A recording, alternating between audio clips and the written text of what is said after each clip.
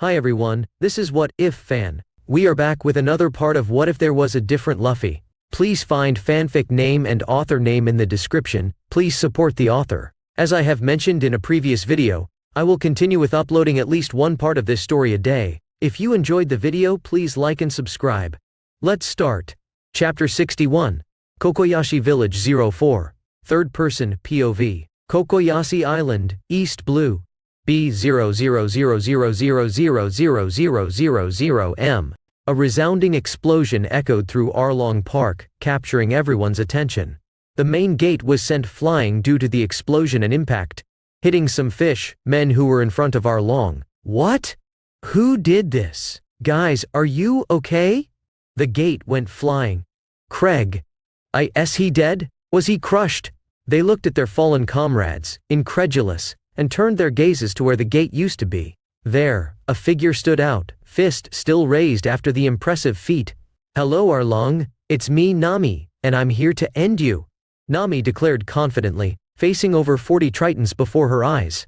Her courage resonated in the tense air of Arlong Park, as the fishmen prepared for the imminent confrontation. A dense silence enveloped Arlong Park, echoing through the area as Nami's words materialized in the air. The group of Tritons stared at her, trying to comprehend what had just been said. My ears are at the same level as humans, inferior? Did I hear that right? Absurd. Is that really Nami? Did she really say that? Nami? No one knew for sure who was the first to speak, but the initial disbelief began to dissipate. What's this, Nami? Is it really you? Did you destroy the gate? Arlong growled, his tone laden with disbelief. Yes, and as I said, I'm here to put an end to your reign, Arlong, Nami affirmed, gaining some confidence. Part of her was nervous, but she knew Luffy was watching, ready to intervene if anything went wrong. Where did you get this confidence? Human, mocked Chu, his disdain echoing around. I think Nami is different. She couldn't just punch the gate before. What happened to her? Someone in the group questioned, raising the lingering question in the air. It's true. Did Nami eat some kind of fruit? Another inquired. Is that possible? So Nami wants to defeat us now, after gaining a bit of strength. Still just a human, and we're over 40. Shahaha.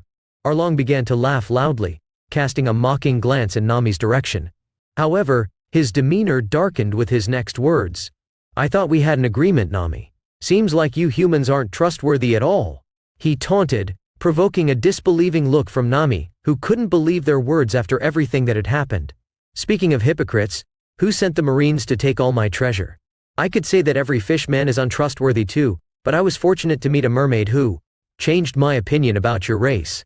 Unfortunately, that didn't make you bottom feeders of the sea any better than you already are. And that's why I'm going to end you, Nami snarled, still incredulous at Arlong's audacity to speak of trust there.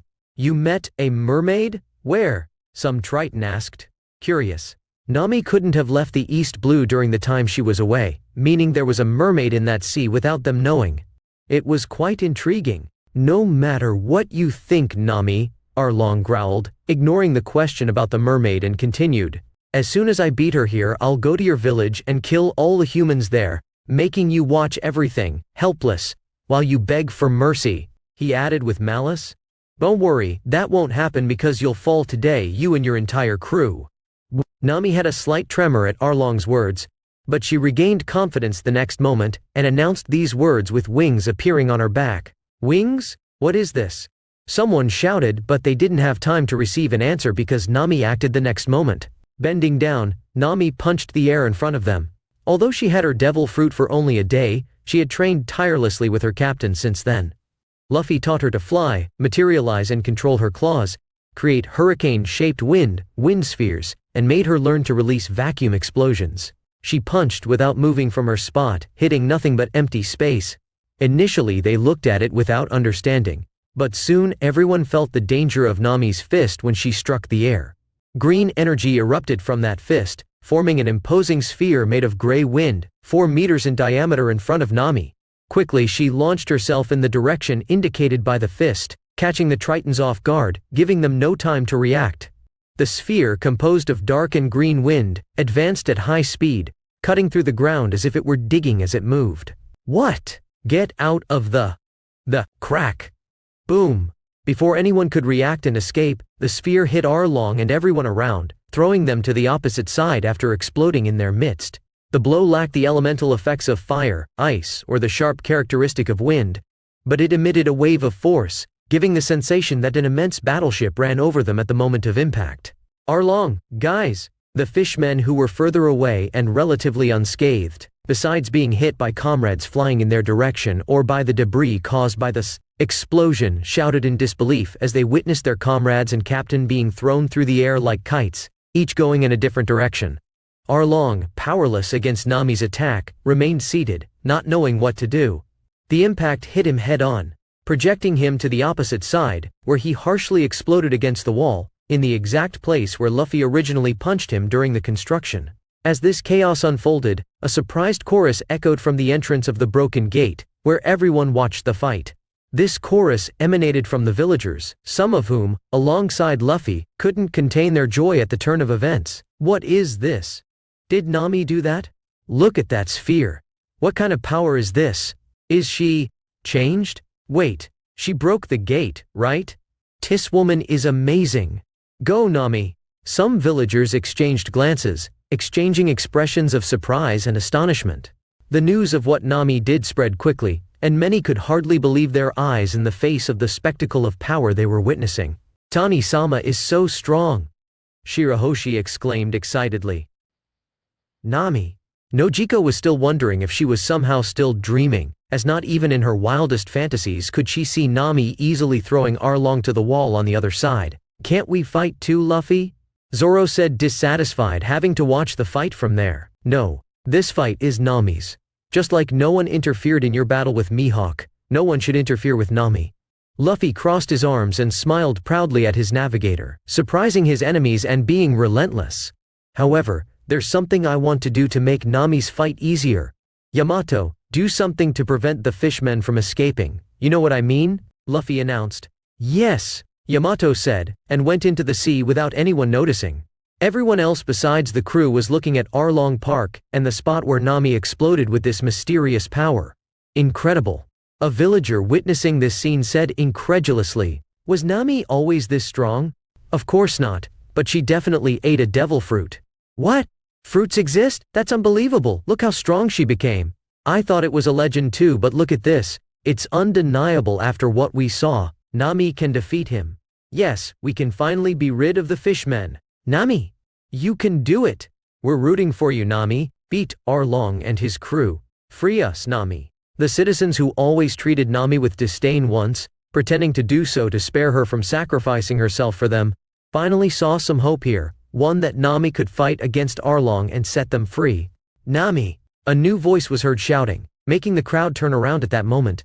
Genzo had woken up under a pile of debris in Nami's house. None of the Straw Hats noticed him when they were at the sister's house except Yamato. Nami, Nojiko and Luffy seemed to forget about him, and when the mayor woke up and saw that no one was around, he came running here when he didn't find anyone at the girl's house or the village. Nami, stop this. You don't need to sacrifice yourself for us to the point of fighting Arlong alone. I'll help you myself, he announced, going forward immediately, horrified to see how Nami alone was now facing Arlong. Stay put, old man. Someone stopped him. Don't get involved in this fight, you'll only get in the girl's way. Let her fight, trust Nami. We'll just be a burden to her in this fight. Trust Nami, Genzo-san? While they held the mayor back from advancing into Nami's fight, the girl in question looked back a bit moved after hearing people cheering for her. People, she murmured. Boom! An explosion echoed from the spot where Arlong had been thrown moments before. As he emerged from the wreckage, furious, he turned to the majority of his men who were still standing. Nami! I will make you pay for this. Arlong snarled, issuing an order immediately after. Get her. I don't care anymore if you kill her, just kill her. Arlong spared no words, inciting his men to an even greater frenzy. Completely ignoring the possibility of casualties among his own subordinates, he encouraged a ruthless reaction against Nami. I won't let you, declared Nami with determination. With visible confidence, she rose into the air with the help of her newly acquired wings. Gracefully leaning forward, Nami prepared to launch her next attack against the furious crowd advancing towards her, armed to the teeth. Before the men could run up to her, they couldn't react. Nami, as if unleashing the fury of harpies, materialized sharp claws in her hands, bathing them in an intense green light. Flapping her wings fearlessly, she advanced towards the crowd with overwhelming speed. The surprise on the faces of the fish men lasted no more than an instant, as Nami was upon them in a matter of seconds, her harpy claws cutting through the air with lethal precision. Nami, enveloped in fury and newly acquired abilities, delivered her blows with surgical precision. Her harpy claws, glowing with intense green light, sliced through the air like sharp blades, leaving luminous trails as they advanced. Each movement was choreographed, a dance of destruction executed with deadly grace. She hit vital points of the fishmen, dodging their desperate attacks while slashing with supernatural agility. The cutting sound of the claws meeting scales echoed through the air, blending with the cries of pain from the fish men. Amidst the fierceness of the confrontation, Nami demonstrated newly discovered mastery, combining agility, precision, and strength. Her attack, once unthinkable for those who knew her as a peaceful navigator, revealed a new facet of her determination to protect what was important to her. Each blow told a story of resistance and revenge, echoing through the village amidst the chaos of battle. She cut me. What is this? Stop her. Ah. This cuts. Someone stop those claws. The claws were wielded with skill, finding their target in a group of 10 fishmen. Nami, agile as a dancer, used her newly discovered mobility to ruthlessly slash them. The fishmen in turn could do nothing more than be powerless in the face of the ferocity of the attack. Guys! Karubi exclaimed, his eyes widening as he witnessed what was happening around him. The group of fishmen, who once belittled the human as weak, was now tossed into the air after being cut by the fearless Nami. Shoot, shoot at her! Someone shouted, and a group of fishmen hastily grabbed their weapons. Facing the imminent threat, Nami raised her hands above her head. A swirling sphere began to form above her, gaining intensity every second. Garuda, devastating tornado! She exclaimed. As she brought her hands down, the sphere expanded, turning into a gray and green tornado of an impressive 8 meters in height. The vortex spun furiously at the center of the area, advancing in the direction Nami had pointed. A kind of hurricane? I can't aim the gun with this wind. Run, it's coming towards us. Ah! The fishmen screamed, desperately trying to escape the violent force of nature that was rapidly approaching. Arlong, help us! I'm being thrown! Arlong stared in disbelief as his fellow Tritons were caught by the attack, tossed into the air by the force of the gray wind with green glows. Some were thrown out, while most spun within the imposing tornado, calling for help amid the deafening roar of wind and destruction. The hurricane, carrying more than 20 Tritons with it, spared nothing as it circled through Arlong Park, devastating everything in its path. Finally, it stopped in front of the largest building, where 20 unconscious bodies lay on the ground. An extensive swath of destruction cut through the park, marking the trail left by the tornado. Even the main building, which escaped the circulating wind, had its plates and windows shattered and torn off by the hurricane. Nami! Arlong roared, unable to bear seeing his comrades defeated and his park reduced to wreckage in this way. You guys! Arlong bellowed with his remaining men. Go to the sea and throw water at her. She's a devil fruit user. We can weaken her with seawater. He issued the order to his remaining companions, and they had a moment of realization. Lord Arlong. Someone said with apprehension. Arlong looked interrogatively at him. The sea is frozen, he said with the same desperate voice. Everyone turned their eyes to where the sea was just a moment ago. Everything was frozen, as if Admiral Aokiji were present. Even after so many strange events today, now Nami, who has become so powerful, and the sea freezes without anyone knowing why. What must she have done for someone else? What the hell is happening here? Arlong said, visibly lost. Chapter 62, Kokoyashi Village 05.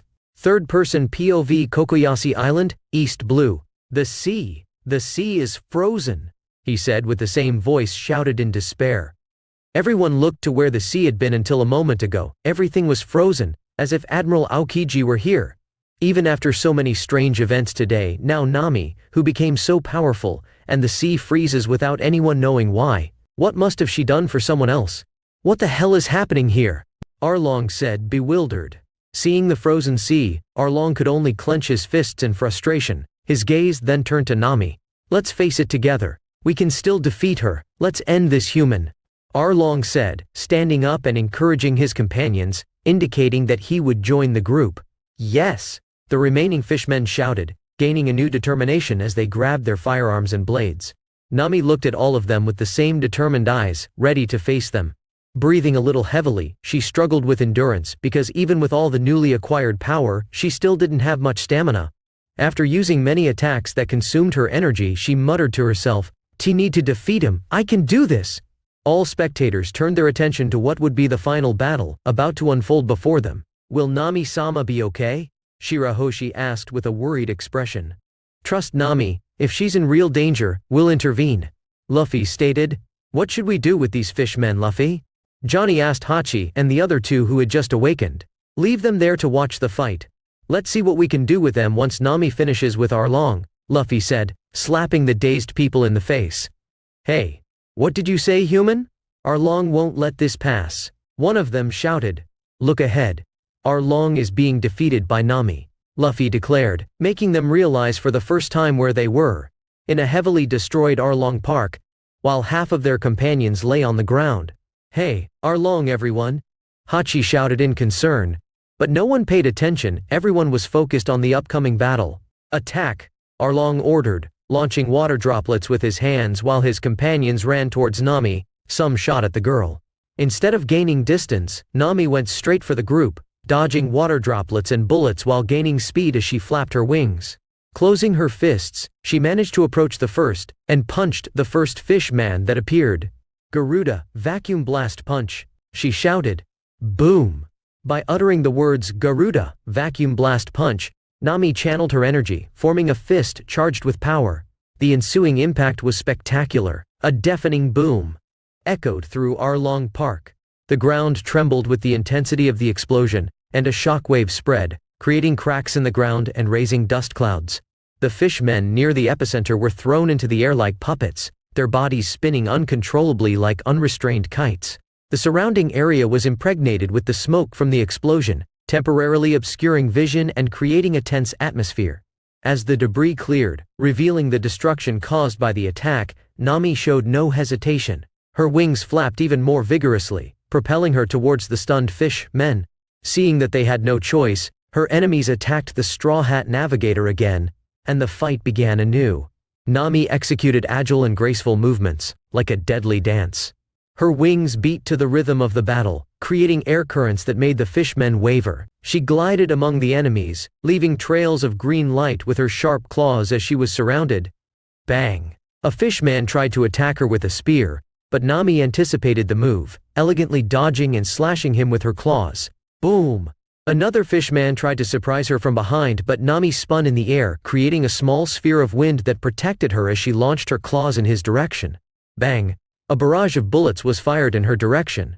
But with agility, Nami avoided each projectile, dancing through the battlefield. Boom! With a quick movement, she conjured a sharp wind chain that cut through a row of fishmen, leaving them stunned before she finished with a precise blow. Bang! A group of fishmen approached, but Nami, harnessing the power of the wind, created a barrier of air that pushed them away before diving among them with her claws, creating a series of precise cuts. The battle unfolded like an intricate choreography, a chaotic dance of agile movements, meticulously controlled explosions and precise cuts, all orchestrated by Nami's unparalleled skill. With each deafening roar of a boom, or bang, she responded with a display of ability and power that defied expectations, maximizing her newly acquired capabilities. "Is that Nami?"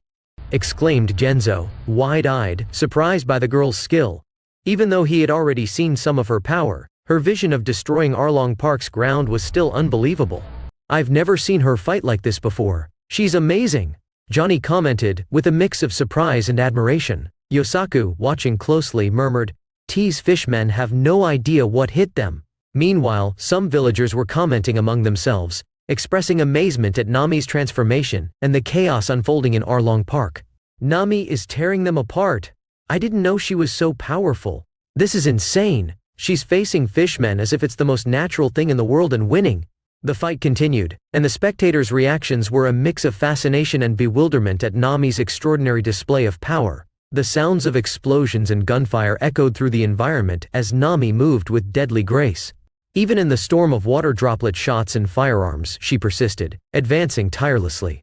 Although some of these attacks managed to reach her, no projectile or charge could penetrate her now notably strengthened and resistant body.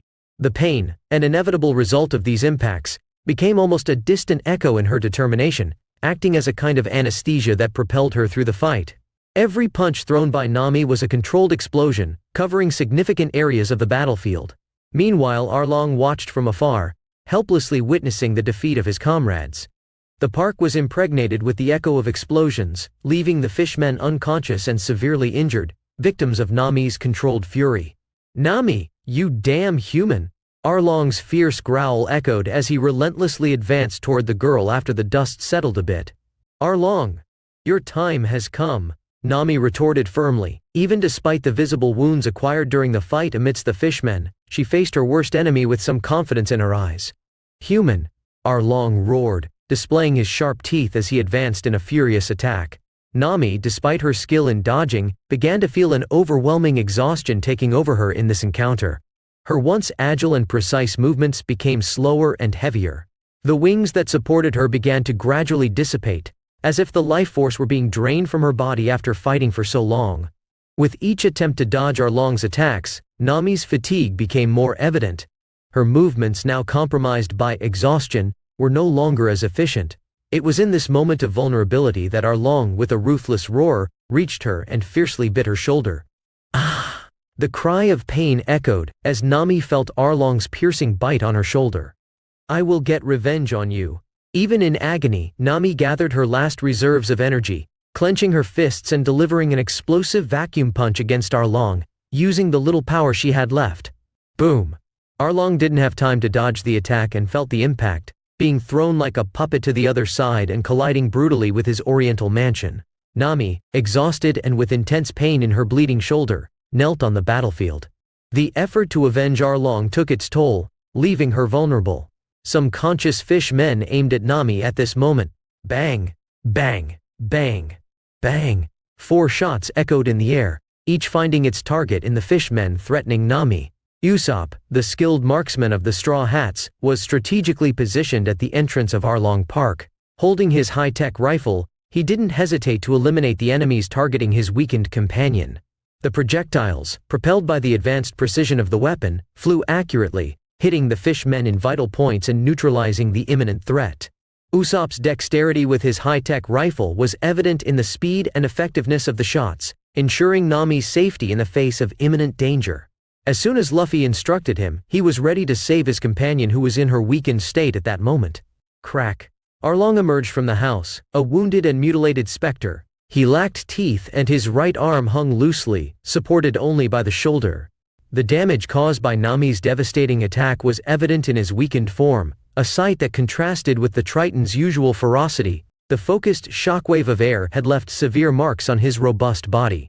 Facing Nami at a defiant distance, Arlong couldn't hide the hatred in his eyes. Resentment boiled in the atmosphere as he prepared for the final confrontation. "Sir Arlong, I will defeat you," declared Nami, though her voice betrayed her fragility. "I will not allow that, Nami. I will end you here, as I should have done, many years ago, just as I did with your mother," Arlong roared, revealing the depth of his malice. "What did you say?" Nami was infuriated by this more than anything, thinking of her mother and how Arlong slaughtered her like an animal. "Yes, I will kill her like I did with your mother." I still remember the desperate look on that human's face trying to save the pathetic lives of 2 children. "But once I kill you, I will go after your sister and all the humans on this island. Inferior beings should not want to fight against our superior race, the fishmen." He screamed like a madman as he was the only one standing, and many members of his group were dead with this attack. He had the same feeling he had when facing Admiral Kizaru imposingly many years ago, so he was practically mentally disturbed, and spoke with all his hatred for the human race. Everyone who heard this had mixed feelings. The villagers mostly felt fear from these words, hearing what would happen if Nami couldn't defeat Arlong, but many expressed disgust with it, hoping that Nami would kill him right there. Are they really that bad? Shirahoshi couldn't believe what she heard, with alarmed and frightened eyes. "Yes, princess. Their minds are infected with this kind of ideology. It was this same ideology that killed your mother," Luffy said, earning a disbelieving look from the mermaid. "Sharky? That's true, Luffy-sama, but I don't understand. She said uncertainly but very shaken. Your mother wanted to bring your people to the surface to coexist with our race. That was the dream of Queen Otohime, but some people didn't like that idea. Luffy began without taking his eyes off the insane Arlong. Your mother was murdered, and I know you know who did it. Luffy spoke, causing a shrink from the princess with those words, and he continued. However, what you weren't aware of is that this murderer is also contaminated with this ideology that fishmen are superior to humans. This damn mentality only serves to further distance your people from coexisting with humans on the surface. That's why I believe this is the biggest challenge that Fishman Island faces right now, Luffy said calmly, pointing to the unbalanced Arlong for him to continue. Since he is the mentor of this idea, casting a shadow over your kingdom that cost your mother's life. And the Fishman Island is being corroded and threatened by this kind of thinking. In the near future it may find itself on the brink of destruction, Luffy asserted, receiving incredulous looks, especially from the mermaid. Shirahoshi began to respond but was abruptly interrupted. Nami looks different. Yamato, who had returned a short time ago after freezing the sea, suddenly expressed her observation. She was honing her haki to sense emotions, and although still far from perfection, Yamato could sense the emotional turmoil emanating from Nami at that moment. Luffy immediately turned his gaze to Nami, who remained kneeling. He still kept a safe distance from Arlong, inside the mansion, as he planned to discuss important matters with the mermaid. We should help her. She's already so exhausted, Reiju expressed, watching the navigator in a lamentable state. She's crying, Nojiko exclaimed with great concern.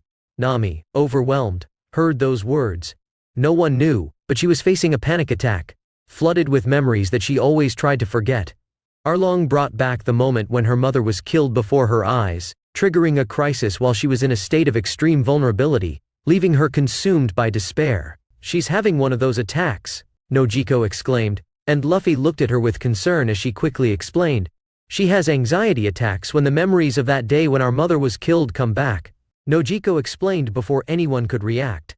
Isn't that bad? Usopp nervously asked. Ouch. Ouch. Chuchu also showed concern. We need to act. Arlong is starting to move. Shahahahaha. In the end, you're just a weak human, Nami, just like your mother. No matter how many powers you have, in the end, you will have the same fate as the poor and useless woman I killed many years ago. Arlong laughed like a madman as he approached Nami. That won't happen, Kuina declared, preparing to use her new weapon. Of course not, Zoro said, drawing his blade slightly from its sheath as well. Nami is acting strange. I feel like something terrible is going to happen, Yamato warned Luffy, who raised an eyebrow. There was no way Arlong could harm Nami with him there, about to act, as Luffy was flexing his feet for that. The information caught Luffy by surprise, seeing that Nami was facing her traumas with a panic and anxiety attack. He didn't know that the trauma from the childhood tragedy could cause psychological problems for Nami in this way. However, he also recognized that he shouldn't be surprised. This is a real world, not an anime. Of course, people would have their problems and face psychological leviathans with some terrible memories in their minds, no matter how strong they were. He understood that even in a place filled with physical strength and extraordinary abilities, people can still carry deep emotional scars. Nami remained kneeling, tears streaming down her face as Arlong's cruel words unleashed a storm of emotions within her. Anger, hatred, fear, despair, and sadness collided within her being. They were not just memories but a dormant monster inside her, stirring with fury and wanting to break free. Raising her gaze, Nami's eyes began to glow in an intense yellow hue as wind started to circulate around her, tossing debris as if they were mere leaves. Arlong's laughter ceased, his steps faltered upon witnessing these haunting changes. Nami, although physically drained, saw her powers resurging before her. Arlong in turn felt a terrible premonition, a true, imminent danger, an undeniable sense that death was approaching. A monster within Nami was awakening, and the atmosphere around echoed its impending presence. Luffy widened his eyes, his mind working quickly to anticipate the possible consequences of what was about to happen. Run, get away from the area now! Luffy's urgent cry reverberated through the crowd, initially stunned, trying to react, but the time had already run out. Nami's chest began to glow intensely, emitting a green light that captured the attention of everyone present. In a moment of panic, Luffy directed his orders to Yamato. Yamato, create an ice wall, now! The urgency in Luffy's voice left no room for doubt. and Yamato promptly erected an ice wall separating Arlong Park from the crowd. Luffy, acting instantly, employed his power on the newly created wall. Moa Moa no Mi defense, apply 30 times. Wait, what about Nami? Nojiko's alarmed cry echoed as she watched the wall forming in front of her and her sister. However, before Luffy could respond, something extraordinary happened, shaking everyone in the next moment. A violent tremor ran through Arlong Park, announcing the imminent manifestation of the power contained within Nami. Her kneeling figure became the epicenter of a growing storm, and everyone witnessed her frightening transformation. The green light radiating from her chest intensified, and, in a moment of catharsis, she raised her arms to the heavens and screamed. A black vortex began to form, initially small but growing at every moment so quickly that no one could react. The wind around Nami turned into a deafening roar, and the sky darkened with the shadow of the impending storm. The vortex expanded rapidly, engulfing Arlong Park in its spiral of destruction. Buildings were torn from their foundations, trees bent and stripped of leaves, while the ground trembled under the growing power of the storm. The gigantic hurricane created by Nami's fury devoured everything in its path, an unstoppable force destroying every trace of the park that had once been a symbol of Arlong's power. The crowd, now separated by the ice wall and protected by Luffy's defense, watched with horror and fascination as the cataclysm unfolded before their eyes. The cutting wind, the deafening noise and the flickering lights created an apocalyptic sight, marking the emergence of a force that defied human understanding. Ah! Nami's agonizing scream reverberated like a symphony of agony, echoing in everyone's ears as an ominous omen. In an instant, Arlong Park and its wreckage were catapulted by the wind hurricane and, with a deafening crash, collided with the ice wall.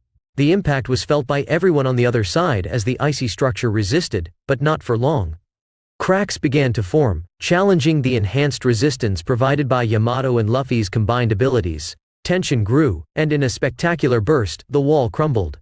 The wind released by the explosion advanced like a hurricane, brutally hitting everything in its path. Luffy and his companions, although trying to resist, were powerless against the overwhelming force. The crowd was thrown backward, flying through the air before falling hundreds of meters away. While everyone was thrown away by the wind explosion unleashed by Nami, Luffy, realizing the imminent danger, acted quickly. Using his mythical Zoan abilities, he concentrated flames in his hands and shot controlled explosions towards the flying debris. The strategically directed explosions aimed to disintegrate larger fragments that could pose a threat to the people launched by the wind. The crackling fire danced in the air, creating a shower of attacks on the large rocks for the safety of the villagers still in the air from the force of the explosion. Although some debris still reached the ground, Luffy's action minimized the damage and prevented greater tragedies. While some villagers fell, unharmed to the ground, albeit stunned and slightly injured, they were fortunate to escape serious harm, while others lay unconscious on the ground. Moa Moa no Mi, weight, apply 20 times. Luffy managed to stop by increasing his weight to avoid being blown away by the wind, and looked at the boom. Impossible. She acquired this power just 1 day ago. Luffy exclaimed in disbelief. After the initial explosion, a colossal hurricane began to form, reaching into the skies and engulfing the entire Arlong base, causing the entire island to feel the wrath of the wind. Under the vortex that already covered the Arlong base area, small harpies emerged, punctuating the scene with green lights. 1, 2, dozens of them appeared, all seemingly preparing to attack. However, Luffy's attention was drawn back to the monstrous hurricane. In the heart of the storm, 2 giant yellow eyes revealed themselves, blinking intermittently with effects similar to green lightning. The crowd fell silent as an imposing shadow of a colossal figure, about 50 meters tall, began to emerge in the center of that tumultuous manifestation. 4 enormous wings stretched on its back, visible whenever the hurricane gleamed with green lights. Garuda was the only word that managed to escape Luffy's lips as he watched the majestic figure reveal itself, resembling a giant Valkyrie emerging from the chaos. Chapter 63. Kokoyashi Village 06. Third-person POV. Kokoyashi Island, East Blue. Kokoyashi Village, East Blue. "What the hell is this?" exclaimed Yamato, his voice muffled by the deafening roar of the wind emanating from the colossal storm. The entire island was immersed in the monstrous wind current that originated at the center of the Arlong Park and continued to ascend into the sky for several kilometers. Despite Luffy's efforts to avoid fatalities, many people were thrown unconscious upon impact as Yamato's ice wall dissolved. The residents, mostly dressed in white, struggled to hold on to anything available, striving not to be thrown by the merciless winds battering them. What's happening? Where did this come from? Where's Nami? Nojiko shouted in desperation, rising from the ground. She frantically searched for her sister, fearing the worst, as Arlong Park was now covered by the colossal storm that had formed at the center of the explosion. The rest of the group shared the same fear as they tried to recover, not only observing the hurricane but also the strange creatures emerging at its feet. "What's going on? Did Nami do this?" exclaimed Reiju, shielding her eyes from the furious wind of the storm. "What is that? Is that Nami?" Kuina shouted, alarmed, clinging to a tree while pointing at the hurricane. She had the same vision as Luffy, witnessing the manifestation of the gigantic Garuda. "She's lost control," Luffy murmured, fixing his gaze on the colossal shadow within the hurricane. "What do you mean she's lost control? There's no way she could just lose control," Kuina argued, demonstrating familiarity with the concepts and workings of devil fruits. "Fruits in the Zoan category have a will of their own, Kuina. Don't underestimate them, especially the most powerful ones in the mythical category," warned Luffy, not taking his eyes off the shadow flickering with green lights 400 meters away. "And what are those things emerging in the hurricane?" Reiju asked aloud, watching the small army of harpies emerging in a green light. "It seems to be a unique ability of Garuda. She can create these creatures. We better protect the villagers from these things as they might well attack anything in their path," cautioned Luffy, narrowing his eyes. "What are we going to do about Nami?" Yamato shouted aloud. We have to stop her, don't we?" Zoro reasoned aloud. "Are we going to fight that?" Usopp yelled, visibly apprehensive. "Is that Nami? That's a monster. How are we going to face that?" Johnny exclaimed, expressing his fear. "Yes, brother Johnny is right. We can't fight that," Yosaku argued, raising his voice to be heard over the wind. "Guys," Luffy announced with amplified voice. "Listen, I'll deal with Nami. You take care of the villagers. Her powers can summon these miniature harpies. You must deal with them and protect the villagers," instructed Luffy, earning some stunned looks as everyone turned to the strange creatures emerging. Of all the icons, Garuda is the weakest, however. She is the most versatile in my opinion, even more so than Odin. In addition to the powers Nami has already demonstrated, Garuda can summon these soldiers, forming even a mini army of them. Nami is still far from fully controlling these abilities, but, as it happened once in the game where Garuda went out of control, creating a few dozen of these creatures on her own, the same is happening now with Nami. "We have to stop them without hurting any villagers," reflected Luffy. These creatures could attack anything, as he had mentioned before, and Nami could regret it for the rest of her life if something happened to someone in the village due to her uncontrolled power. At that moment, Luffy thought of another person who, unfortunately, had faced a similar fate. "When I won't let you have the same fate as Uta," Luffy muttered to himself without raising his voice, as the wind was too loud, and no one else heard. "Yamato!" Luffy called her immediately with his simplified voice again, and Yamato looked at him the next moment. "Look, stay here to protect the people. I'll deal with Nami and intend to transform as well, but there's a good chance of losing control just like Nami. I'm sure I'm not ready for that now. However, if that happens, only you can handle us, understood?" "But, Luffy, that's dangerous, isn't it?" Yamato shouted with some concern. "Yeah, I won't deny it, but it's necessary. I plan to stay in the final phase until I deal with Nami. You need to intervene if something goes wrong. I'm counting on you, Vice Captain." Luffy spoke and started walking forward against the wind. Increasing his weight, he managed to stand firm against the hurricane as he approached the summoned creatures and Garuda above them. Luffy knew he was acting recklessly, that he would have a better chance of facing Nami with Yamato, but he wanted to test his powers at full strength, and this was a good opportunity. "I came to this world and want to enjoy the emotions of an intense battle. Here in this sea I don't have many opportunities. Besides Mihawk, I practically deal with everyone easily," Luffy reflected as he walked, hoping to have a good fight with Nami. Luffy felt like he was being watched and looked up at the hurricane. Even without observation haki, it was possible to feel the pressure of being observed by some kind of Megazord.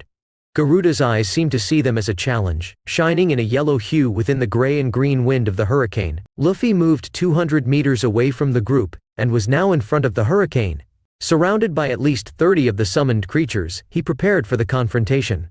But Luffy's eyes glowed intensely in scarlet, focused solely on Garuda and the hurricane. The hurricane instantly dissipated, bringing relief to everyone present.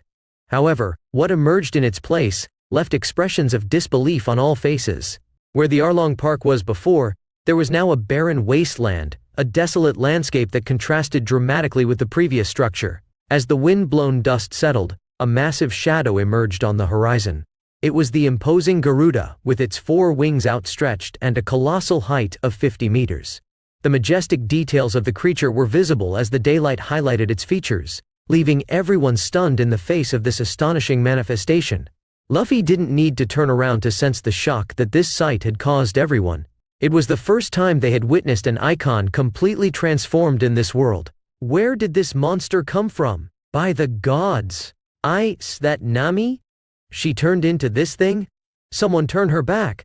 The villagers screamed from afar, feeling relief from the absence of the wind pressure, but the shock still lingered upon them in the face of the colossus rising before their eyes. Luffy, on the other hand, kept his eyes fixed on Garuda, completely focused on the imposing creature. However, in the midst of the tense silence, something unexpected happened. Awaken! A terrifying and ancient voice, laden with a commanding presence and unfathomable antiquity, suddenly echoed from within him. The sound reverberated like an ancient whisper, enveloping Luffy in a mysterious aura. Surprised, Luffy instinctively turned his gaze to his own chest, trying to comprehend the origin of this voice that seemed to emerge from time immemorial. Luffy was surprised, contemplating this strange internal manifestation. The voice continued, urging him to awaken a dormant power. "You icons sure know how to be terrifying, don't you?" Luffy murmured, trying to understand what was happening. The voice echoed in his mind, an ancestral presence that seemed to desire the release of something powerful within him. "Awaken that power," the voice insisted, echoing like a sinister whisper. Okay, as long as you don't go out of control," Luffy responded, speaking directly to this inner entity. "Awaken. Ifrit." The voice persisted, becoming more intense. "Well, you don't even listen to me, do you? But still, let's see what you're capable of, Ifrit," Luffy declared, accepting the unknown challenge unfolding within himself. Every word of the ancestral voice seemed to vibrate at the core of his existence, triggering an imminent transformation. Luffy's eyes intensified their red hue, and fiery flames began to dance around him, growing furiously in front of the Harpies and Garuda. The flames formed a violent whirlwind around him, resembling another firestorm that was growing with every moment Luffy focused on the power within him. Before anyone could react, the flames erupted from Luffy in a truly spectacular display. A fiery pillar rose from the realms of Ifrit, shooting towards the firmament and dominating a vast expanse of the horizon. The sight transcended reality, as if the world itself succumbed to darkness, leaving the colossal pillar of purple fire as the sole source of illumination. The flames grew incessantly, surpassing 50 meters in width, engulfing many harpies nearby and reaching heights exceeding 400 meters. Everyone present felt the intense heat emanating from the monumental column of fire, witnessing a scene that defied human comprehension. When the fiery display finally subsided and ceased, the day seemed to glow under the sun. However, the land around was now devastated and scorched, with purple flames burning everywhere, unaffected by the gentle wind still emanating from Garuda, even without the hurricane that accompanied it before. Crack! Suddenly, a thunderous roar reverberated as a colossal foot crushed the ground, cracking the earth as it revealed the immense presence of Ifrit. The impact was so powerful that fissures extended through the ground, providing a spectacular view of its magnitude. The giant foot, surrounded by amethyst flames, belonged to the colossal figure of Luffy transformed. Ifrit stood imposing, its majestic form standing out against the cracked and burnt scenery around it due to its flaming pillar. The scene unfolded, gradually revealing the impressive features of Ifrit in its complete transformation. The imposing figure resembled a drake, a lizard-like being with skin reminiscent of burnt rock, covered by amethyst armor that gave it a robust appearance. Vibrant flames danced on various parts of its body, creating a fiery aura that enveloped the colossal creature standing at 50 meters tall. A horn curved backward adorned its head, adding a touch of majesty to its imposing form. In front of Garuda, Ifrit roared vigorously, standing out as a commanding presence in the scene, while everyone watched, amazed and awestruck by the magnitude of these colossal creatures. Leaning forward, Luffy, in the colossal form of Ifrit, unleashed a resounding roar that echoed throughout the island. Each sound wave of the roar seemed to vibrate in the air, announcing the imposing presence of Ifrit before its challenger, the colossal harpy Garuda. The powerful sound echoed through the landscapes, making everyone around feel the intensity of the moment, as the atmosphere was saturated with the magnitude of this imminent confrontation between two colossal entities. R00000000000. A-A-A-A-A-A-A-A-R. Roar. Garuda responded with a peculiar cry, a strange cacophony of sounds resembling multiple birds screaming simultaneously. She was clearly irritated by the challenge from this other icon. Luffy stared at the gigantic harpy, while on his body, amethyst flames surged violently, further highlighting his imposing form. What am I seeing? Zoro choked. So big, Shirahoshi exclaimed. Sharky. Luffy could always turn into this? Reiju wondered, amazed. It's colossal, Yosaku shouted. And to think we had two monsters in the crew, Zoro murmured. This is insane, Usopp exclaimed, his eyes wide open at the colossal sight. So, my Luffy could do this all along? Yamato asked, surprised. Now, before everyone, there were two 50-meter giants, facing each other, ready for an epic confrontation. The crew, as well as the island inhabitants, watched in dread, fearing that these creatures could destroy the entire place. Chapter 64, Kokoyashi Village, 07. Third-person POV. Kokoyashi Island, East Blue. Ifrit glared at Garuda with fury, its immense form standing out in the scenery as amethyst flames danced around it, giving it a threatening aura. I am being influenced by my own icon. Luffy's thoughts echoed in his mind, realizing that the beast within him craved a brutal battle. Feeling the storm of emotions roaring like a hurricane, he murmured internally, deciding to fight against his opponent like a true wild beast.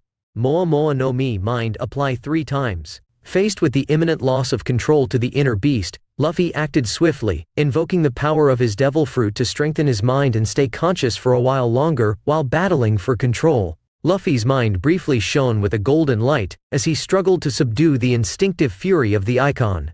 These icons are more dangerous than I imagined. I need to end this before my mind succumbs to Ifrit's will.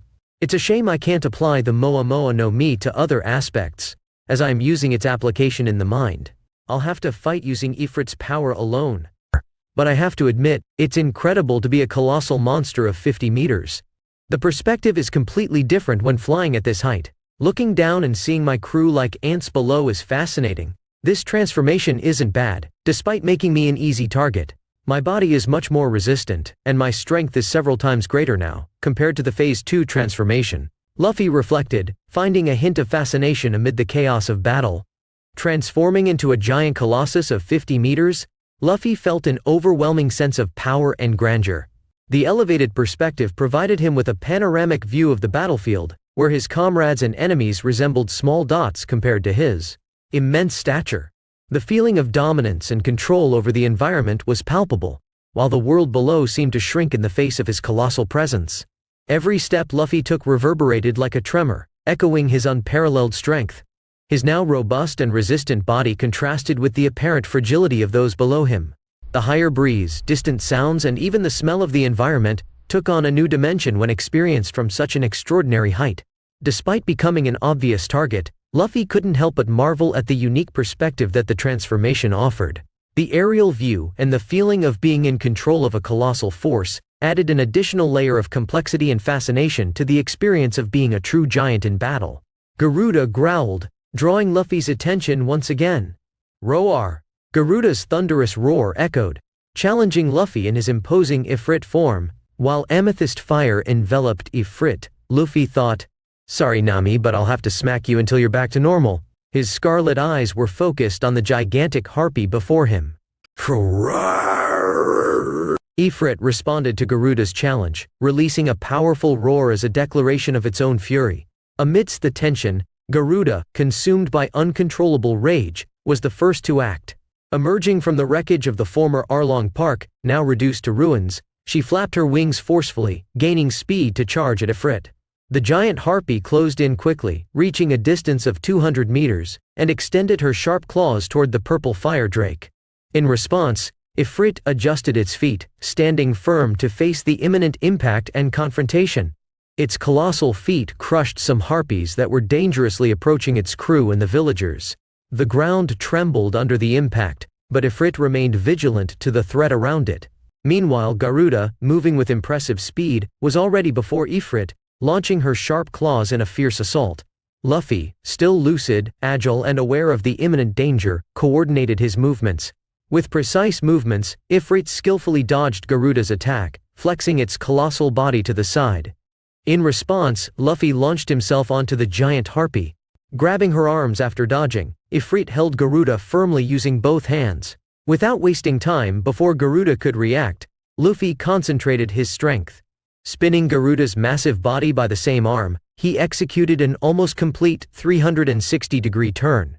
The force of the movement threw Garuda with momentum in the opposite direction, hurling her beyond the forest near the former Arlong Park. The strong wind generated by the impactful motion swept the area, leaving everyone around astonished at the display of Ifrit's immense strength. Boom! The impact of Garuda's colossal body colliding with the ground made the entire area shake, echoing the brute force that Luffy had applied in a long-awaited strike. People, who initially seemed like ants before the titanic movements of these two beings, couldn't help but be amazed at the incredible evolution of the battle. Amidst the chaos, the population ran, fearful that the fight between the two giants could result in the destruction of the island. Furthermore, hostile creatures in the form of harpies created by Nami's power tried to approach, but Nami's pirate crew skillfully prevented these threats from advancing towards the civilians, acting as a protective shield in the midst of the turmoil. "Get the unconscious ones and get out of here," Reiju exclaimed, urging the villagers to act quickly. Bang bang. "What are these things?" Usopp shouted as he fired, eliminating one of the creatures. Luffy said these things are created by Nami's power. "Shirahoshi, don't get into this fight, stay behind and take care of the villagers," Kuina pleaded with concern. Yes. Shirahoshi agreed, running in the safe direction along with her shark. "Choo-choo, Nojiko, you must go with them too," Yamato insisted. "Woof, woof." Choo-choo refused. "I'm not going anywhere.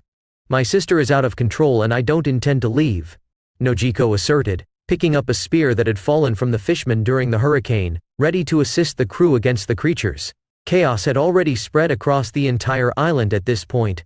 Even with the former captives, they were stunned by the sight of colossal beings emerging even from quite a distance away from that place, after that enormous hurricane, and trembled as those things began to fight each other kilometers away. "What are those things that appeared after that sudden hurricane?" one of them shouted. "We should have stayed at base 16. I don't want to be crushed if those things come here. Let's get back to the marine ship and escape this island." They quickly ran to the marine ship, eager to return to the sea. Meanwhile, amidst the battle of those colossi, the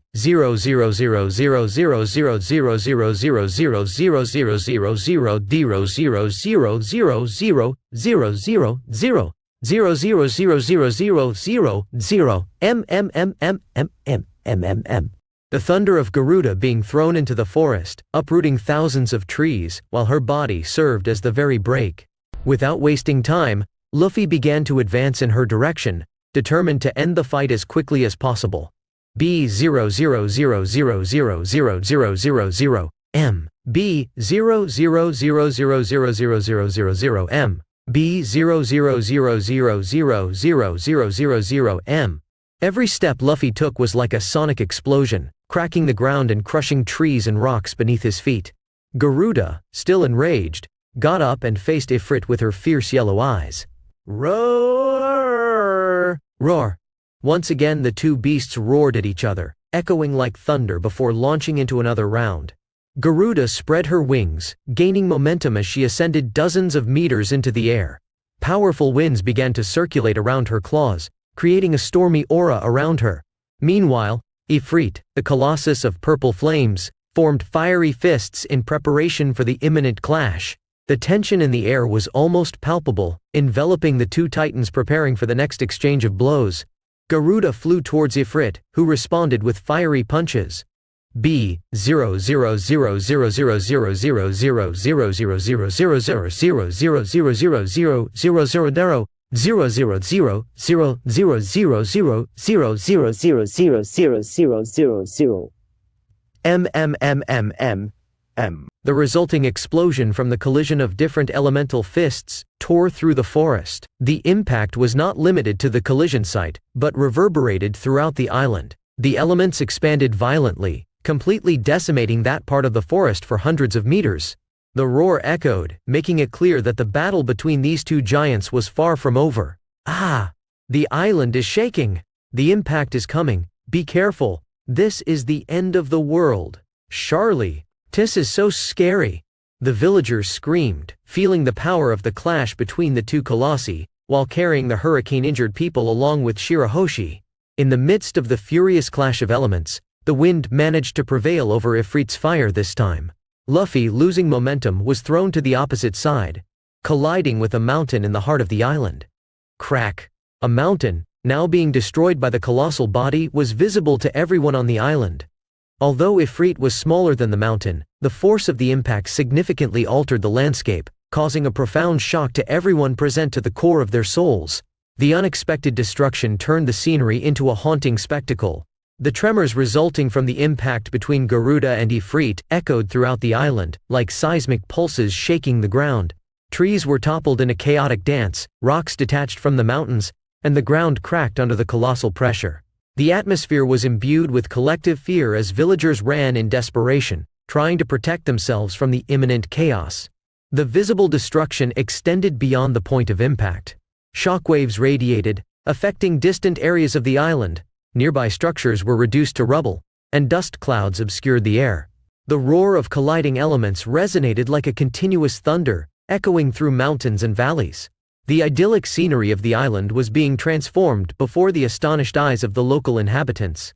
The lush nature was replaced by a chaotic scene of destruction, and the island faced a titanic test of strength that threatened to rewrite its geography. What kind of fight is this? I want to go home, Usopp shouted in fear as he continued to shoot at the harpies threatening them, yearning to escape the destruction caused by Luffy's and Nami's battle.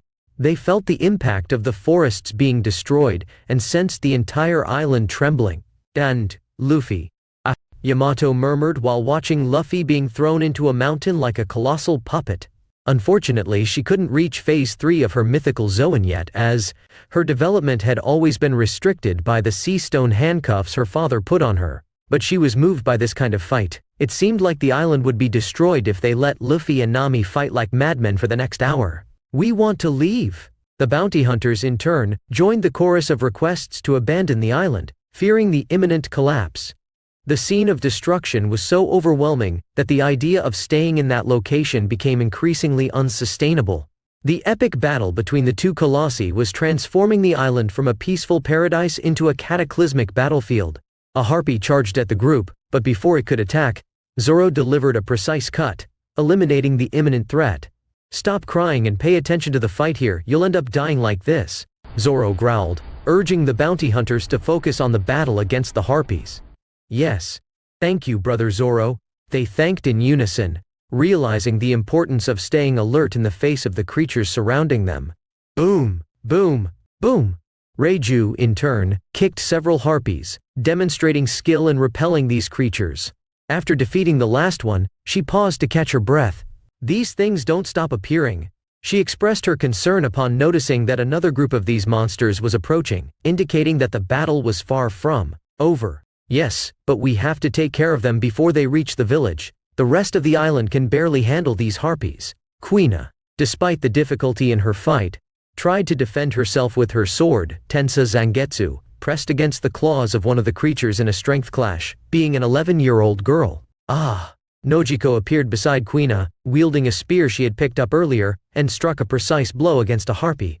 Thank you. Kuina expressed gratitude upon seeing her fight end. It was nothing. Is Nami creating these things? Nojiko was still trying to process the entire situation. She's out of control. Luffy said the fruit itself is in command, Yamato explained. Woof! Choo-Choo jumped towards a harpy, but was thrown aside after being hit by one of the creature's claws. Shoo-Shoo! Usopp shouted and aimed at the Valkyrie, firing 3 shots. Bang bang bang. After 3 shots, the harpy succumbed to the attack and dissipated in the air with a glow. Damn it, Luffy, stop Nami quickly, Usopp complained. He's still lying on that collapsed mountain, Yamato said. Nami will be fine, trust the captain, Luffy will manage. Nojiko tried to calm everyone's concern with confidence in the crew's captain. Yes. We have faith that Luffy will stop Nami without harming her. Luffy, row in an enjoyable manner.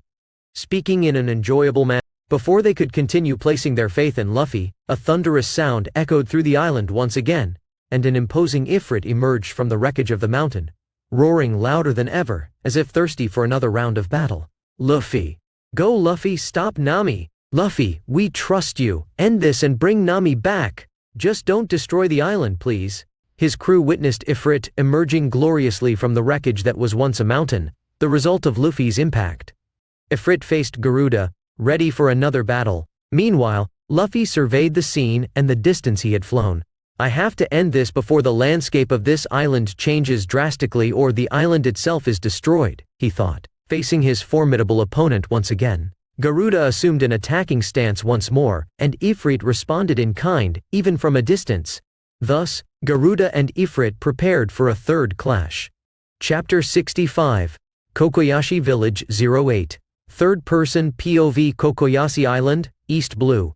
As the two icons faced each other from a distance, frightened birds crossed the sky, avoiding the monstrosities that resembled small mosquitoes in comparison. It seems I won't be able to save energy. I tried to do that and ended up being carried away by Nami. Luffy lamented the last clash, where he hesitated to use all his strength, trying to maintain clarity. Regret lingered in his thoughts. Without further delay, Luffy flexed his knees, cracking the ground even more with his powerful feet. He launched into the attack, his body surrounded by purple flames, running with surprising speed. For observers, it was like witnessing a meteor sliding across the land, leaving behind a trail of fire as he headed towards Garuda, which was 2 kilometers away. In just a few seconds, he reached the winged monstrosity, creating a path of flames in his wake. Flames. Witnessing Luffy's onslaught, Garuda tried to fly, but before she could react, the Straw Hat Captain was already in front of her, ready to deliver a punch enveloped in flames. Boom. Garuda adopted a defensive posture, crossing her arms, but the impact of the fiery punch shook her, propelling her backward. At the peak of imbalance, Luffy held her with a single hand, bringing her back into his proximity. In a fluid motion he swung his arm over Ifrit's shoulder, lifting the giant mythical Zoan into the air, and then letting her fall backward with a thunderous impact. Crack. The echo of the crash reverberated as the ground cracked under the colossal fall. Luffy didn't stop there. Quickly, he swung his arm back and then thrust it forward, delivering a fiery punch from the ground toward Garuda. Flames. Boom. Crack. The impressive sound of flames, explosion and the ground cracking echoed once again, causing the entire island to tremble slightly. Give up, Garuda. You can't keep going like this. Luffy murmured to himself, holding on to the hope that Nami would return to her normal state. Luffy was surprised to feel the concentration of wind growing beneath him. Before he could react, a hurricane engulfed him, throwing him away, challenging even the resilience of his colossal body. Garuda's hurricane wind, fueled by Nami's uncontrollable power, had a deafening roar. The blast of air swept everything in its path. As Garuda was being pressed down by Ifrit above her, even the nearby landscape did not escape unscathed, toppling trees, rocks and anything in the path of the unbridled fury. The impact shook the island once again.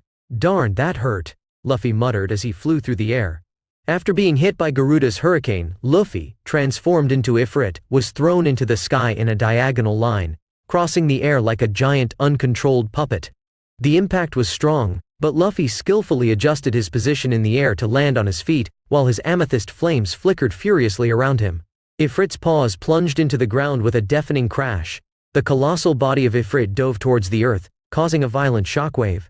The ground trembled under the massive impact, cracking and fragmenting with the force of Ifrit's grounding.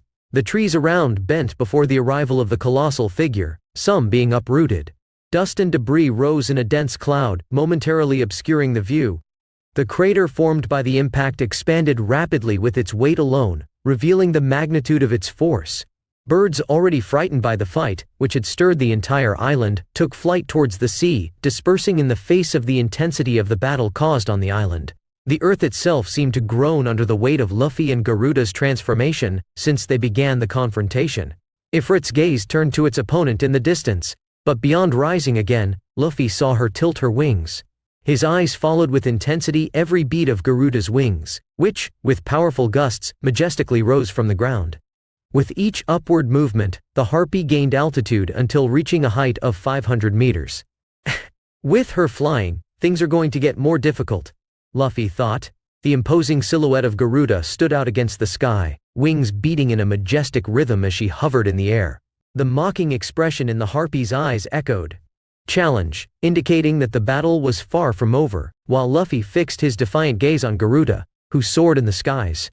I wanted to avoid this, not to spend even more energy, as I won't be able to endure much longer conscious in the Ifrit transformation. But since you leave me no choice, let's see this through to the final phase. Luffy pondered, however, faced with Garuda's persistence, he concluded that he had no choice but to advance to the last phase. With determination, he concentrated his power on his back. A dazzling explosion of light radiated from Luffy, outlining the wings taking shape. The intense brightness eclipsed even the flames that surrounded Ifrit. In this splendor, two black wings, as deep as the night, emerged. They radiated intense heat, while amethyst flames danced vibrantly along their lengths, giving an even more imposing aura to Luffy's transformation. The surrounding environment trembled with the majestic manifestation of the power that now flowed through him. Without wasting time, Luffy flexed his knees and propelled himself to the next stage of the transformation. The environment around him seemed to vibrate with the energy emanating from Ifrit's colossal figure. With a powerful thrust, Luffy jumped from the wreckage of the forest, the ground exploding under his feet once again as Ifrit took off into the sky, and the forest shrank with the wind he produced with it. The roar of the jump reverberated through the landscape, echoing the power contained in that colossal charge. Ifrit enveloped its body in flames as it ascended into the air, beating its wings to meet Garuda in the skies. Roar! A resounding roar echoed through the air as Garuda, realizing the charge, leaned in for the encounter, her hands surrounded by a vortex of dark and green wind once again. This time, it was to increase the intensity of my flames to face her, Luffy reasoned, intensifying the temperature far beyond the last confrontation, when he was just testing the waters and conserving energy. B000000000000000000000000 The explosion of the blows manifested in the air above the island. However, all witnesses still felt the tension of the two colors in conflict, each representing the power of Ifrit and Garuda. Ifrit got the upper hand against Garuda this time, pushing her back 3 kilometers in the air due to the impact towards the sea. She managed to recover in the air, thanks to her wings, but the force of the blow made it clear that the balance of the battle was shifting. Luffy didn't hesitate, and was already on her at that moment, finding himself in the middle of the vast ocean. Garuda, in turn, didn't want to be taken by surprise again, and responded to Luffy with the same intensity. People on the island could see Garuda and Ifrit exchanging blows as they flew through the air a few kilometers away. Boom! Boom! Boom! Boom! Boom! Boom! Boom! Boom! Boom! Boom! Several kilometers above the sea, Garuda and Ifrit delivered their colossal blows, creating a spectacle of lights and explosions in the firmament. The sunlight, filtered through the clouds, shone through the sparks and flames dancing in the wake of the aerial clashes. Luffy, in his Ifrit form, dove and ascended with agility, leaving a trail of purple flames in his path. His flaming punches relentlessly sought the agile Garuda as she skillfully slid between the attacks, slicing through the air with her sharp claws. Boom! Crack! Roar! The explosions illuminated the sky, highlighting the imposing silhouettes of these titanic creatures. The sea below seemed small and distant, witnessing the grandeur and fury of this celestial battle. Each blow exchanged between Garuda and Ifrit reverberated through space, like a symphony of destruction echoing across the entire island and beyond. The roar of the explosions echoed like thunder, and the seismic impacts were felt even at a considerable distance. It was a spectacle that transcended human understanding, a monumental sight they never imagined witnessing. Two titanic colossi, Garuda and Ifrit, entwined in a dance of destruction, fiercely punching each other while floating several kilometers high. The magnitude of this divine battle was surreal, a scene that challenged the boundaries of credulity. For the spectators on the island, it was as if they were watching a fight between gods in the very sky.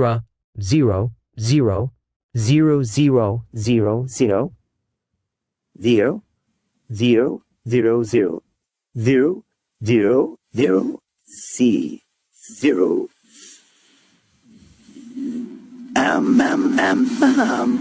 Ifrit, accompanied by Garuda, crashed with a roar into the water on the beach, generating a deafening shockwave that rippled through the area.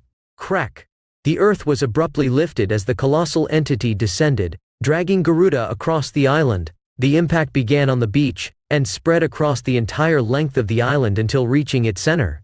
During this terrible path of destruction, Ifrit didn't hesitate to drag Garuda, ruthlessly rubbing her on the ground.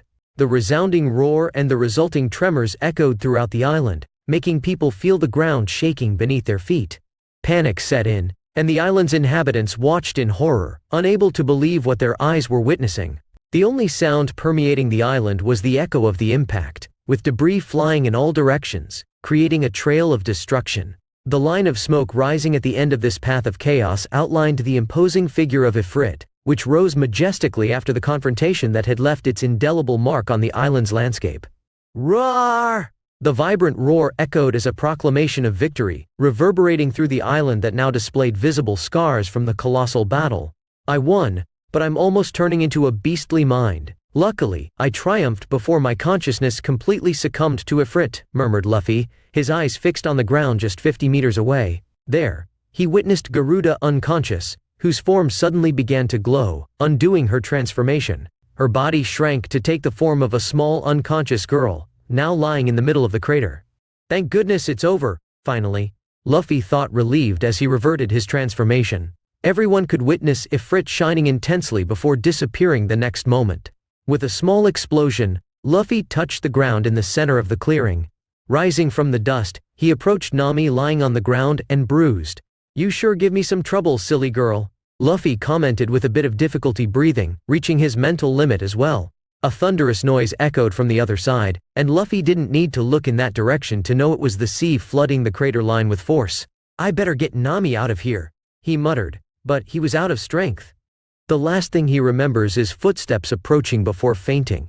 Recognizing it to be Yamato by the sound of their wooden sandals, a traditional attire in Wano, Luffy just smiled and allowed his mind to rest after so much exhaustion in this intense battle. Chapter 66. Kokoyashi Village 09 Third-person POV Kokoyashi Island, East Blue. What exhaustion? Luffy murmured, finally opening his eyes after the last memories and looked around, trying to locate himself. When Luffy woke up, he realized he was in a house, and saw the window overlooking the sea. Recognizing this view, he noticed he was at Nami's house, and it was late afternoon. That means I stayed just a few hours, or am I a day? But I doubt it's the latter. Luffy thought and noticed someone in the bed next to him. He realized it was Nami herself, who was beside him in bed. Luffy-sama. Shirahoshi was heard, and Luffy looked at the window to be faced with a huge eye outside, looking at him curiously. Did she return to normal?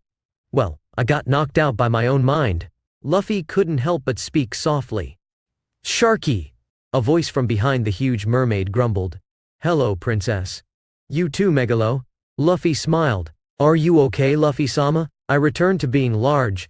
I wanted to come into the house too, she said with a bit of regret. Wait a moment, I'm coming out. Luffy held her. She nodded with a smile. Luffy sighed and yawned, getting up from the bed to check on someone and see how the others are, to find out how they dealt with the situation and its consequences. Luffy left the room and went to the stairs at the end of the corridor. Descending to the lower floor of the house, he encountered female members of his crew with Nojiko in the kitchen destroyed by Nami. Luffy. Yamato, unsurprisingly, was the first to notice and go to him. Are you okay? We were really worried about you and Nami. She hugged him before he could react. Luffy, being suffocated by her huge breasts, couldn't make any comprehensible sound. Yamato, don't suffocate him like that. Kuina complained from his side. Oh, sorry. She laughed and released Luffy, smiling at him with a cheerful expression.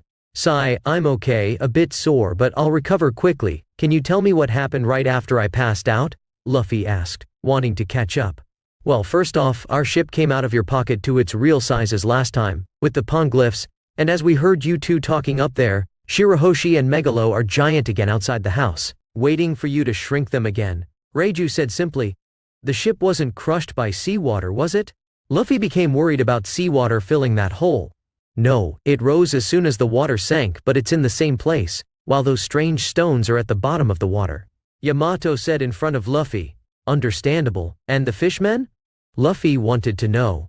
Well, Kuina hesitated.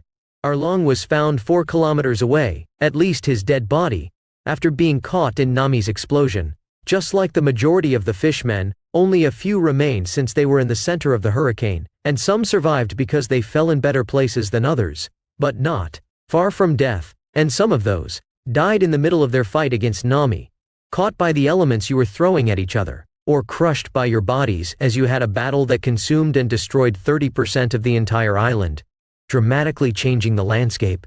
Nojiko said what Yamato informed them after searching for the fishmen. All this information shocked them a lot, especially the result of a battle between Luffy and Nami, which lasted only 15 minutes.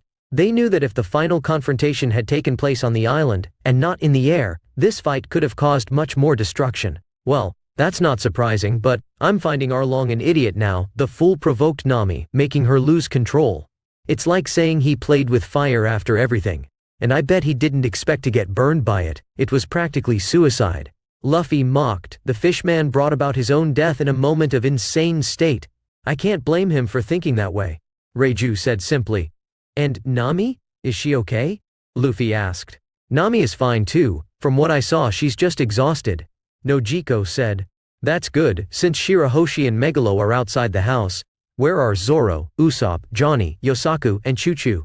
He wanted to know. There were only women here. They are in the village, helping to prepare a feast for tonight, Kuina said. Oh? But that's great, ha ha ha. Luffy laughed joyfully with the news and continued talking. Anyway, Yamato, come with me. Let's get our ship and stones in the water, after shrinking the princess and her shark, of course, Luffy announced and quickly left the house with his partner. Shirahoshi. Luffy, seeing the princess on the cliff, called her quickly. Luffy-sama, you're already out. Come here, you too, Megalo. After Luffy shrank his size to 10%, he did the same with Megalo, and headed to the location of the hole made by the colossal battle with Yamato. The trail of destruction was evident throughout the island, as if a giant hurricane had passed through. Uprooted trees lay fallen, broken rocks formed an irregular landscape, and the once intact ground was now marked by huge fissures. Debris of vegetation and soil were thrown into the air, creating an apocalyptic scene that stretched across the entire horizon. Wherever one looked, there were traces of the epic confrontation between Ifrit and Garuda. The once peaceful land now exhibited the raw signs of the battle between two titans. It was a shocking and impactful sight, as if nature itself had been challenged and reshaped by the whims of these colossal creatures. In a crater 200 meters wide and kilometers long coming from the sea entrance due to the impact, Luffy and Yamato followed its edge to the end. There was the Black Pearl, standing and floating in the water, disturbed only by some waves coming directly from the sea. Looking at the damage, Luffy couldn't believe that the information about destruction was true. This fight opened a channel almost halfway through the island. This place would never be the same, and Luffy could still see flames on rocks in various places, which didn't stop burning even after hours of the fight, even on some mountains and in the devastated forests where the duo fought. With this channel created by our fight, this island could become a great commercial kingdom. Luffy suddenly had this idea, imagining a large city like the Goa Kingdom around the channel. It would be an invaluable port for resupply and trade since the island is between Logtown and the rest of the East Blue. The Goa Kingdom is quite wealthy but very distant from the other kingdoms and islands in this sea, so he knew that trade was not the main focus of that kingdom. In Luffy's opinion, this place is the best strategic point in the East Blue because it is in the middle of this sea. But I don't have money to mobilize for something so big. Even if it gave me some profit after years, I should think first about what to do. Luffy thought since his money was focused on improving his group first, but he didn't deny that this tempted him a lot, and he was already imagining how he could get some money for it. Forget that thought first. I have to deal with the poneglyphs, which are in the water, Luffy said thoughtfully. Yamato, freeze the water, and let's break the ice to reach them, Luffy said, and Yamato quickly jumped into the water and froze that part of the channel. She wasn't as powerful in her element as Kuzan, but she could do things like these. After freezing, Luffy jumped in place and began to punch with pure focus not to melt the ice with his fire. Yamato helped him with her weapon, and after reaching the historical texts, he quickly shrank and stored them again with the Black Pearl going directly back into his pocket. So they quickly returned to the village. It was already dark, and the only lights in the forests were amethyst flames that still burned in many parts of the island as the night began. When they reached the village, everyone seemed to be celebrating already. Despite a big fight in the end and a part of the island modified and destroyed, no citizen died, and as a result despite this they ended up getting rid of Arlong. So it was a great reason to celebrate their victory and new freedom. Luffy quickly went to the village in celebration. The village was filled with a bubbling atmosphere of celebration. Laughter echoed through the air as residents expressed gratitude and enthusiasm. Tables adorned with festive foods and drinks decorated the streets, and colorful lanterns swayed gently, emitting a soft light that contributed to the festive atmosphere. Local musicians played cheerful melodies, and houses were decorated with vibrant flags. It was a vibrant and lively environment, where joy and relief blended after the intense events that shook the island. Despite the damage caused to about 30% of the island, the festive atmosphere in the village was palpable.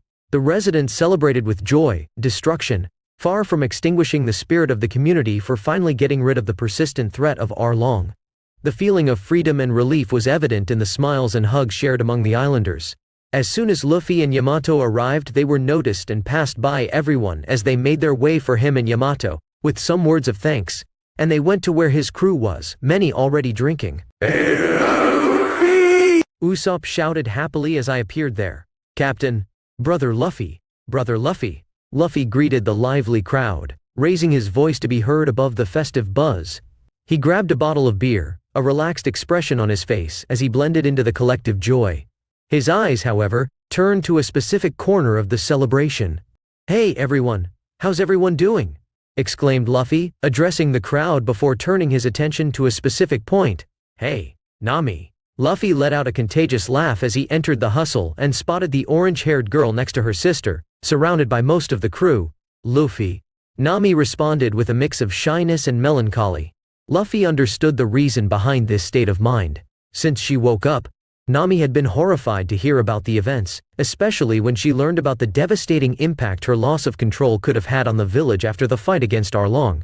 This awareness had left her disturbed, to the point of avoiding being in the village for some time. She only showed up because her sister convinced her, And even Genzo went to see her, saying that everyone was still grateful for her getting rid of the Arlong pirates after all. Luffy went to her with a big smile, ignoring those guilty thoughts of hers, and tried to cheer her up quickly. He didn't want to see his companion like this. "Nami, you were amazing." Slap. Luffy slapped her on the back and Nami flinched, looking at him stunned, as the slap made many stop to see what it was so loud.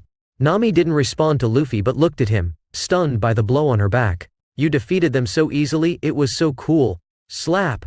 The palm of Luffy's hand met Nami's back, making her tremble with the impact. "In the end, you killed Arlong with that huge hurricane." Slap. Another slap echoed through the air, and the crew's attentive eyes witnessed each moment. "When you turned into Garuda, you were so powerful and giant." Slap. Another hit, and Nami's surprised expression remained. "You gave me the biggest battle I've ever had in my life. It was quite fun, despite being dangerous." Slap. The sound of the slap accompanied Luffy's enthusiastic words, creating a unique cadence. "I never imagined I could fight by destroying mountains and devastating forests with every move." Slap. Each impact was felt, and Nami continued to process the words and slaps. "We were like two giant mechs." Slap.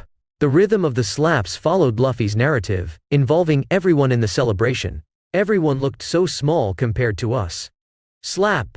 The crowd watched, amid laughter and astonishment, the unique dynamics of this interaction. The coolest part was flying. Slap. The slaps continued to resonate, punctuating each shared memory by Luffy. "We exchanged punches in the air like titans." Slap. Each hit was a chapter in the story of this epic battle. "It was so cool." Slap.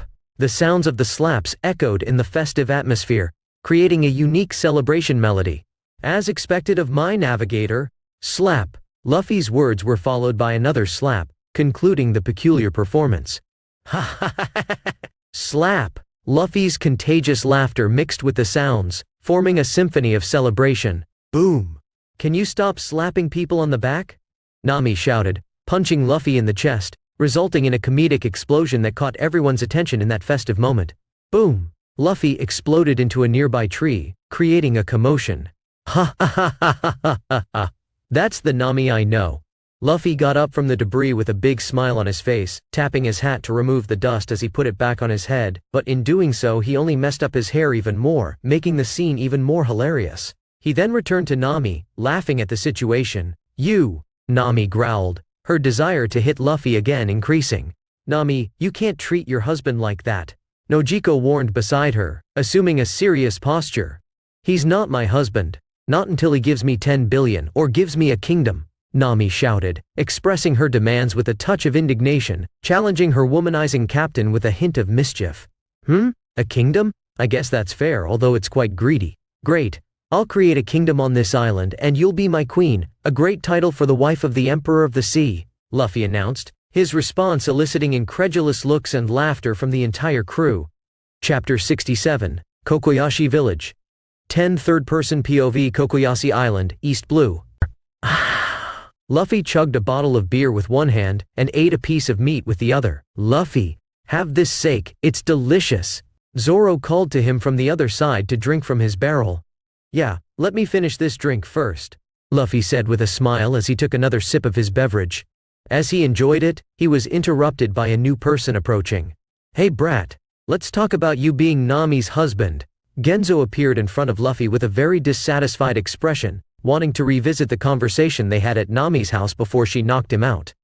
"And what would that be?" Luffy asked calmly. "Isn't it obvious that you have to take care of her? That you, He couldn't finish before taking a punch from Nami and fainting once again.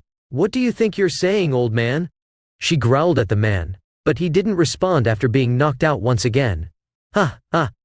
Nami, you're really fierce. Your husband won't appreciate it like this. Nami is just in her youth, she's energetic, but when she becomes a mother, she'll change." Nami and Luffy heard all the village women giving her advice at this moment, not caring much about Genzo's condition. While Luffy tried to control his laughter at his own situation, Nami, in turn, seemed ready to unleash Garuda again. Despite returning to her normal self without all the previous depression surrounding her, she still retained her explosive and violent nature. "You." She gritted her teeth, emitting an aura of intensity. I already said, I'll only marry this guy if he. She hesitated, interrupting the sentence halfway as she remembered the words Luffy had told her earlier. Why do you have to be so difficult, Luffy? She snarled at him, expressing her frustration. Because I'm your captain, isn't it obvious? Haha. Luffy smiled and laughed, while Nami just stared at him, lost in perplexity in front of her peculiar captain. Luffy-sama is so romantic, Shirahoshi said dreamily. He definitely is not romantic. Nami, Kuina, and Yamato shouted at Shirahoshi simultaneously. Heh. Nojiko laughed at this. Anyway, Reiju, did you prepare more meat? I'm hungry. Luffy laughed and approached the pink-haired and curly-eyebrowed cook, expressing his typical concern for food. Here, you damn captain, she grumbled but handed him food while cooking in front of a large fire. Zoro, give me that steak. He turned his attention to the group of crewmen. Here. The night continued with everyone interacting with each other. Luffy didn't miss the opportunity to tease Nami, especially with his sister nearby, exchanging some blatant flirtations. In the middle of the party, something quite unexpected happened.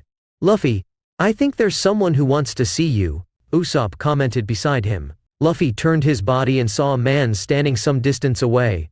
It was Hugo, the one Luffy had invited shortly before entering this island, the last of the former captives left here, as everyone had fled when Luffy faced Garuda. Hugo, if you're here, does that mean you're joining the crew?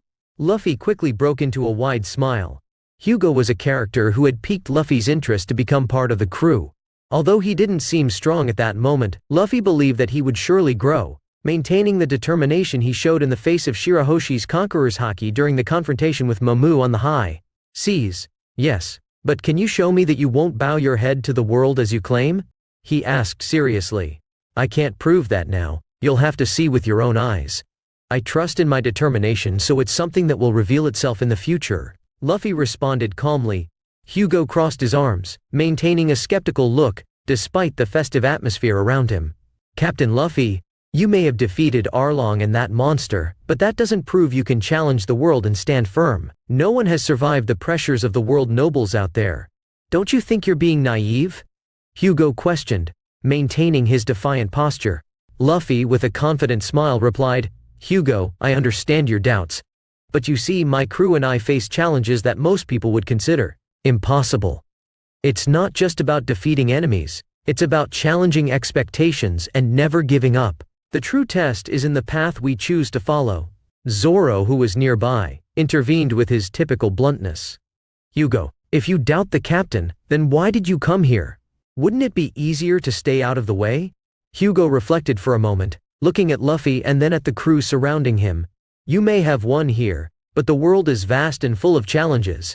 I'll join your crew, but I'll keep my eyes wide open. I want to see if you can really maintain that determination when the world presses and challenges those you claim not to fear. I want to become stronger. I want my revenge, challenge those people, and make them pay for everything they've done. I don't think I'll find anyone crazier than you, Monkey D. Luffy, in this or any other sea, so I'll trust your words and join you, Hugo declared, accepting Luffy's offer but still maintaining a cautious stance. So that's great, but it doesn't mean it will be easy. Everyone in the crew has enough determination to endure the ship's training. As you yourself said, fighting against the world is not easy, so I expect that from you too, Luffy said, maintaining a serious look as Hugo nodded. He makes us go through hellish training. Not that we have determinations. Most of his members thought like this when they heard these words, but kept their thoughts to themselves. Anyway, come here, let's introduce you to the rest of the crew and welcome you, Luffy said happily, glad to have someone with potential for the group. System crew, Hugo has joined as a member of your crew. After the introductions, Luffy turned his attention to Johnny and Yosaku, the pair of former bounty hunters whose intentions seemed to diverge a bit. Johnny, Yosaku, what are you planning to do? We're setting sail tomorrow. Luffy's question once again captured the attention of everyone around him. Brother Luffy, we intend to stay. This pirate business at sea isn't for us. So we won't be joining you on the next journey. Yosaku expressed his reluctance. No problem at all, guys. If you don't want to come with us, that's fine. Luffy responded with a warm smile and continued. We're friends, so don't be too down. I'm sure it won't be our last meeting and I have some proposals to discuss with you. But we'll talk about that tomorrow, Luffy concluded. Thank you, brother Luffy. Johnny expressed his gratitude. while Yosaku joined the gesture, creating a moment of emotion among the crew. "What will be our next destination, Captain?" Zoro asked after a while. "Logtown?" Nami suggested, "as our goal is to enter the Grand Line." "Not yet." Luffy looked at Quina before continuing. "We're going back to the middle of the East Blue and see Quina's father before continuing, as I mentioned before," Luffy announced, and many looked at Quina. "I can't wait to see the master again and watch his face when he sees Quina again after 11 years," Zoro commented with a smile. "I want to see my father too." Quina couldn't help but smile at this. Now they could finally reunite.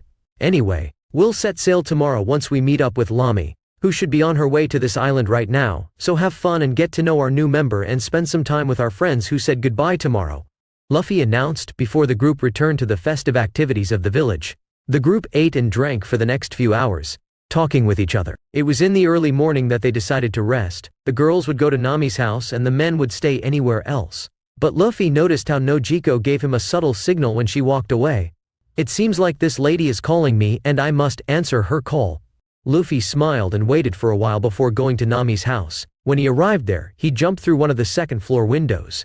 As soon as Luffy opened the window, he found Nojiko already awake, holding a glass of wine and calmly observing, although a playful smile played on her lips. "I thought you'd never arrive," she commented calmly, setting the glass aside. "I had to spend some time with the others, but now I'm here," Luffy replied. Nojiko stood up, keeping her eyes fixed on Luffy's, creating a silent tension before succumbing to the heat of the moment. As Luffy and Nojiko looked at each other, there was a mutual desire in their eyes, a magnetism that only increased with the warmth of the situation and the slight effect of the alcohol they had consumed. Both were a bit affected by the drink, adding a touch of boldness and intensity to the atmosphere. As Luffy and Nojiko indulged in intense kisses in the girls' room, a passionate warmth filled the air. Amidst sighs and laughter, Nojiko couldn't help but tease mischievously. "I can see why Nami chose you. Besides your strength and looks, you seem to be quite a lover," she commented, letting her words hang in the air as they continued to lose themselves in kisses. "Ha ha! If I tell you I'm a virgin, that I haven't even kissed your sister's lips yet." Luffy laughed carefreely, without a trace of embarrassment in admitting his inexperience, especially considering his previous life in this world. "Really, are you serious? You know it's hard to believe." She looked at him with questioning eyes. "I swear on my conqueror's haki," Luffy joked, referring to his irresistible charisma. "Haki of what? Ah, forget it, just come here. I've never done this, I've only heard about it from other women in the village, and since you haven't done it either, let's learn together," she said, grabbing Luffy once again. Both, fueled by alcohol and a collective impulse, undressed each other. In a moment of desire, they threw themselves onto the bed, surrendering to the heat of the moment. Even though Luffy was a virgin in this body, he guided Nojiko while taking the girl's virginity without pain, using a bit of his devil fruit powers to ease the recovery as he made his first penetration. After isolating the room with soundproofing, the bed rocked during the next hour with the two animals in heat. Sometime later, "Wow, that was so good," Nojiko spoke while lying naked on Luffy's chest. "It really was. Congratulations. You took the virginity of the future most powerful man in the world," Luffy said in a playful manner. "Is that some premium I should be proud of?" she growled, not liking what Luffy said. He spoke as if she should settle for it, as if it were some kind of conquest. Maybe a prostitute could be proud of that, but not her. "Easy there, it was just a joke. Do you think I'm going to toss you away after today? You have to come with us now." Luffy smiled, seeing that she was upset. "I'll think about it," she said, a bit happier with Luffy's words. "And what do you mean by taking virginity? No virgin grabs a girl and throws her like a doll onto his lap with intensity. I had 2 orgasms in those 3 minutes. She punched Luffy's chest with this comment, and he smiled at the girl. "Ha ha ha. It was a lot of fun." He laughed like a bandit enjoying himself, and looked mischievously at Nojiko. Now he was 2.1 meters tall while the girl was 1.7 meters, making it easy to embrace her. "This body gives me absurd endurance and control, elevating a sexual relationship to another level." Luffy smiled at this thought, still not wanting to sleep. "Do you want to continue? You know my body may not handle having sex that way. I was still a virgin until an hour ago," she joked, playing the hard-to-get girl. Is that so? I thought you were looking at me with desire, especially after I increased your recovery by 30 times after we stopped. It's a shame," Luffy joked with her again. "Ha ha ha. Fool, of course I want to. It's not every day you get to have the first night of your life with a Prince Charming from the stories my mother used to tell me and my sister when I was a child, she joked. Well, I'm more of a villain, but I'll accept your reasoning, Luffy laughed. So tell me, evil villain, what do you intend to do with this poor maiden? She said, opening a mischievous smile. Luffy was a bit silent with this since he didn't know what to say. Nojiko was very direct and bold. No answers? Maybe she should show this evil villain some interesting things, she said and attacked Luffy, who let her kisses come and responded to this daring woman. 2 hours later, Luffy was with Nojiko in bed, but he felt heavy steps coming into the room, wondering who it could be. Since no one could know he was here except for one person, he already prepared to muffle the sound in the room. Luffy, you bastard! Her voice came out quietly due to the power of the Moa Moa no Mi. Boom! Luffy opened his eyes at the sound of the door breaking, and a furious Yamato stormed into the room. You betrayed me, she growled softly, although she wanted to be shouting at him right now, and Luffy looked at her with a bit of sleepiness. This silly girl always acts like this. It's time to teach her a lesson. Luffy looked at her, coming out of his drowsiness, and got up from the bed. Yamato changed her expression to a slightly surprised one, as she saw Luffy walking towards her naked. Hey, why are you like that and coming over here? She suddenly entered a shy state with this. Yamato, do you know what Oden and Toki used to do together? Luffy smiled at her with this question. I have some idea but I've never done those things, she protested. Well, let me help you then. It's time for us to become a real couple, Luffy announced, and seeing Yamato taller than him, he had a certain pride, so he increased his size with mass application at this moment.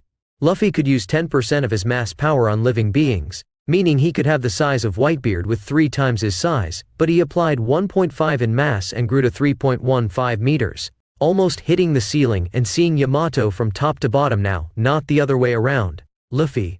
Yamato hesitated for a moment, seeing Luffy gaining height. He quickly pulled her into some kisses before she could react. Yamato, caught off guard, was very shy, but immediately became happy with that feeling of Luffy on her lips and attacked him a moment later, forgetting her remnants of anger and shyness, as she was quite drunk that night. Luffy immediately pulled out that Wano costume and threw her on the bed next to the still sleeping Nojiko. Luffy spent his next hours having fun with Yamato, proving that she was a beautiful woman after all, even though she claimed to be a man named Oden. Luffy considered it a beautiful night after sleeping with 2 beautiful women, earning some points in their relationships and deepening them even further. The next morning, Luffy was surprised by the wet sensation in his intimate part. His little Luffy was more excited than ever as 2 tongues played with him. He opened his eyes with Yamato and Nojiko giving him a joint blowjob at that moment. He was quite surprised but excited by the movement of the 2 girls pleasuring him early in the morning. I think I'm doing it right? Yamato asked. I think so, he's getting harder. It's good to do this. Luffy must like it too, right? Yes, I heard some women in the village say that men love this, especially when they wake up in the morning. My Toki will be happy then. Stop, leave a little for me, Yamato. Just shut up and keep sucking quietly, Luffy shouted, finding this conversation extremely unsexy. Chapter 68. Kokoyashi Village 11. Third-person POV Kokoyashi Island, East Blue. Good morning everyone, Luffy exclaimed excitedly, appearing in the still damaged part of the house. What's this? You seem excited, Reiju commented while preparing coffee but narrowed her eyes. I'd like to know why my sister and Yamato seem equally excited.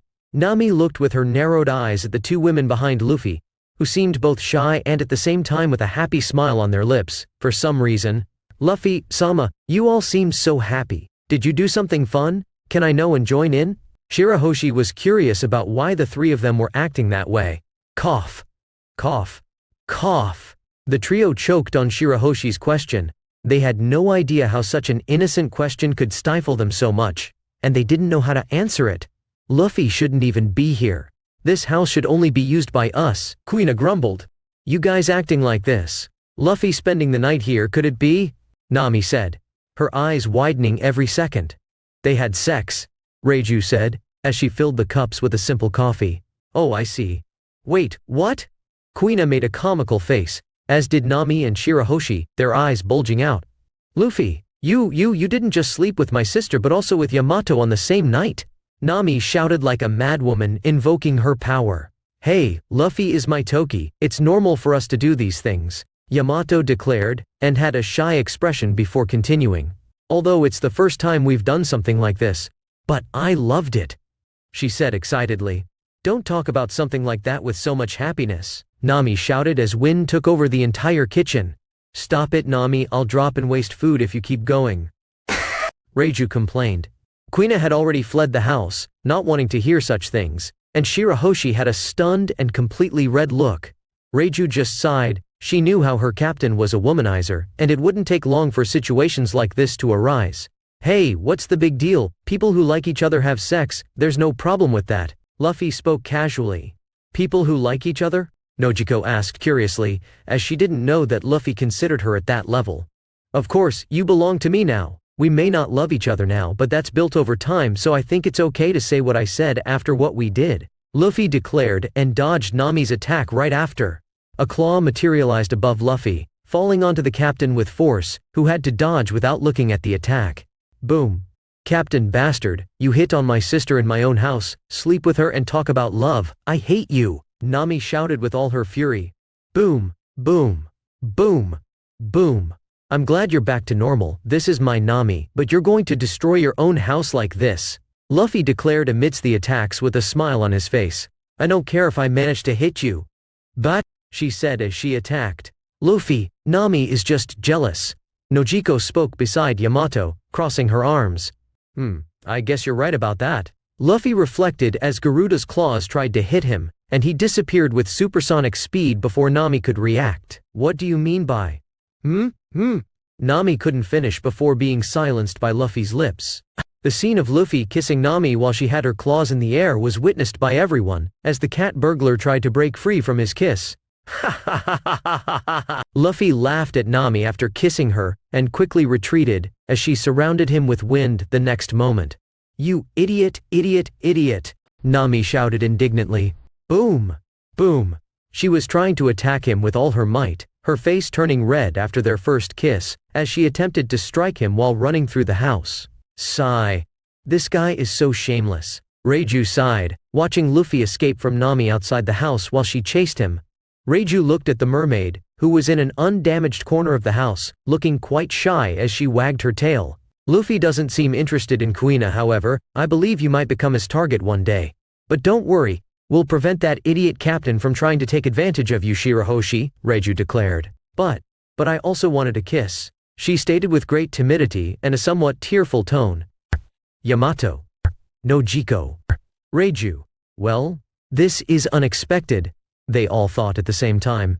Meanwhile, Luffy ran from Nami trying to hit him with giant claws materializing in the middle of the house's courtyard. Luffy, you idiot. Stand still so I can hit you, you damn womanizer, Nami growled as Luffy dodged her blows. Ha ha ha ha ha ha. Come on, Nami, you liked it, admit it, Luffy declared, making Nami even more furious. Boom. Boom. What's this early in the morning? Zoro, waking up on the street, stood up with the noise coming from a little distance. Looks like Luffy is running away from Nami, Usopp said in a sleepy tone as he approached Zoro. What did Luffy do to her now? Who knows? Anyway, Luffy said we're leaving immediately, so we better get ready, Zoro said, ignoring the sight of Luffy dodging Nami's attacks in the street. Yeah, let's get Hugo, Chachu and Megalo and inform the others about the departure, Usopp said, heading towards the other members and animals sleeping nearby. As soon as everyone woke up, they went to Nami's house where all the female crew members spent the night. Kuina had returned, and Nami seemed to calm down. Or she was just tired. Ha ha ha. You guys finally woke up. Luffy, seeing them approaching, came closer laughing, a very dissatisfied Nami right behind him with eyes like daggers for her captain. Well then, Captain, shall we depart? Zoro asked. Yes, but we have to finish some things first. I want you to prepare the ship meanwhile, Luffy declared, taking Black Pearl out of his pocket and throwing it forcefully into the sky, towards the sea. In mid-air, everyone saw the ship change into its true form, but it didn't seem to slow down as it crashed into the water with a loud splash on that coast. They could see all of this from the hill where Nami's house was. That's quite convenient, Captain. Hugo couldn't help but laugh at this demonstration. Luffy shrugged and entered the house with Nami, while the rest of the crew went to organize the ship for departure. Well, let's get ready to set sail. Luffy announced with Nami and Megalo coming right behind. Understood, we better get prepared then. Reiju said, wanting to organize everything. And you, Nojiko, are you coming with me? You know I want that. Luffy asked, looking intently at the girl who became his first woman in this world. I'll go with you. Nojiko debated a bit but ended up accepting, as Luffy seemed serious about taking her, even if she thought it was just not to hurt her or gain points in this relationship. Which is a bit strange and sudden for the woman. System crew, Nojiko has joined as a member of your crew. That's great, I'll make you as strong as Nami on this journey, Luffy declared, making the women in the vicinity shudder. As strong as Nami? You must be joking, she said with a suspicious tone, not believing Luffy's words. Nojiko-sama, Luffy.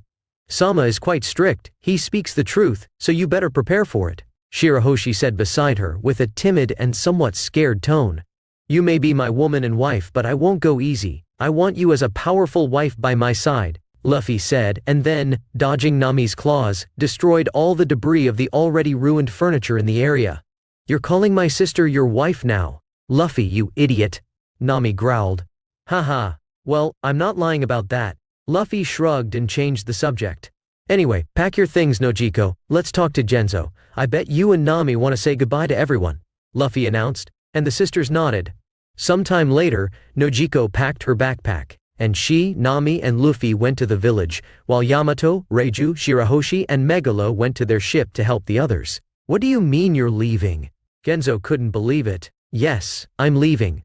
Someone needs to take care of my sister, and other personal matters. She could be quite bold, but she became shy in the last part while looking at Luffy. Nojiko, Genzo murmured, understanding everything by now, then glared fiercely at Luffy. You better take care of them, if I hear otherwise, I'll come after you and drown you in the sea. Genzo pointed at Luffy and growled. Fair enough. Luffy shrugged and pulled out a stack of papers from his pocket. Here, I want you to implement all these things on this island. Luffy spoke again and handed some papers and documents to Genzo, who took them, curious to know what the heck this pirate was giving him. What is this? Let's see, this, and this. He had a narrowed look, but his eyes began to widen as he read more about it. You must be kidding, right? How the hell is this going to happen? He shouted at Luffy. You can leave that to me, I already have a plan to make it happen. Just worry about doing exactly what I ask there. You know what the status of these two sisters is going to be, right? Luffy grabbed them by the shoulders and gave Gonzo an excited smile. The two women were left confused. Nami had an unsatisfied look, and Nojiko showed a small smile. Damn brat, you better take care of these girls especially after this. And yes, they will have their required position here, it's just that this is so unbelievable and sudden, Genzo admitted. Relax, I've left everything as planned. When I woke up today the first thing I did was organize all these ideas, Luffy declared. I still can't believe we can benefit from all that destruction, but okay, I'll do exactly what's described in the papers. But I need the funding here, Genzo declared. Then that will be sorted out today, with some luck, Luffy declared. Hey, what are you guys talking about? Nami shouted, unable to stand the conversation she didn't understand. Forget about it for now, say goodbye to the village folks, and we'll talk about it later, Luffy said with a smile, and the sisters reluctantly agreed. As the villagers appeared, Nami and Nojiko bid farewell to everyone with some conversations. Goodbye everyone. Nami, Nojiko and Pirate-san, thank you for everything. Nami, we will never forget how you freed us from Arlong. Good luck. And we will miss you. The villagers shouted as the trio walked away. Arriving at the beach, someone had already prepared the ship. Before we go we need to do some things, Luffy declared in front of the ship, and took a small object from his pocket. It was a cage, and he enlarged it to its real size and shook it, while small ants came out of it, falling onto the beach sand. These ants transformed into fishmen tied with ropes. There was Hachi and the others who were captured before fighting Arlong, and 10 more fishmen who survived Nami's explosion. When Luffy woke up yesterday, he caught them tied up and shrank them to give them a sentence today. So, what are we going to do with you guys? Luffy commented to the small group. The fishmen were conscious now, but they stood imposingly while looking hurt and defeated. They looked at Luffy with fear, knowing that only they survived, and the rest of their crew was dead. Hey, please spare my brothers, don't kill them. Hachi was the first to speak, begging not to let the last of his brothers die. Well, you guys killed humans and practically enslaved them. Even though Arlong hated slavery, you ended up creating a kind of it here in this village, Luffy declared, making them all bow their heads, as they were already rotten. But we can spare you. You'll just be handed over to the Marines. But I want Hachi on the boat, Luffy declared, wanting to have a fishman among them. It would be useful for sea rescues since most of the Mugiwara crew will be devil fruit users, as Luffy plans. Both Hachi and the members of his crew nearby were surprised by this. Luffy. Nami would speak at this moment. Trust me, Nami, I know what I'm doing. Hachi, if you accept the proposal, your brothers will be saved and handed over to the Marines, but not killed by us. If you accept, I'll treat you as a crew member and you'll have to regain the trust of Nami and Nojiko, but if you hold any grudge against Nami for killing Arlong and the others, or show any indication that you'll betray the crew, I'll kill you and go to Impel Down to kill all your other friends, Luffy declared. He wasn't a good person and didn't intend to be, so he would genuinely fulfill these words. He knew it was a risk to have Hachi, as he might harbor resentment, but Hachi proved to be a reliable person in the future within the story, so Luffy would bet on that. Hey. Alright, as long as you don't kill them, Hachi said reluctantly. Is it okay with you like this, princess? Luffy spoke to Shirahoshi at this moment, as he said she had the final say. Yes. If Luffy-sama says it's better this way, Shirahoshi believes him, she declared. Hey, princess? Hachi and the others opened their eyes with this, not believing that this beautiful mermaid, who was their enormous mermaid princess when they saw her as just a child, would now make sense with Luffy's words. System crew. Hachi has joined as a member of your crew. With Hugo, Nojiko, and Hachi, that's 3 members at once. I'm really satisfied with this. Luffy celebrated internally but was soon interrupted by someone on the Black Pearl. Luffy. Usopp suddenly called from atop the ship. What's up? Luffy raised an eyebrow. It's Lami. She said she's coming here and found a marine ship at sea coming in the same direction. He said with a bit of concern. A marine ship? Who could it be? Luffy wondered. Figuring out how they could act so quickly after the attack on Base 16. We spared many sailors on the spot, but we destroyed all their communicators. They shouldn't respond so quickly. Since someone should have arrived on some island before to contact another base. Either we let a communicator pass or they managed to call for help in the middle of our attack. It's likely the latter, Luffy debated internally. I don't think there's any reason to hide her identity now. Tell her to come here without worrying about being associated with us. It's time for her to be declared our shipmate to the world, Luffy announced and asked. Is she far from the island? Luffy asked Usopp. She said she's an hour away from the island and the marine ship is beside her. Usopp said. Okay, tell her that. And let's wait for them to arrive since I'll need a new communicator to talk to headquarters. If I'm lucky, these Marines should have one. Since the one I took from Base 16 fled through the seawater when it increased in size, and he wasn't on the boat but in my pocket, a mistake on my part, Luffy said, and everyone nodded, waiting for the marine ship to arrive with Lami. Chapter 69. Negotiating with the Navy 01. Third-person POV Kokoyashi Village, East Blue. Captain Smoker, we're approaching the island and… A sailor entered the cabin, but he seemed nervous delivering this news, sweat trickling down his face. That's good, but what's got you so on edge, cadet? Smoker asked, exhaling his cigar smoke coldly. It's that the island is strange, Captain, he said a bit hesitantly. What do you mean by that? Tashigi, who was accompanying Smoker, said beside him with a furrowed brow. I think it's better if you go out and see the state of the island for yourself, he said, sounding lost. Smoker rose from the chair in his office, and without wasting more time on questions, he left his cabin to see the island ahead. At first the place seemed normal, but the more Smoker paid attention, the more he could see the abnormality on that island. What's this? How was this done? Tashigi couldn't believe her eyes. Even Smoker squinted. Remember that marine ship stolen from Base 16? The one with a bunch of people in terrible conditions? They said they were fleeing from 2 monsters. I didn't believe it, but now seeing this, one of the sailors commented on the side with concern in his tone.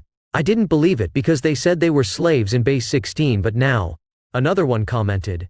There was devastation in a large part of the island, recently destroyed mountains, burned forests, and a large hole that started from the sea and cut almost halfway through the island, like an immense trench that had been dug.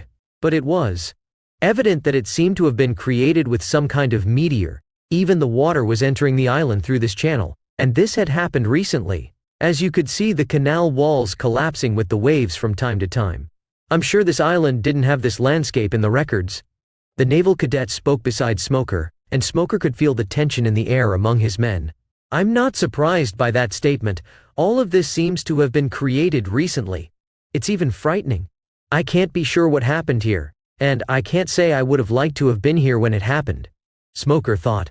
Let's continue. We'll know our answers when we reach the island. We're hunting the pirate crew, Straw Hat, responsible for attacking Naval Base 153 stationed in Shell City and Base 16 near this island. We will bring justice to this pirate who has recently been causing chaos in East Blue. He gave the order, and all who were hesitant raised their morale. Yes, for the justice of the Navy. They shouted in a joint chorus. But sir, Smoker, the famous bounty hunter Lami seems to be hunting the same target as us when she passed us in that small, strange and fast boat.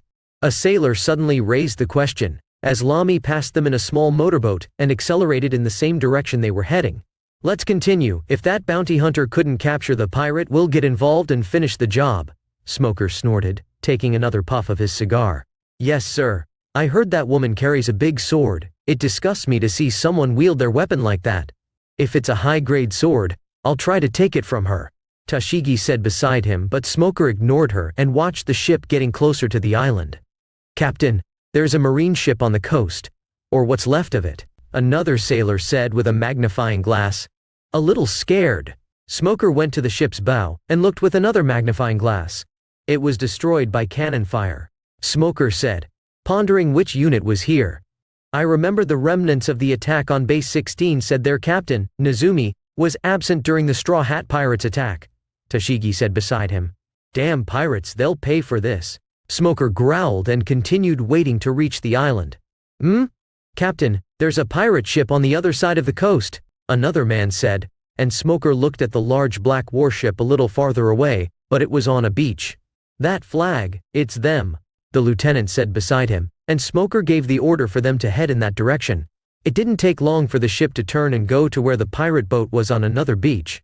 Without waiting any longer, Smoker turned into smoke and went straight to where that huge pirate ship was anchored. Lami's boat was parked next to it. He needed to see how the bounty hunter was dealing with the pirates. Meanwhile, some time ago, here your berries. Are you sure you can't give us a discount? Nami asked the bird. Kia. The bird refused, but it was afraid of the woman in front of it. She almost seemed to be threatening the animal, even though no one in the world would try to rob these messengers, even if they were the cruelest pirates in Yonkers, as that meant never receiving news from Morgan again, and no one wanted that. Nami, stop threatening the poor thing and give him your money. Nojiko appeared next to Nami and slapped her on the head, making her shrink. Sorry, here, Nami said, and took the newspaper. When the bird flew away, Nami opened the newspaper with great surprise. Luffy, look at TTS, the newspaper is talking about us. She immediately drew her captain's attention, who was on the beach with the others. Read it to me, Nami, and let everyone hear too. Luffy instructed, and the navigator began reading next to her sister. Chaos in East Blue. A dark force is rising in this sea, while another hero emerges from the other side. Nami read the headline of the front page, and silence fell over the crew. The gazes focused on the news that revealed the twists in the East Blue, capturing the attention of everyone on board. Front page? Didn't know we'd be so important so soon. Haha. Luffy laughed and waited for Nami to continue. In the weaker sea, a pirate group emerged and is causing chaos, attacking everyone on the sea. They started by beating Alvida, then attacked Base 153, stealing a marine ship and killing a commander. But this group didn't stop there. They attacked Base 16, almost destroying it entirely. This group doesn't seem to fear the Navy and is openly hostile to them, Nami said, earning many surprised looks. Well, I can't deny I did that, but just that. I thought I had a better record. Luffy lamented a bit. The pirate captain of this terrible group is called Monkey D. Luffy, known as Straw Hat of the Straw Hat Pirates for the iconic accessory he wears on top of his head and as identified by his Jolly Roger. But not all is lost. A beautiful bounty hunter has emerged in the midst of this chaos, capturing Buggy the Clown, Kuro of the 100 Plans, Krieg, and has already engaged in combat against the Straw Hats, recovering the naval boat stolen by the crew. She is cleaning up the entire East Blue of the greatest pirates and outlaws. Everyone Believes that soon she will bring justice and peace to this sea with the arrest of the Straw Hat, Nami concluded, and the news caused a mix of surprise and curiosity among the crew. The East Blue was becoming the stage for unexpected events, and the Straw Hats were at the center of the storm. Ha ha ha ha ha ha. That's hilarious. I want to see them make a publication when she's in our crew too. Luffy laughed, quite pleased. I also hope they increase my bounty. I'm tired of being worth only 10 million. He grumbled. I want one too, Shirahoshi said beside. Sharky. Megalo was horrified by his friend. Bark, bark. Choo-Choo spoke to Luffy. You'll have yours soon, my friend, he said.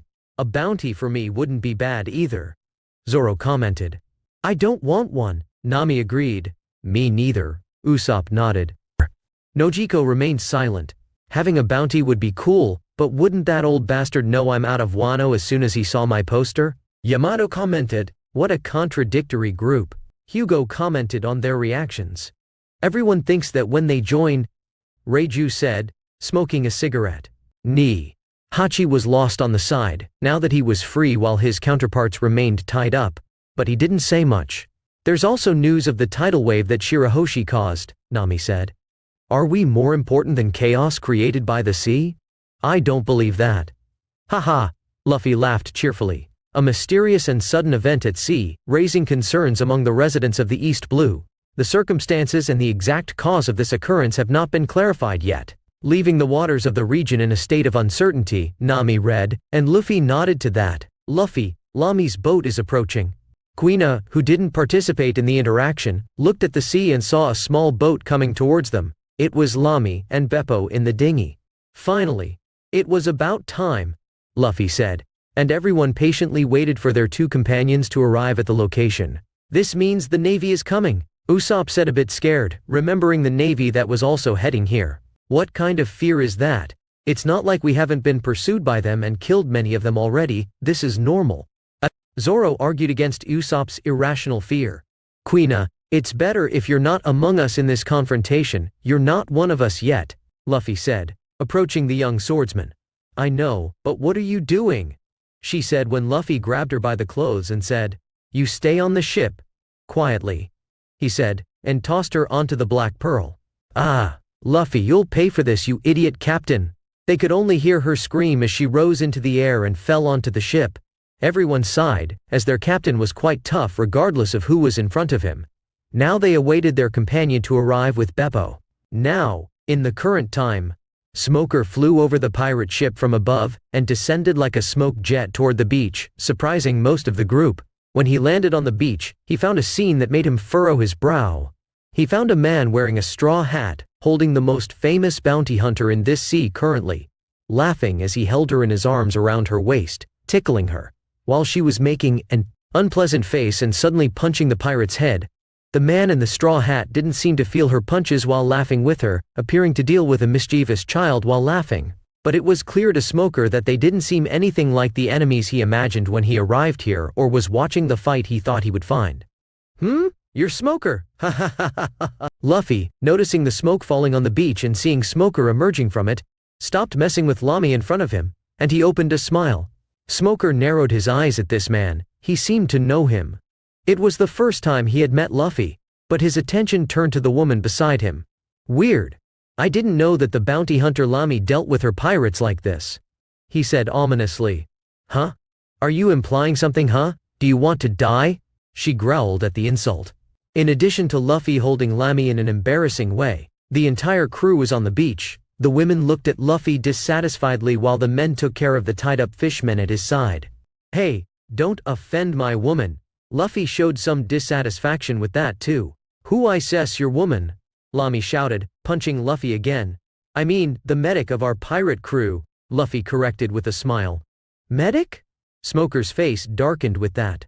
I'm a member of the Straw Hat Pirates, the ship's medic.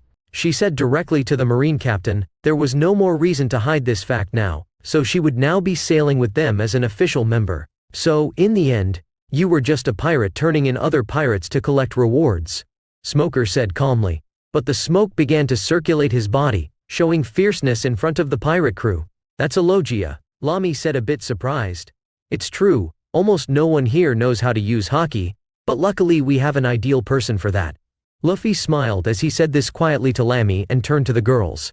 Yamato, can you take him down? He asked, and Yamato, despite appearing quite dissatisfied with Luffy's attitude towards Lamy, took the first steps. Maybe I'll do that, she mocked. Smoker looked at the approaching woman as he drew his Nanashakujite from his back, ready to fight her before dealing with the rest of them. He was confident he could take them all down. In the next instant, Yamato advanced with surprising agility before Smoker could react. In the blink of an eye, a loud boom echoed across the beach. Yamato reappeared, her hockey-coated fist hitting the back of Smoker's neck with overwhelming force. The Marine officer fell, knocked out, unable to resist Yamato's formidable strength. Everyone looked at this scene with stunned eyes. Silence took over the beach, seeing the tough Marine, who had arrived in style and ready to fight everyone, knocked out so easily in less than a second. Megalo, Shirahoshi, Beppo, Nami and Usopp, who had been fearing the Marine, were stunned by the turn of events. So weak.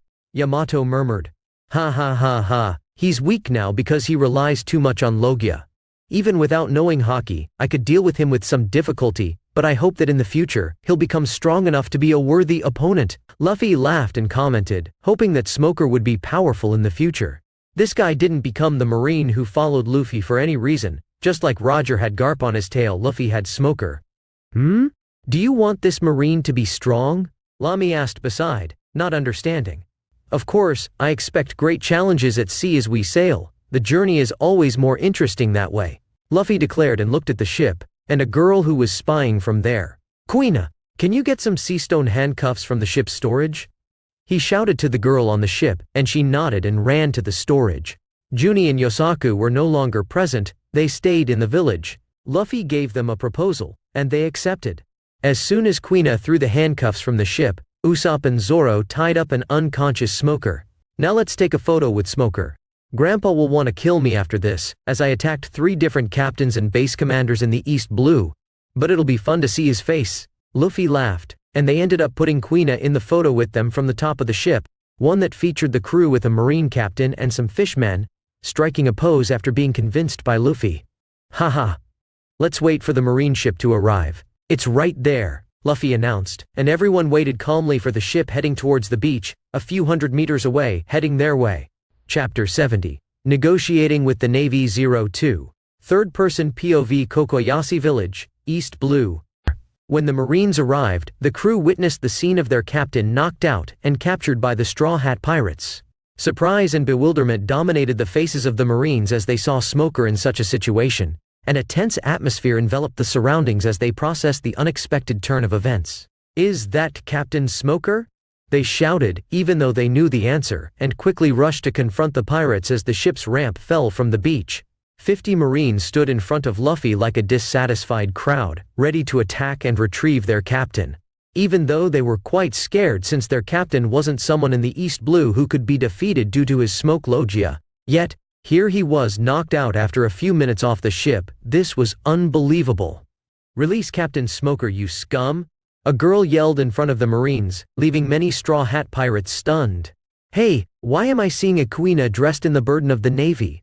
Zoro asked incredulously and instantly looked at the ship, making sure Quina was still there hidden. Quina herself looked equally shaken on the ship. She looks so much like me. Did I have a twin sister and I didn't know? She wondered, but no one in particular answered. Incredible, Quina-sama has a sister. Shirahoshi seemed amazed. Hello, Quina's sister, Yamato happily shouted. Quina, you didn't tell me you had a sister in the Navy, Nojiko asked, looking at the Black Pearl. I don't have a sister. At least not that I know of, she replied quietly, and no one could hear her because she didn't want to draw attention. The sea is very mysterious, and it's all these mysteries that I seek answers to, Luffy announced, gaining some curiosity about the relationship between the two, as it was never shown in the story. What are you talking about, pirates? Release Captain Smoker immediately, Tashigi growled, making all the other Marines point their weapons at the pirates. Let's make a deal. I know you have a Dendenmushi that can contact the headquarters. I'll free your captain once I talk to them, Luffy said, and the Marines looked surprised and skeptical. As if we could trust a pirate who killed dozens of Navy soldiers. You are the worst scum in this sea, especially with Roronoa Zoro and Lamy, 2 ex-bounty hunters who managed to fall even further to become pirates. She spoke angrily. So you're not concerned about your captain? What fine Navy soldiers you are. I expected that from Akainu, not from you, Luffy mocked. What do you mean? Simple, give me the Denden Mushi, otherwise, forget about your captain. I'll invade another marine base and contact them there, or I can simply take you all down, so it's better to appreciate my courtesy. As I'm in a good mood today, Luffy simply said. Although he could knock them down and board the ship, he still asked them before knocking all of them out. Damn pirate. Fine, bring the Denden Mushi. In the end, Tashigi yielded for Smoker's safety.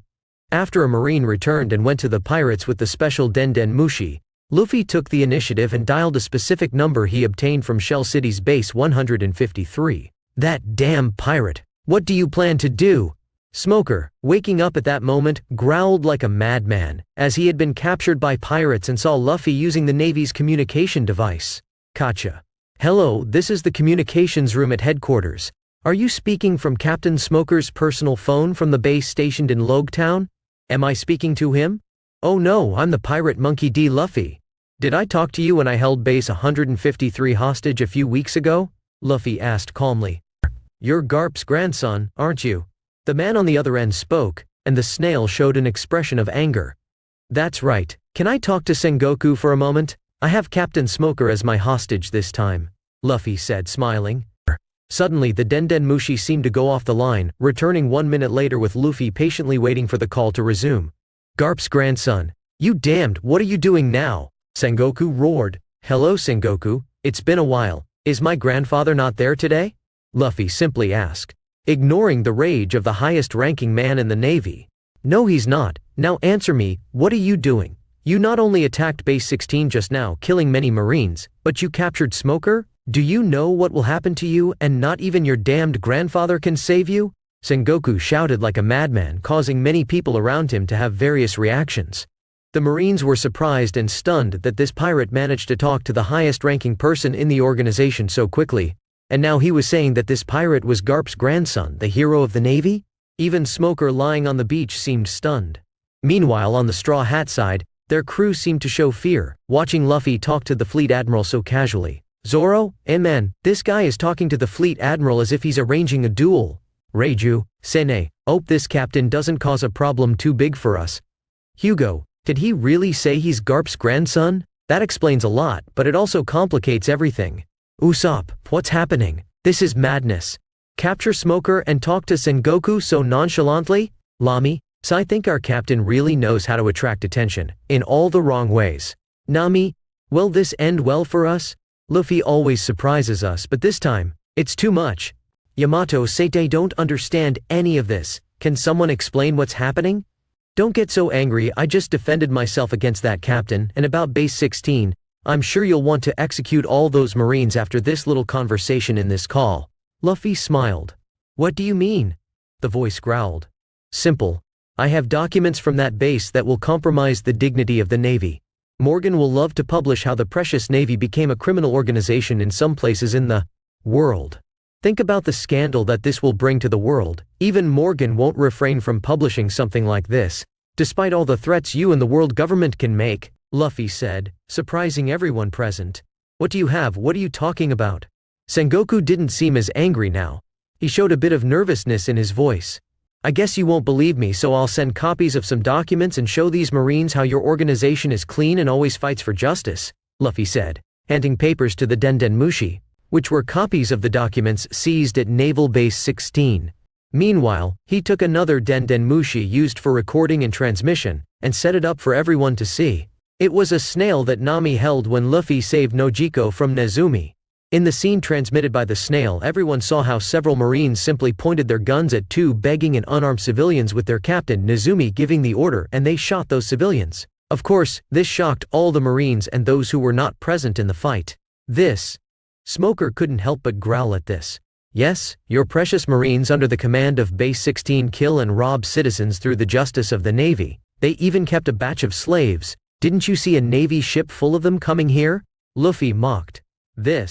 Luffy was interrupted when a voice echoed from the other side of the Denden Mushi, shortly after receiving the documents by fax. Arms smuggling. illegal sale of Navy equipment, bribery, blackmail, human trafficking, and collaboration with certain pirate groups. Captain Nezumi even had connections to the black market of the New World. Sengoku shouted from the other side, revealing a shocking list of crimes. Had connections. He doesn't anymore because he's dead at the hands of the slaves he had imprisoned at that base. Can you believe it? A Navy base has become a human trafficking depot. Luffy mocked, the irony weighing in his words. Smoker, I want you to arrest all the Marines from that base as soon as you leave there. It's a direct order, Sengoku said, completely ignoring Luffy's taunts. Even Tashigi seemed stunned. She was initially determined to bring justice to the pirates attacking the Navy in this sea, but now she realized the terrible situation Base 16 had fallen into. Shock and perplexity were visible on her face as she processed the extent of the crimes that had occurred. Smoker didn't issue a verbal response, but his silence clearly indicated his intention to comply with the received orders. The atmosphere became tense, as everyone awaited the next developments. After a brief silence, Sengoku directed his words again to Luffy, now with a harsher tone. And what do you want? I'm sure you didn't do all this just to throw it in my face. He snarled, evidencing his frustration. Very clever. I want the following. I have a crew member who suffered because of your Navy's incompetence. They were at the mercy of fishman pirates for many years, losing many friends looted and killed. So, I want 1 billion berries for their hometown, revealed Luffy, his voice laden with determination. 1 billion. Everyone shouted simultaneously, expressing disbelief at the colossal amount. Luffy, you're joking, right? Nami exclaimed, alarmed, unable to believe the audacity of the proposal. I'm serious, of course, replied Luffy, standing firm in his decision.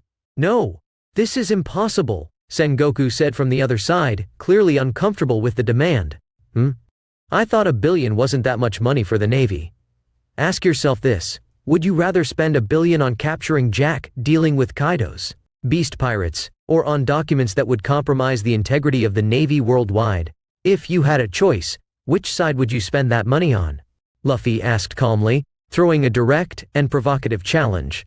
The presented dilemma left everyone present in suspense, awaiting the response that would shape the future of the negotiation. Silence hung for a moment, laden with expectation and tension. Fine, I'll send that money to that village, and you'll hand over all the original papers to Smoker, declared Sengoku, his words echoing in the room. Luffy nodded, accepting the imposed condition. That's great, we have a deal. I hope you keep your word, replied Luffy, keeping a vigilant eye on Sengoku. The agreement was established, but trust between them remained fragile. Yes, the money will be sent as soon as possible, assured Sengoku. Luffy showed no concern, understanding that this village had suffered due to the organization's incompetence, and delivering the amount was the least he could do to correct this injustice. Anyway, goodbye. Luffy simply hung up the phone, ending the conversation abruptly. The tension in the air eased a bit, but the outcome was yet to be seen. Next, Luffy released Smoker, turning his attention to the captain with a smile on his face. Well, Smoker, it looks like we won't be fighting each other now. Still, I expect a fight the next time we meet. Luffy spoke with a small smile, satisfied to see his plans unfolding as he had planned. The atmosphere in the room was charged with intrigue and expectations for the future encounters between these remarkable characters. Smoker didn't hide his dissatisfaction, but even reluctantly, he complied with the order. He understood that facing this group could be a disastrous undertaking, especially after witnessing the presence of true monsters among them. Like that tall woman with horns who stood out as a threat that could easily take him down. Let's go, we have an order to fulfill. Give me the papers and documents, declared Smoker, swallowing his pride in the situation. He returned to his crew, a frustrated expression on his face, and requested the documents from Luffy, who handed them over without hesitation. As the Navy ship sailed away, accompanied by the captured but still living merfolk, Luffy observed the scene. His eyes fixed on the horizon for a moment before returning his attention to his own crew. Now let's depart. I have a few things to do before leaving the island, and heading to Queena's home, announced Luffy, outlining the next steps of the journey. His companions nodded in unison, ready to follow the captain's orders. Luffy's ship prepared to set sail, its sails extended in the wind. The ensuing silence was filled only by the sound of waves breaking on the shore. The group was heading toward their next objective. Chapter 71, Status. Third-person POV Kokoyashi Village, East Blue. As the marine ship moved away from the shore, the captain of the Straw Hat Pirates wasted no time and gave the order to move forward. "Let's set sail," Luffy commanded, and the imposing ship began to move away from that specific part of the island. Curious, Nami didn't hesitate to inquire, "So Luffy, why did you order us to return to Arlong's old base on the other side of the island?" "Simple. I'm sure Arlong has a considerable treasure hidden there. He stole money and looted pirates for years. Am I wrong, Hachi?" Luffy directed the question to the fishman, who shrank back at the captain's words and looked cautious. Hachi, having submitted to joining this group of pirates, predominantly composed of humans despite the presence of Neptune's daughter, found it quite peculiar. "Well, it's just that." He hesitated in his response, unsure of how to handle the situation. "You're the only one left from Arlong's group, and your savings are worthless now. So let's put them to good use. I would have initially given it to the village, but since the Marines are already sending a good amount of money, I thought of keeping whatever Arlong has stored there for the crew's use," Luffy said, and Hachi had no choice but to agree. Arriving with the ship at the edge of the destroyed Arlong Park, Hachi mentioned that the treasure was at the bottom of the sea. "Understood, clever for a fishman. Can you and Shirahoshi get them?" Luffy asked him and the mermaid princess. "Well, Luffy-san, I'm not sure it's wise to leave the princess with tasks like these," Hachi said cautiously, as he never imagined the mermaid princess serving a pirate so far from home.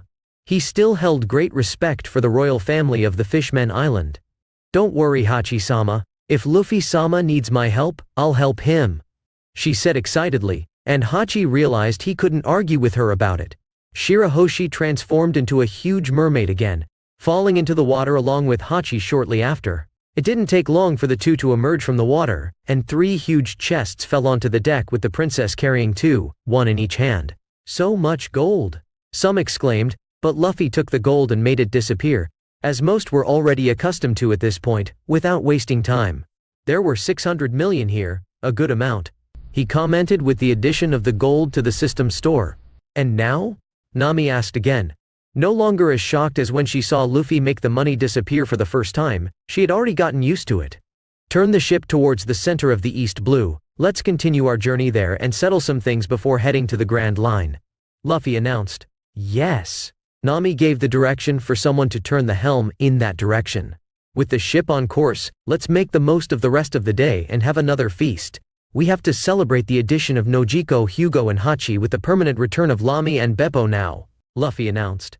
There were 14 people and animals in front of him. His crew was quite large and full of potential, which pleased him greatly, a perfect excuse for another feast, in Luffy's opinion. "That's right, Captain," Beppo shouted excitedly.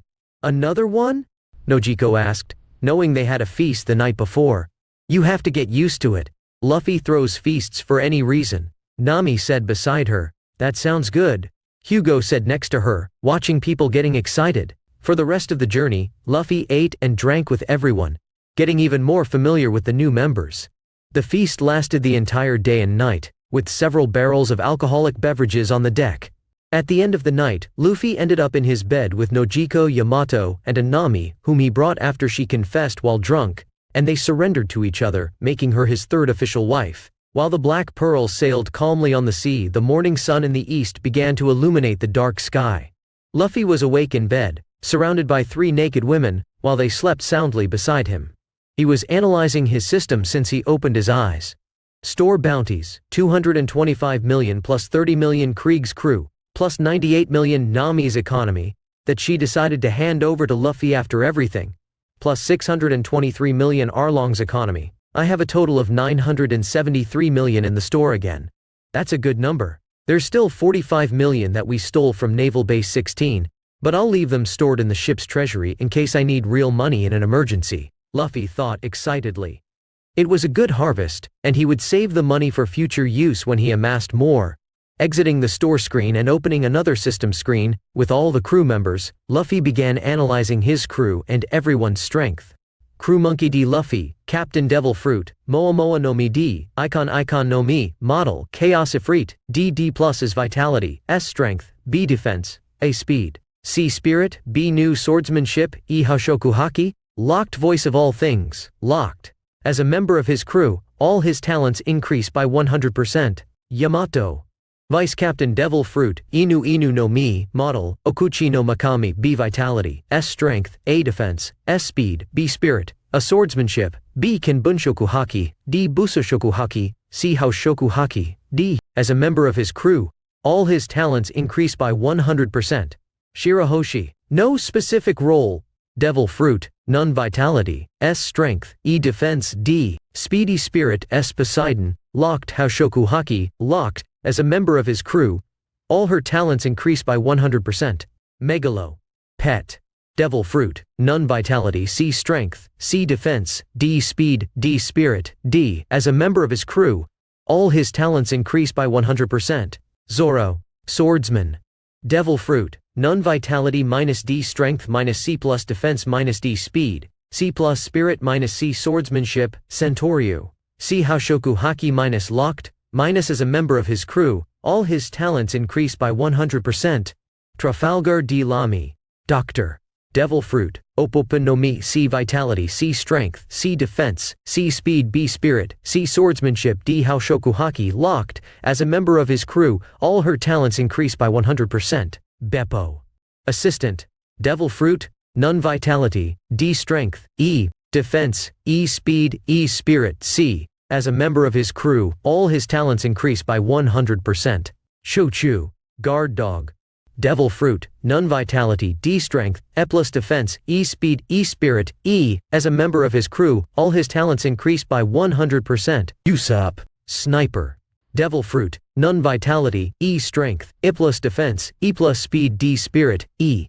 As a member of his crew, all his talents increase by 100%. Nami, Navigator, Devil Fruit, Icon no Mi, Model, Garuda minus ED Vitality minus C greater than B Strength, minus C Defense minus C Speed, B Spirit minus B, minus as a member of his crew, all her talents increase by 100%. Reiju, Cook, Devil Fruit, none Vitality, C Strength, C Defense, D Speed, C Spirit, D Houshoku Haki, locked. As a member of his crew, all her talents increase by 100%.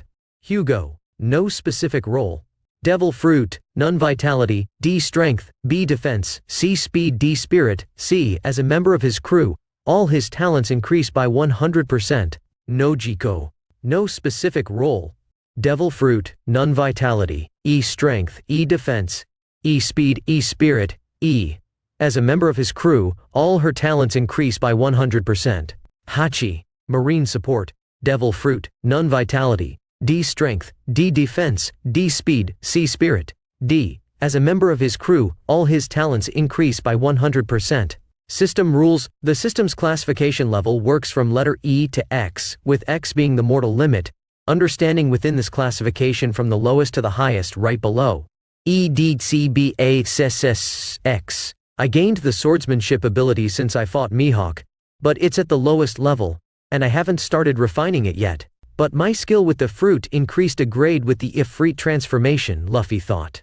But anyway, we have 14 crew members. If everything goes well, I'll enter the Grand Line with a total of 16 members, very different from Luffy with 5 in the original. Luffy murmured, quite pleased. He had much more wealth and members than he had seen in the anime. Not to mention that his strength was much more powerful, at least with him and Yamato, who could enter the war at the top and come out alive. As long as they didn't conflict with the major forces. Luffy, what are you muttering there? Nojiko woke up sleepily with Luffy talking to himself. Just thinking out loud, my dear Nojiko. I think it's time to wake up. I'll leave first, Luffy said, getting out of bed while tossing the women aside. Luffy, let me stay a little longer. Nami murmured sleepily, while Yamato just snored beside her without caring. Feel free, but be out for training time. I have some things to go over with everyone, Luffy announced and began to dress to leave the room. Nojiko was the only one who accompanied him. Reaching the end of the corridor, the pair could hear some commotion on the ship's deck. Are you talking about me? Curly eyebrow. Shut up, stupid doctor. Luffy stumbled upon a fight early in the morning, between his cook and his doctor, as soon as he left his cabin and saw the two women ready to fight each other. Many were still sleeping at this moment in their rooms, but Luffy saw that Usopp was using a telescope to look at the sea with Choo-Choo above the mast, with no place for the fight. Below the main mast, Hugo was adjusting the ship's sail, while Beppo was beside him, hidden from the brawl. Additionally, Zoro was sprawled on the ground next to a barrel of loot, still asleep. While the women engaged in an argument, Luffy wondered how this started. "Luffy, are they always like this?" Nojiko asked beside him. "Unfortunately." Luffy answered with a headache and went back to talking to the women. "What is this early in the morning?" Luffy stepped into the middle of the fight, as no one else wanted to get involved between the awake individuals. I see the womanizing captain has arrived," Lami said grumpily while crossing her arms. Reiju just remained silent. "Please. The sun is still rising on the horizon. Can someone tell me how this happened?" Luffy said, yawning. "She started it. Just tell Curly Eyebrow not to provoke me," Lami said disdainfully. "Dantetsk, acts like I started this fight, emo girl." Luffy, seeing the situation, averted his gaze elsewhere. "Beppo, who started this fight?" Luffy asked the bear hiding behind the mast next to Hugo. Beppo began to sweat, especially when the two women glared at him. "I'm sorry," he shouted and ran away, and Luffy just sighed once again. "Please, get along. We're a united crew," Luffy argued. Both stared at each other for a few seconds. "No way," they shouted at the same time. Luffy sighed again, having no idea how these two could get along. Chapter 72, Starting Training with the Six Styles. Third-person POV. Somewhere in this sea, East Blue. Once the dispute between the two women calmed down a bit, Luffy managed to address his entire crew at that moment. Now, with everyone gathered, Luffy looked at the 14 people in front of him, 13 official crew members plus the unofficial member Quina, and continued. "Let's start the training from this manual finally." He showed the book that cost 2 billion. "The training some of you did was only to prepare your bodies for these techniques. From now on, the real training begins, and will be much more rigorous." Luffy smiled at the mostly pale faces. They might fear his training, but there was no doubt about their progress, as they had gone from fragile individuals to being able to withstand some pressure. Given that everyone could evolve 6 times faster with Luffy's fruit and the system. "Are you saying the training will be much more rigorous?" Shirahoshi was the first to cry at this. Quite scared at the idea of having to endure even more of her captain's training, even though she liked him. "Sharky," Megalo tried to console her friend. It's not that bad," Lami said. "That's because you only trained with him in the early days. He became terrible after you left. Do you have any idea what it was like to have no strength while he forced us to continue the training?" Nami protested with some tears in her eyes. "Not that I'm complaining, but Nami is right." Quina spoke beside her, as she went through the attitude change with Luffy, and told Nami about her routine before they first met their navigator in Orange Town. "If I get stronger from this, I don't mind heavy training," Hugo said, crossing his arms. "I say the same. If it means kicking that old bastard, there's no doubt I'll train." Yamato also spoke. "Anyway, all the techniques are here in this book, but I plan to develop you into 6 groups, where I believe each technique we will develop suits you best to start the training," Luffy said, and looked at everyone before continuing. "First technique, Soru, Zoro, Quina, Nami, Lami, and Usopp will start with this. Second technique, Geppo, Yamato, Shirahoshi, Reiju. You'll group with the second. These first 2 techniques are about speed and mobility, so I chose these groups to initially train with them, which, in my view, are the techniques you will use the most. Third technique, Tekai, Hugo and Megalo. This duo will train the defensive technique, Tekai. Fourth technique, Rankyaku, Beppo and Hachi. Fifth technique, Shigen Chuchu. Both the fourth and fifth techniques are offensive. Beppo will learn the technique conventionally, but I will train the others in an unconventional way. Hachi will train with the cut of his sword, and Chochu will train with his bite. And lastly, the sixth technique, Kami-e, will be with Nojiko. Nojiko will finalize with a flexibility technique. Everyone will go through the training of all the techniques. There is a seventh, but we'll have to cultivate all 6 first before moving on to the last, Luffy said, waiting for questions to come. Luffy began explaining all the techniques and addressing the crew's questions. The first group accepted well, as it mostly consisted of swordsmen in the crew, and a high-speed technique would always come in handy. Before training Geppo, the second group was quite satisfied with the idea of being able to move through the air.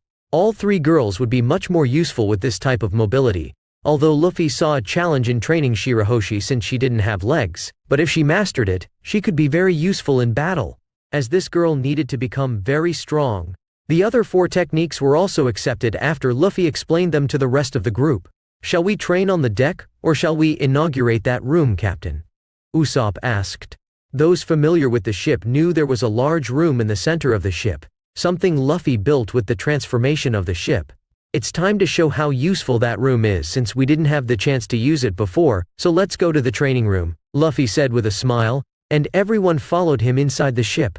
The training room was spacious and meticulously organized to provide the ideal environment for the Straw Hat crew's skill improvement. With its generous 30 meters in length, it occupied most of the central structure of the Black Pearl, a ship that already boasted an impressive 50 meters.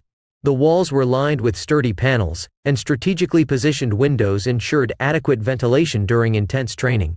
In the center of the room, a variety of training equipment was neatly arranged. Benches with weights, punching bags, and agility equipment occupied different areas, catering to the specific needs of each training style. Luffy, always attentive to efficiency, had invested millions in high-quality instruments to ensure the crew made the most of that space. Carefully reading the manual, Luffy took on the role of an instructor, prepared to guide each member of the Straw Hat crew in their respective training. The training room was imbued with an intense energy, reflecting the crew's determination to strengthen themselves. In the first group, consisting of Zoro, Kuina, Nami, Lamy, and Usopp, the task was to take 10 quick steps while carrying weights on their ankles. This activity was complemented by the permanent weight increase granted by Luffy's fruit ability, coupled with the training system. Soru, objective: increase movement speed. Training routine: short distance sprints at maximum intensity. Agility training and quick changes of direction. Endurance training to sustain speed for extended periods. Incorporate the Soru technique into combat simulations. The second group, comprised of Yamato, Shirahoshi, and Reiju, faced a peculiar challenge. With additional weights, they would attempt to perform jumps in the air, envisioning a second thrust while suspended. Luffy, determined to intensify the training, removed the air bubble that surrounded Shirahoshi, ensuring an extra challenge for the 18-year-old. Geppo. Objective: develop the ability to jump in the air. Training routine: plyometric exercises to strengthen leg muscles. High and long jump training. Practice consecutive jumps to improve coordination in the air. Specific training to enhance the Geppo technique. Even in the face of difficulties, you will train 6 times faster, especially with the best manual in the world. One that the Marines don't even have access to. Luffy encouraged Shirahoshi, acknowledging the importance of the challenge. Meanwhile, Hugo, dedicated to strengthening his body, faced blows from one of the machines in the room. The other crew members immersed themselves in specific training, each adapted to their unique abilities. Tekai, objective: improve physical endurance and defensive technique. Training routine: endurance training to strengthen muscles and bones.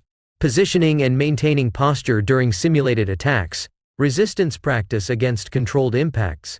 Incorporation of Tekai in simulated combat situations. Hachi and Beppo formed the fourth group, training their kicks and sword techniques. Rankyaku, objective: develop long-range slashing attacks. Training routine: agility training to refine leg movements. Precise cutting practice on designated targets. Combat simulations to integrate Rankyaku into sequences. Strengthening the speed of executing kicks and slashing cuts. The fifth group came with only Chaochu, enhancing his bite on training dummies in the room. Shigen, objective: improve fast and precise finger attacks. Training routine: practice quick and precise strikes against small targets. Hand-eye coordination exercises to enhance precision.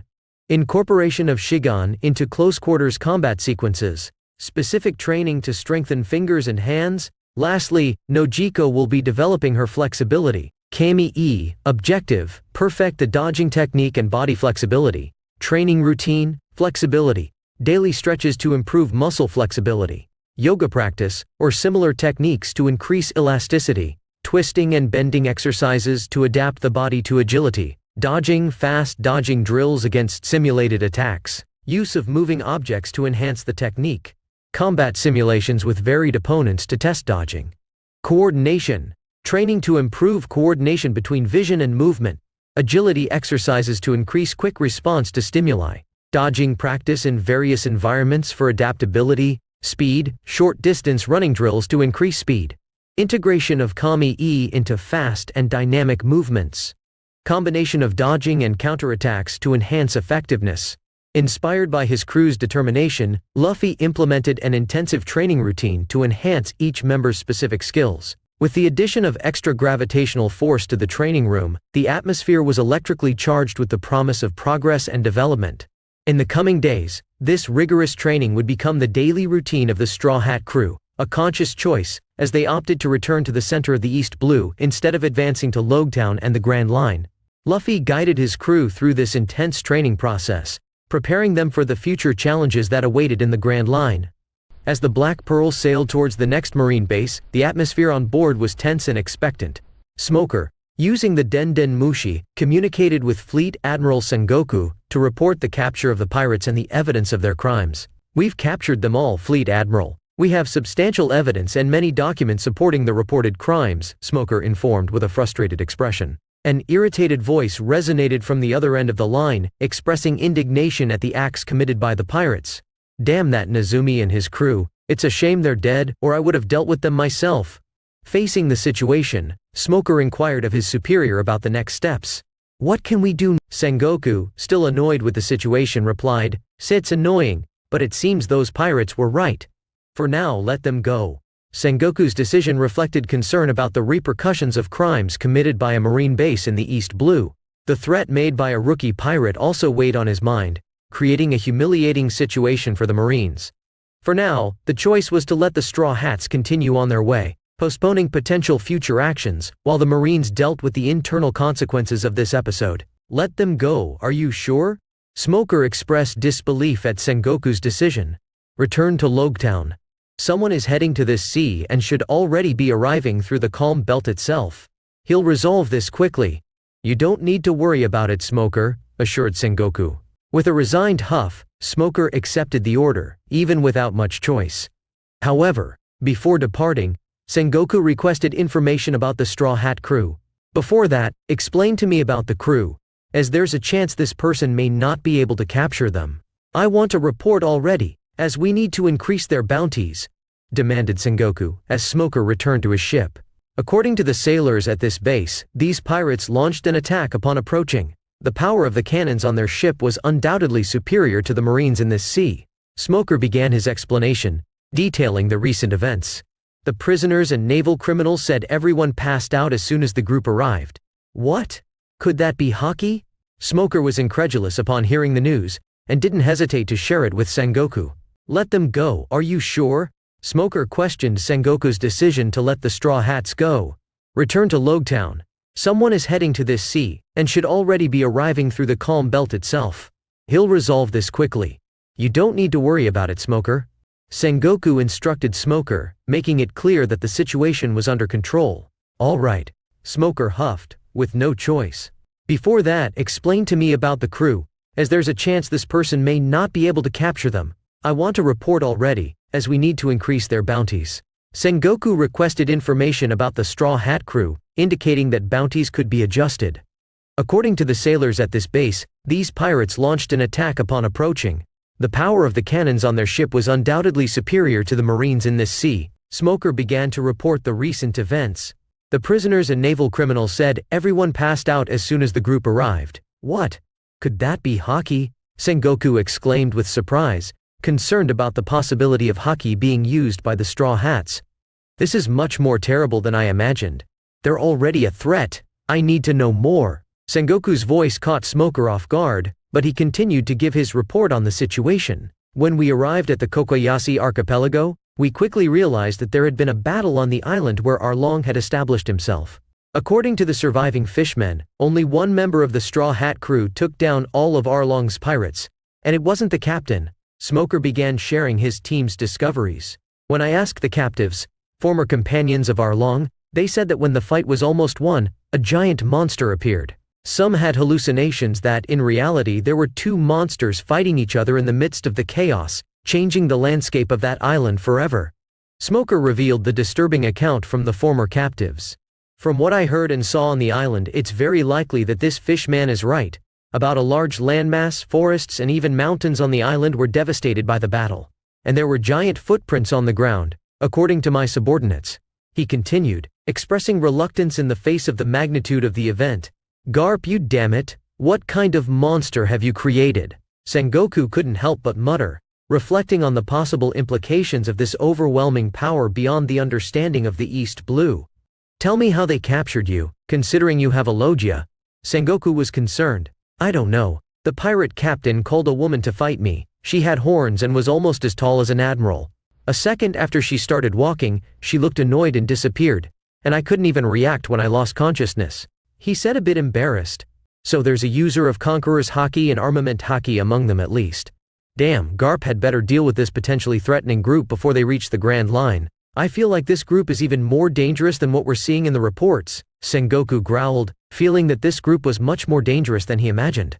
And they were doing as they pleased in this sea currently. If they grew, they would be an even worse threat. Even that bounty hunter is with them. Damn pirates who still took berries from the Marines through bounties. They don't care about pirates or Marines, they attack everyone they encounter on their way. I'll increase their bounties for the key figures we have information on, Sengoku concluded. With the decision made, the call was ended, and Smoker immediately began issuing orders to his crew. Get ready, declared Smoker firmly. We're heading to Logetown to transport all the prisoners. Tashigi, his loyal subordinate, asked, And what about the pirates, Captain Smoker? It seems the headquarters has already designated someone to deal with them, replied Smoker with determination. Our duty now is to ensure that these corrupt Marines and the remaining pirates of Arlong are escorted and detained in Impel Down. As he spoke, they boarded the ships with the prisoners, ready to return to Logetown. Chapter 70. 3. The world begins to know the Straw Hats. Third-person POV in various parts of the world. The conversation between Smoker and Sengoku took place a few days ago, while the Black Pearl continued to cut through the waters of the sea in the subsequent days. The days unfolded in an intense routine of training and rest periods for the Straw Hats. Although there were no alarming results, Luffy kept the group's determination high. He could perceive the constant evolution of each member, progress that brought a small smile to his face. The daily routine consisted of training, resting, lunch, resuming training, enjoying the free afternoon, returning to training, resting, and, at the end of the night, celebrating with a modest feast. Luffy would end the day by sharing the night with 3 beautiful women. I'm enjoying this world more and more. Luffy reflected on the building of his crew and the relationships he cultivated, feeling satisfied. Luffy, the sudden call interrupted his thoughts. While enjoying some free time in the afternoon, the captain was sitting on the ship's deck, rereading the manual of the 6 styles. His companions, basking in the sun beside him, also turned their heads in the direction of the call. Wearing nothing more than Hawaiian-style floral shorts, Luffy raised his sunglasses to see Nami approaching with a newspaper and a conflicted expression. Speak, my woman. Luffy smiled at the nickname. She seemed hesitant at first but gave him a dissatisfied look at that comment. In recent days, she had been extremely embarrassed since he slept with her when they were both drunk. However, Luffy had made her accustomed to the new routine. Despite this woman acting normally, she was in love with her captain. She even shared the bed with 2 other companions. She sighed at her shameless captain and spoke. Your bounty increased. Zoro also had an increase, and Lamy got a 3rd bounty for the group, she said. And Luffy quickly grabbed the newspaper and wanted posters. As Nami spoke these words, everyone who was busy with some task or pastime at that moment dropped what they were doing and surrounded their captain with curiosity. Look at our picture. Luffy laughed, seeing the whole group with various people behind the fishmen and Captain Smoker. It was all of them except Quina, who ended up taking the photo. In the picture printed in the newspaper, the scene captured on the beach came to life in vivid detail. The white fine sand stretched as far as the eye could see. The sky displayed a dazzling blue, contrasting with the intense green of the palm trees swaying gently along the coast. In the center of the image, the Straw Hats group was positioned in a relaxed and confident manner. Luffy, with his characteristic straw hat, sported a wide smile while pointing at something out of the frame, likely articulating some bold plan. Around him, the crew members struck unique poses and expressions that captured the diversity of personalities, from Zoro's tough posture to Usopp's contagious enthusiasm. The fishmen and Captain Smoker were also visible in the image in front of the group, adding an unusual touch to the scene. The looks of the prisoners and the Marine, clearly shaken by the unexpected turn of events, added a dramatic touch to the composition. Quina, not being with them, positioned herself a little apart, holding the camera with which she captured that decisive moment. The result was an image that defied expectations, leaving the Straw Hats crew's mark on the East Blue. How did she end up in the newspaper? Quina asked. I sent it through a contact to a Morgan News branch, Luffy stated shamelessly. It's a beautiful photo. Zoro commented, looking at his tough pose. Haha, we look like a mafia. Hugo seemed excited. I'm in the newspaper, Usopp exclaimed. But isn't it cool, Usopp-sama? Shirahoshi asked curiously. Sharky. Megalo grumbled. Hachi remained silent as always. Of course not. Nami protested the young mermaid's question. Don't get angry, you look beautiful in this photo, Nojiko said to her sister. I hid my face. I hope that old bastard doesn't recognize me, Yamato said with a smile. Luffy agreed to that during the photo, and she used her usual mask. Oh! Beppo seemed to have stars in his eyes seeing their group photo. Ow! Yeah. It seems we're being hunted now, Lami said. Too bad you look kind of ridiculous with that sword on your back, Reiju teased. Speak the addicted smoker in the photo. You look more like a captive than a pirate in that picture, Lami snarled. What did you say? Want to fight? The rest of the crew sighed at the two women who seemed like cat and mouse at that moment. Luffy ignored the women and began reading the newspaper like the front page. In a surprising development, the mysterious figure known as Lammy, previously considered a bounty hunter seeking justice, was revealed as an infiltrated member of the Straw Hat Pirates, secretly acting to collect bounties for pirates captured by the crew. This shocking twist adds a new element of mystery to the already enigmatic pirate group. The Straw Hat Pirates, currently composed of 14 members, have emerged as a devastating force in the East Blue, leaving a trail of chaos and destruction in their wake. Their actions include the destruction of 2 marine bases, and the ruthless elimination of 4 of the most feared pirate crews in this region. Fear spreads as the extraordinary feats of this crew defy all known conventions. With unparalleled strength, they have become a formidable threat to the established order in the East Blue. The sea is in a state of shock and apprehension in the face of the uncertainty of who will be able to contain the fury of this indomitable group. As the notoriety of the Straw Hat Pirates grows, the East Blue faces a period of despair and uncertainty. The question lingering in everyone's mind is, who can face this threat and restore order to this tumultuous sea? Monkey D. Luffy, 50 million berries, dead or alive. Rora Noa Zoro, 10 million berries, dead or alive. Trafalgar D. Lamy, 30 million berries, dead or alive. I've increased my bounty by 5 times.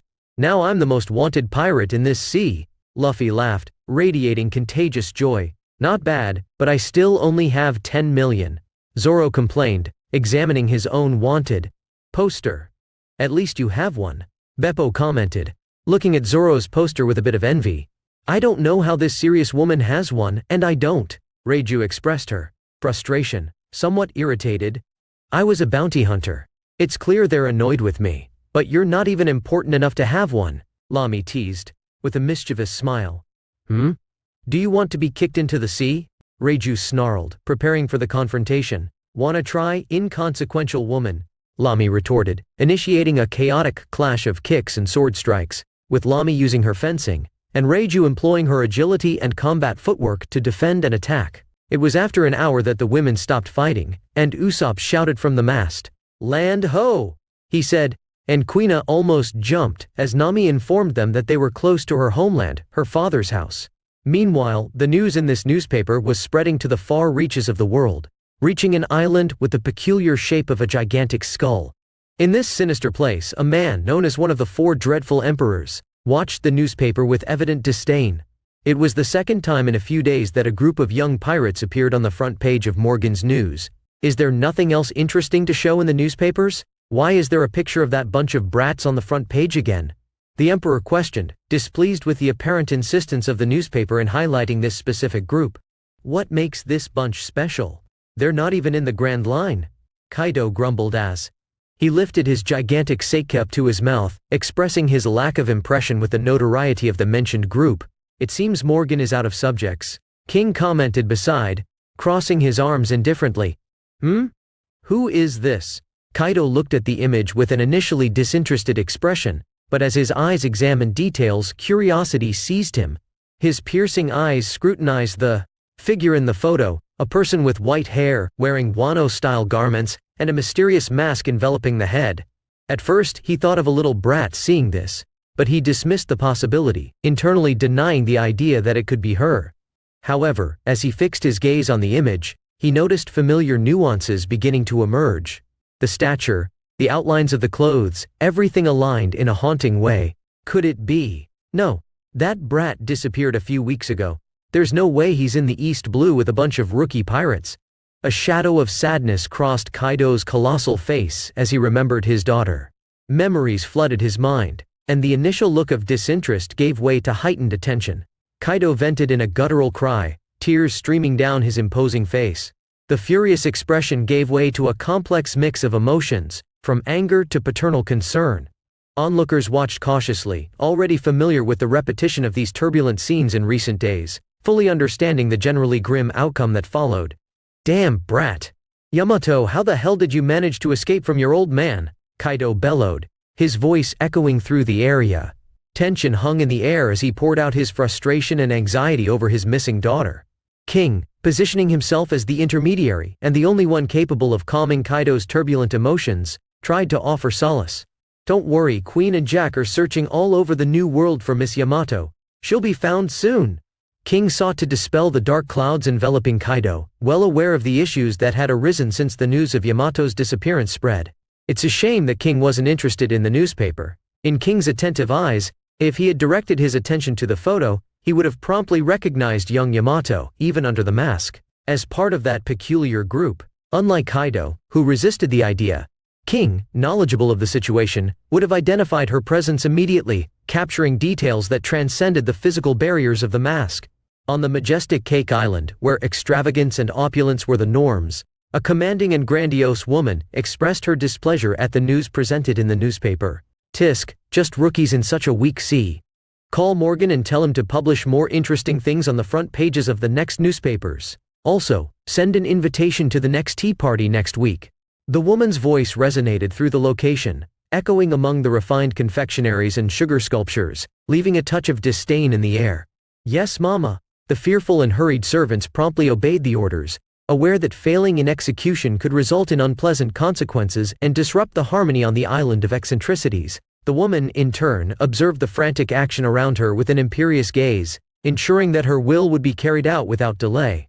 On a picturesque island in the heart of the New World, Shanks, the red-haired man with a distinctive scar, emerged from his morning hangover with a newspaper in hand.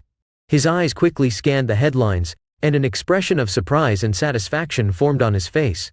"Luffy!"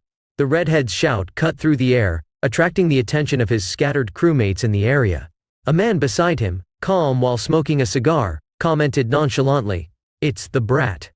10 million and then 50? That's really good. Dahaha." Shanks began to laugh, a robust and contagious sound that echoed across the island. His crewmates joined in the celebration, observing the photo of the Straw Hat Captain. "Luffy has grown so much," exclaimed one of the crew members, marveling at the young man's transformation. "True, he has so many companions. How did he recruit a mermaid and a fishman in the East Blue? Da ha ha ha ha. It's true, I knew that kid was special. I've never seen a crew with a mermaid. Luffy is truly unique." Shanks shouted with joy, his enthusiasm evident. "Hey, that one. Isn't that my son?" A man, Usopp's father, pointed to the photo. "He looks like you. How he's grown. Ha ha. Luffy too." "It's true." But he's changed so much. Maybe it's normal after so many years. Da ha ha." Shanks laughed as usual, appreciating the irony of time.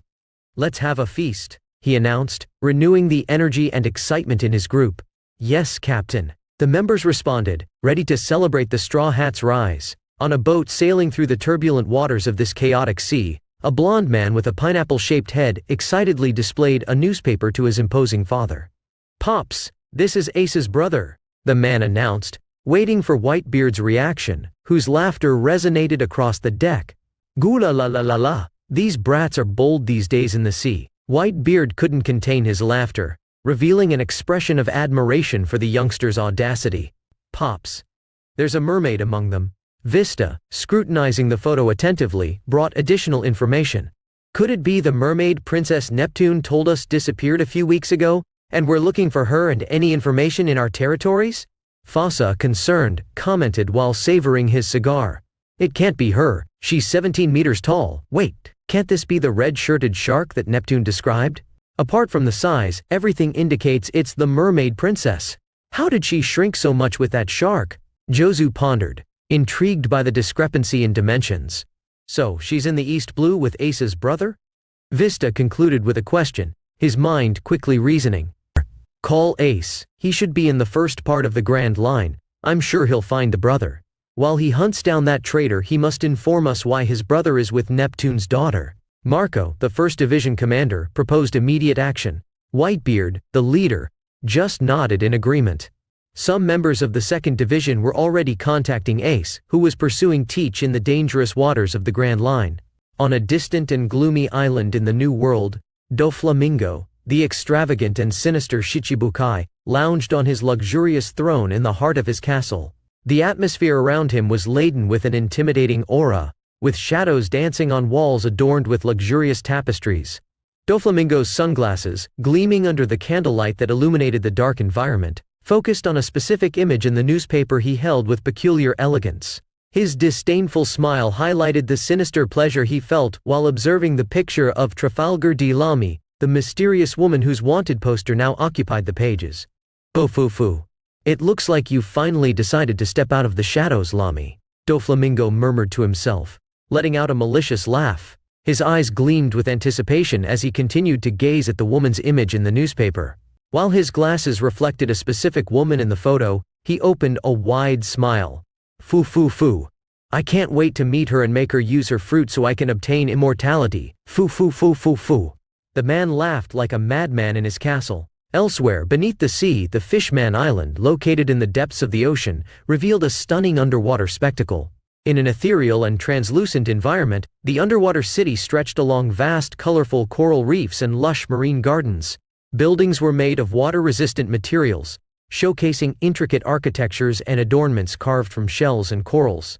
The sunlight, filtering through the ocean's surface, cast soft, shimmering hues in every corner of the underwater city. Tritons and mermaids moved gracefully through narrow streets, enveloped in a serene atmosphere. Gardens of colorful anemones and exotic sea creatures added a touch of magic to the underwater landscape. Columns of bubbles ascended from openings in the ground, creating a spectacle of lights and shadows that danced on the walls of the buildings. Marine life, with vibrant colors and fascinating shapes, swam around urban structures, contributing to the natural beauty surrounding the Fishman Island. The submerged city pulsed with a vibrant energy, featuring bustling markets, public squares, and majestic buildings that displayed the cultural richness and architectural ingenuity of the Fishman civilization. This underwater wonder, hidden in the ocean's depths, was a testament to the harmony between terrestrial life and the splendor of the marine kingdom. In the majestic audience chamber of the Ryugu Kingdom, an impressive underwater structure boasting intricate coral sculptures and colorful stained glass filtering ocean light, King Neptune, a commanding monarch respected by the sea's inhabitants, sat on his throne, adorned with pearls and corals. The 3 sons of Neptune, Triton, Princess, and Manboshi hastily entered the room, each carrying an air of urgency. Their faces reflected a mix of excitement and anxiety, bringing with them a newspaper that had been faxed by Whitebeard's pirates. "Father!" shouted Triton, the eldest son with an impressive physique and greenish hair, grabbing the king's attention. Neptune raised his eyebrows, his gaze instantly focusing on his children. The room was adorned with tapestries depicting the glorious achievements of the underwater kingdom, but the tension in the air disrupted the serenity of the place. "We found Shirahoshi, she appeared," announced Manboshi, the youngest son, holding the newspaper in his trembling hands. The newspaper displayed an image of Shirahoshi alongside the straw hats, highlighting the surprising reduction in size of the mermaid princess. "What? Where is she?" Neptune questioned, his expression alternating between alarm and hope. The king's throne, carved with intricate shells, seemed almost small compared to the grandeur of the monarch. "She's in the East Blue," replied Princess, the king's only daughter, with a hint of disbelief in her voice. Details of the underwater kingdom, such as shell-carved arches on the walls, witnessed the cultural richness of the marine civilization. "What? How could she be there, and how did she get there so quickly?" Neptune expressed his confusion and concern, his fins waving nervously. "She's in today's newspaper. We can't receive newspapers, but we got them from Whitebeard's pirates via fax," Triton explained as the other children surrounded the king with the newspaper, providing a view of Shirahoshi's surprising image. "Look, father, it's her, even though she looks quite shrunken." "There's no doubt it's our little sister," affirmed Manboshi, emphasizing the image of Shirahoshi next to the straw hats. It's really my girl. How could she have shrunk so much? Who are these riffraff with her? Neptune growled, his voice echoing through the room. I don't know, father. She doesn't seem sad, but we have to save her from these humans. The elder brother expressed his concern, while the sumptuous decorations of the room witnessed the grandeur of the marine kingdom. There's a fishman with that crew, how strange. Triton observed, his eyes attentive to the discussed image. Anyway, contact Jimbei and ask him to go after these pirates now. I'll owe him any favor if my daughter comes home, Neptune declared, his voice reflecting the urgency and determination of a worried father. The underwater sculptures and shimmering stained glass seemed to witness the king's anguish as he faced the uncertainty of his daughter's fate. On a peculiar island in the first part of the Grand Line, colorful bubbles gracefully rose to the sky, creating a scenery as charming as it was mysterious. At the top of a hill, a modest bar provided a spectacular panoramic view, where the bubbles seemed to dance in harmony with the sea breeze. Inside the bar, with a relaxed and pleasant atmosphere, a woman looked at the newspaper on the counter. Her eyes, alert and curious, focused on a specific image. Is this Hachi? She exclaimed, surprised, as her fingers flipped through the pages of the newspaper. The counter, made of weathered wood, gave a rustic feel to the place. It's indeed him, and he's not the only interesting one. That hat? Replied an elderly man beside her, with a nostalgic look. The bar's interior displayed nautical decorations, including fishing nets hanging on the walls. So, he's the one Shank's boy talked about? The woman inquired, raising an eyebrow with curiosity. The gentle wind made the light curtain sway softly, revealing a spectacular view of the sea stretching as far as the eye could see. Yes, let's see what kind of turbulence he can cause in the world in this era, or the next one approaching, the elderly man said, watching the horizon with anticipation. The soft light of the evening painted the bar with golden hues, creating a warm and welcoming atmosphere. The lively conversations and soft laughter of the bar's patrons filled the air, blending with the gentle sound of bubbles breaking outside. This was a place where stories intertwined with the unique scenery of the island, creating a unique and mysterious atmosphere. On a boat in the middle of that sea, the choppy waves marked the rhythm of navigation. The sky, painted by a vibrant sunset, provided a spectacular view for the animated crew on board. Aha! This is Luffy! Someone shouted with enthusiasm as the waves gently hit the ship's hull. A camaraderie atmosphere enveloped the deck, where the crew shared laughs and stories. Yes, a rookie pirate taking the front page, it's unbelievable, grumbled one of the pirates, contrasting the celebratory mood. The sound of the sea breeze mixed with the crew's animated dialogues. Luffy, the first intruder, snatched the newspaper from the other pirate's hand, expressing his unrestrained excitement. The orange sky reflected on the newspaper pages as it changed hands. Hey, give back the newspaper, you rascal! Wait, who the hell are you? The confused pirate questioned the intruder, whose presence was not recognized among the crew members. Ha ha ha ha ha ha, Luffy! The man shouted again, choosing to ignore the perplexed pirate's questions. The atmosphere on board became a mix of curiosity and excitement. Captain, he's Ace from the Fire Fist, 2nd Division Commander of Whitebeard's Pirates. A crew member clarified the confusion as the information quickly spread across the deck. What? His Excellency Ace. The tone instantly changed, the pirate now recognizing the significance of the figure before them. The sunset's light highlighted surprised and respectful expressions. Captain. What? He fell asleep. An unusual observation brought a touch of humor to the episode, revealing the relaxed atmosphere that surrounded the crew even in the presence of such a renowned figure. In the Marine headquarters, a stern and organized environment, a man smoked a cigar while examining the newspaper. His expression indicated surprise, and the room was momentarily plunged into silence. This name? Is he related to Garp? A man with dark, thick hair, dressed in a blue suit, inquired as he examined the newspaper in his colleague Admiral's hands. He has the same name as him, that's scary. Another man, in a yellow suit, dramatized his reaction, emphasizing the possible connection between the two. Well, it doesn't matter, this just shows that he's a threat and must be eliminated, declared the first admiral, wearing a red suit and displaying a serious expression. The atmosphere in the room reflected the tension that the news had brought, and the discussion about the danger represented by Luffy was beginning to unfold among the leaders of the Navy. In the vastness of another island, where sand dunes stretched to the horizon, a desert scene revealed an arid and enigmatic landscape.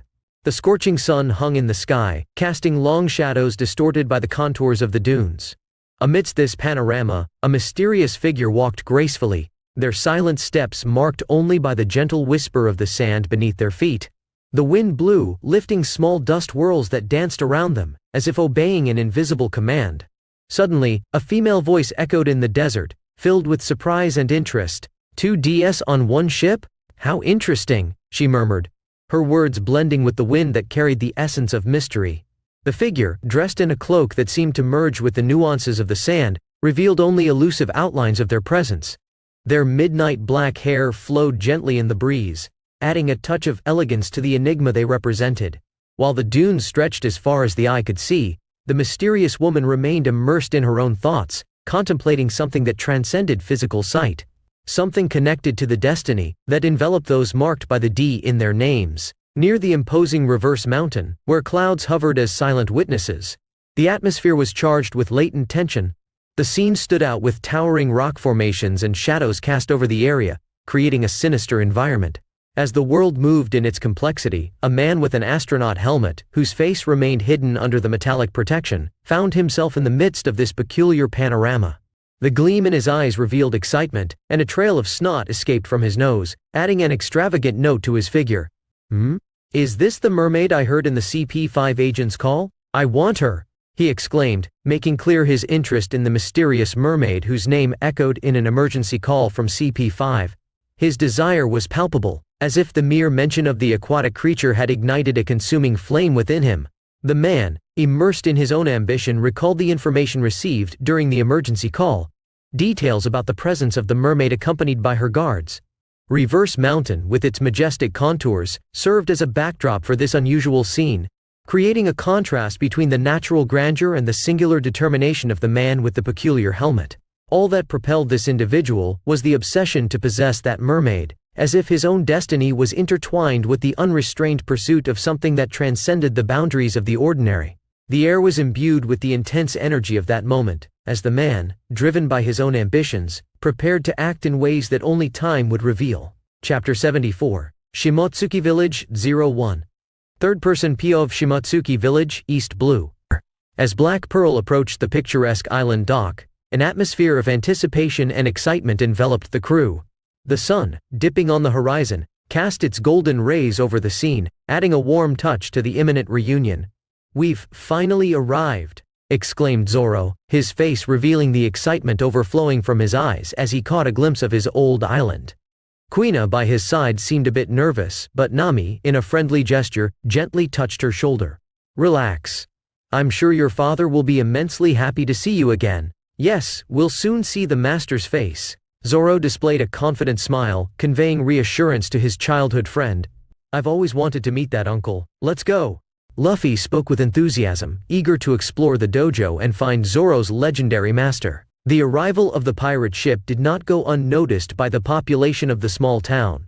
While the anime portrayed it as a village, here it was a developing town, adorned with a port attesting to its growth and participation in trade. The crew's notoriety was evident as people pointed at the ship and hurried to witness the arrival. Luffy's name and his crew echoed throughout the East Blue, the worst recorded threat in this sea, as highlighted in the pages of newspapers.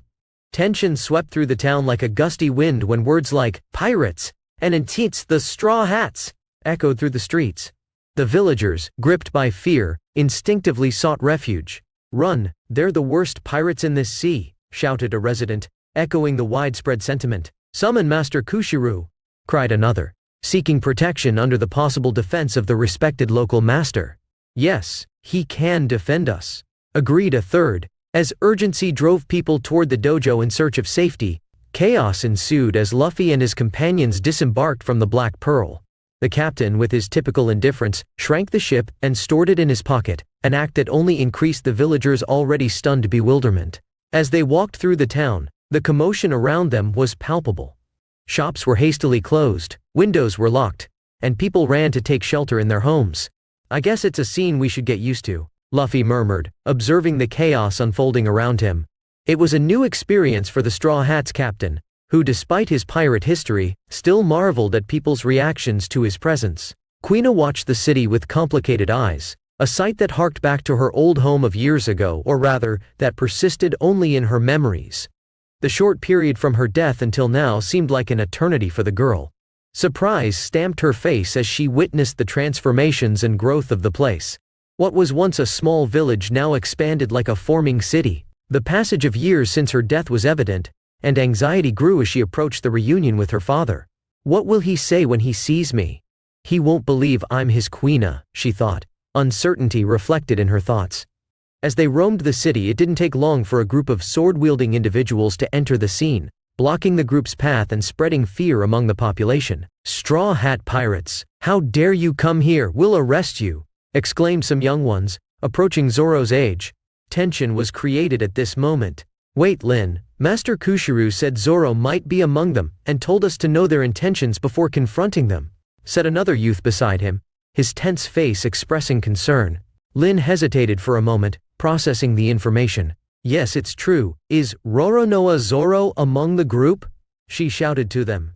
Zoro stepped out from behind Luffy, displaying his 3 swords at his waist and a nostalgic smile. The seaweed-haired swordsman quickly approached the small group. "It's only been a few months since we last saw each other, and you've changed so much," Zoro said cheerfully, noting the surprised expressions of the swordsmen around. "It's you, Zoro, ha ha ha ha." The small group of swordsmen laughed upon recognizing an old acquaintance. "We're here to see the master. I have something very important to show him," Zoro explained, his serious eyes indicating the urgency of the situation.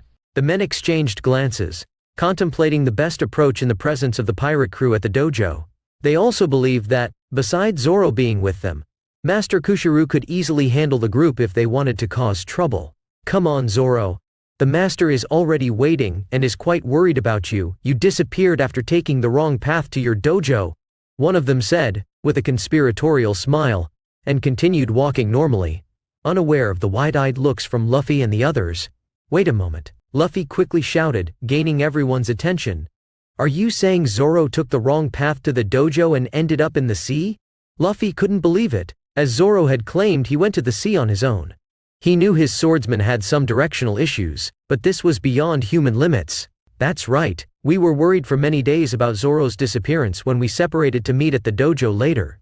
It was only after a week that he showed up in the newspaper as a new pirate hunter on a very distant island," one of the youths said calmly, reminiscing about the events with casualness. Zoro's expression indicated a mix of embarrassment and resignation in the face of his navigational mishap.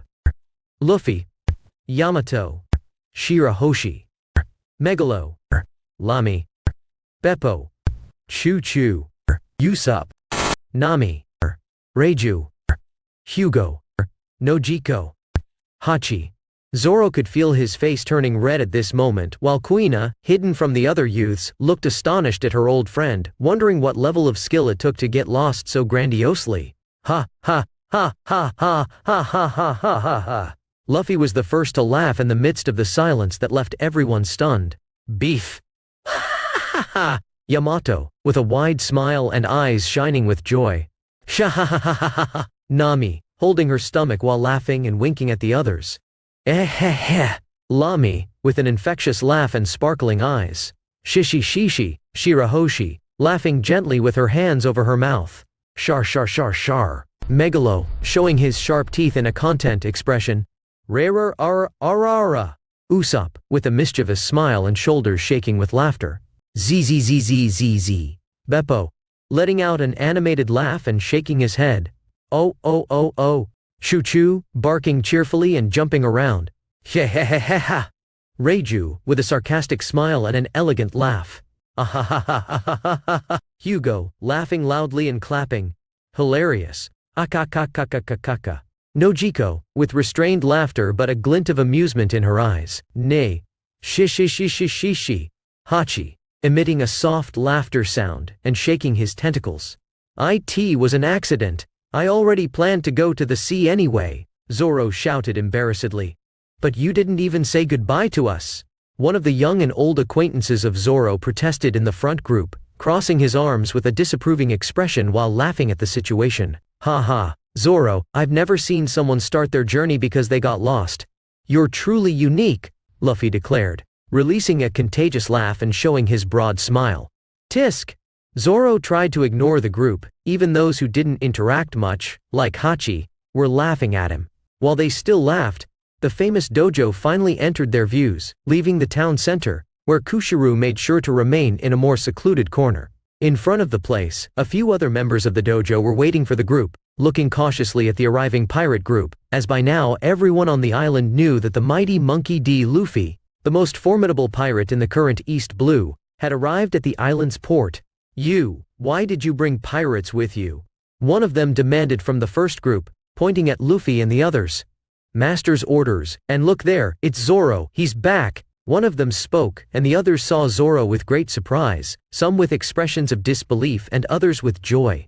Zoro, you really came back and became a pirate, some of them said, accusing the user of Santoryu, with surprised and disbelieving expressions. This is my new path, it's good to see you all, but can we talk to the master? I have something important for him? Zoro asked, maintaining a serious expression, and they quickly cleared the path in the next moment, still processing the revelation about Zoro's new direction.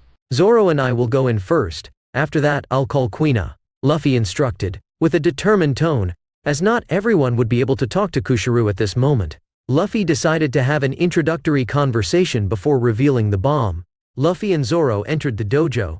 The dojo's room exhibited an atmosphere of Japanese traditionalism, with tatami covering the floor and a serene environment. Rice paper walls allowed the entry of soft light, giving a natural calmness to the place. Decorative elements, such as paintings and scrolls with Japanese calligraphy, adorned the walls, recounting the history of that respectable dojo.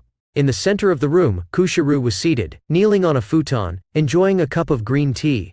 His posture revealed a harmony between strength and serenity, a characteristic image of an experienced master. In front of him, a small low table held the teapot and a few bowls.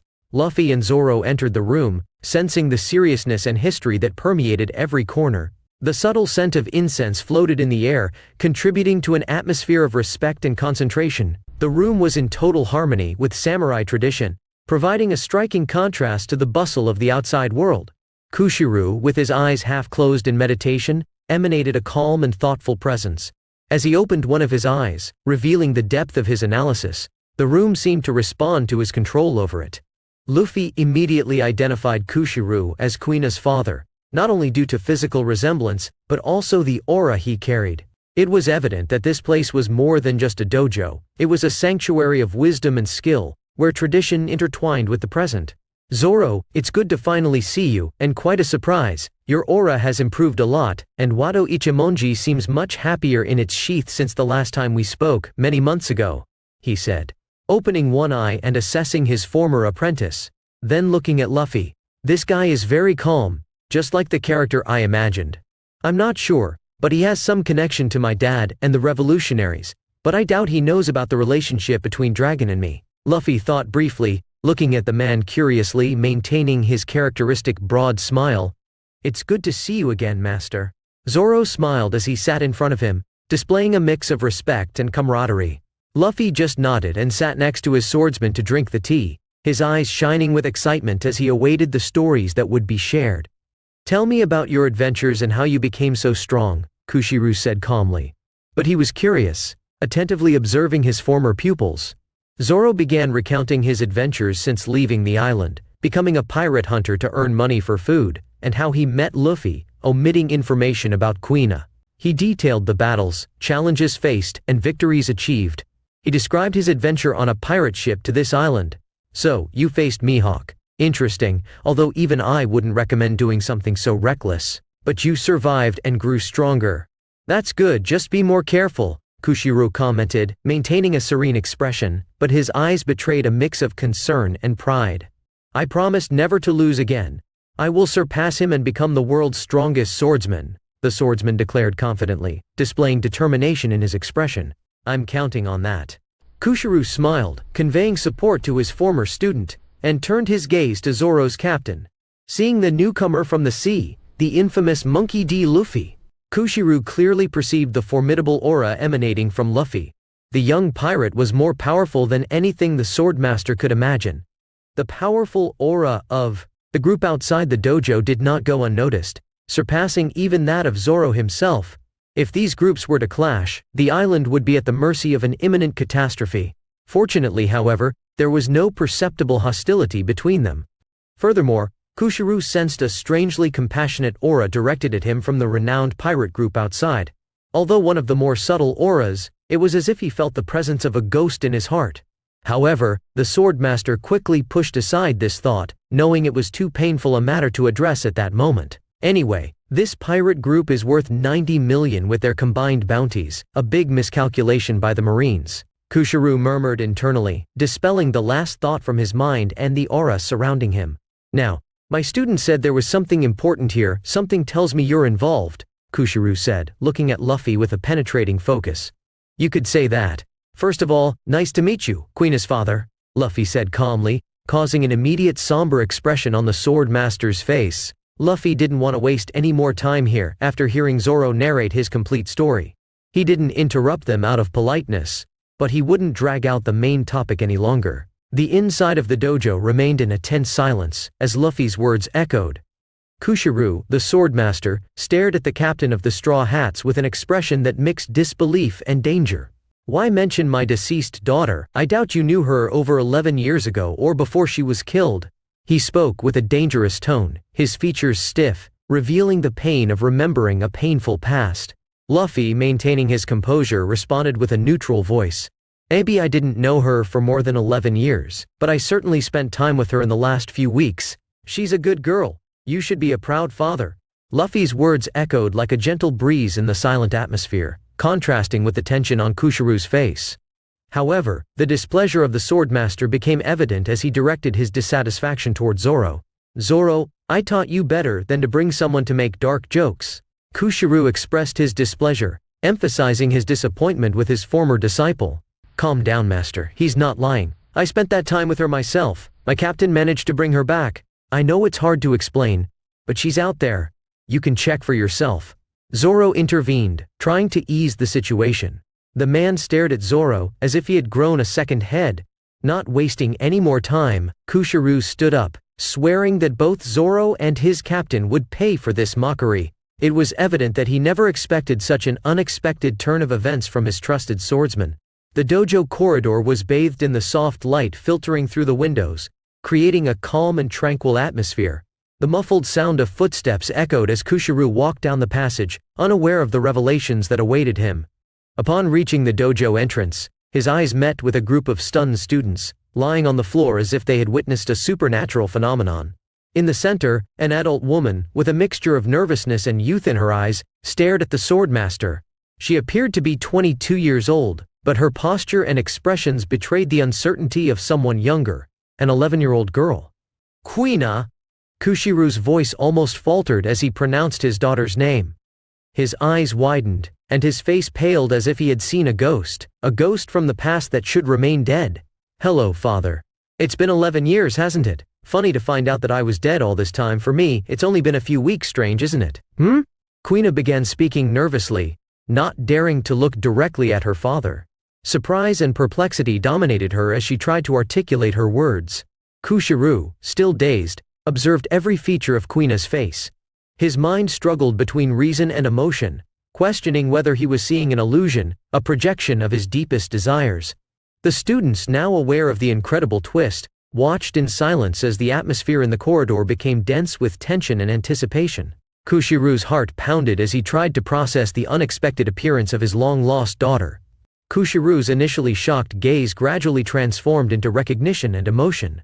His facial expression revealed a mixture of disbelief, joy, and relief. His previously rigid body relaxed as tears filled his eyes. His father, now visibly older after a decade, ignored social conventions and enveloped his long-lost daughter in an emotional embrace. Quina, is it really you? How is this possible? I truly feel like you're my girl.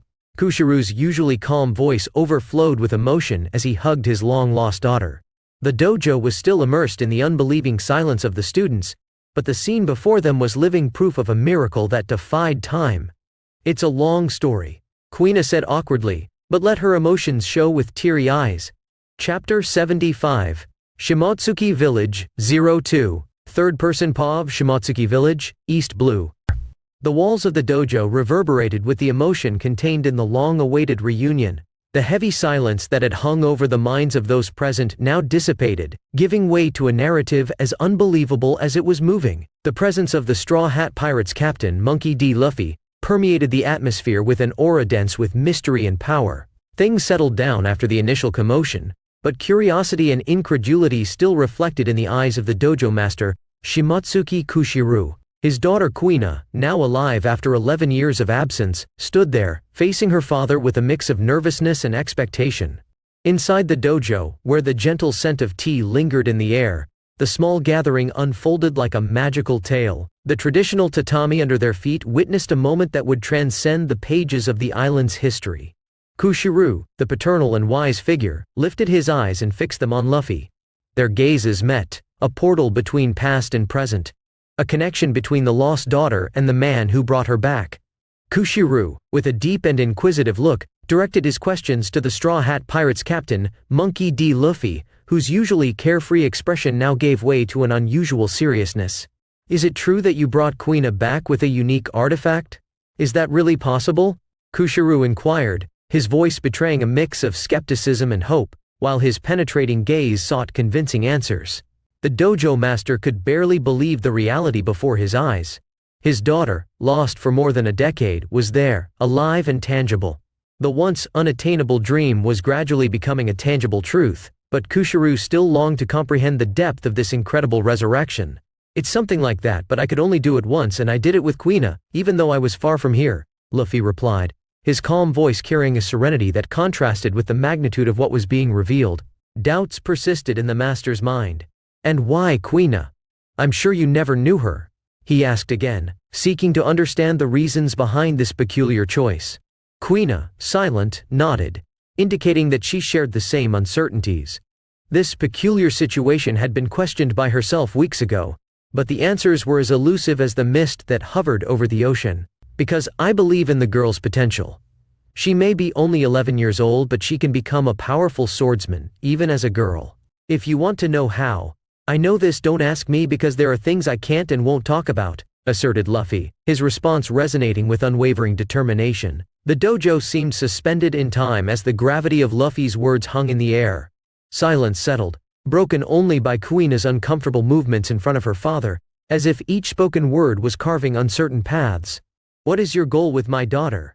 Kushiru inquired, his serious gaze seeking answers in the face of the Straw Hat Pirates captain. A tension hung in the atmosphere as paternal concern manifested in the dojo master's eyes.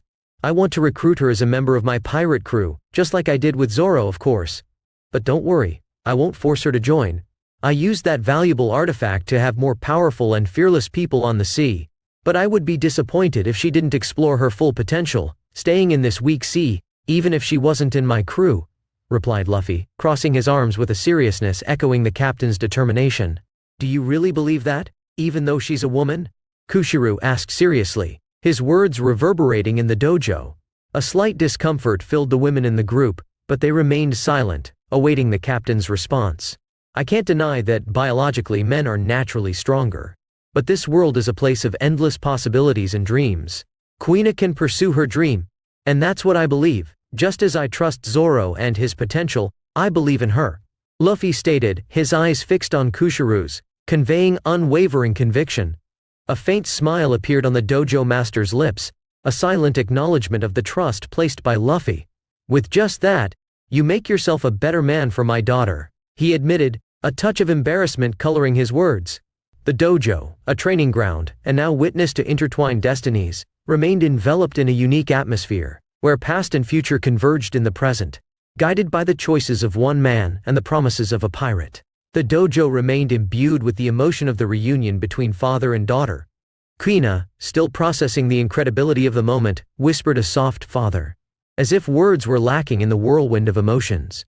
"In any case, I believe we should give the father and daughter some space," Luffy declared, revealing a keen perception in the face of the sensitive moment. His suggestion echoed as a sensible decision to preserve Kushiru and Kuina's privacy. "Kuina, we'll stay for 2 days. I'll be waiting for your answer," Luffy communicated, leading the group out of the dojo. An expression of gratitude shone in Kushiru's eyes, thanking for the understanding and respect for privacy. Luffy and the others exited the dojo. Outside, Zoro's students and colleagues eagerly awaited some contact with their master. However, the pirates left without Kuina, leaving the perception of the situation hanging in the air, and they respected it, seeing that the dojo would not open that day. "What do we do now, Luffy-sama?" Shirahoshi inquired, as they moved away from the dojo, showing concern for the next step. "Let the pair spend some time together after a reunion that took 11 years to happen.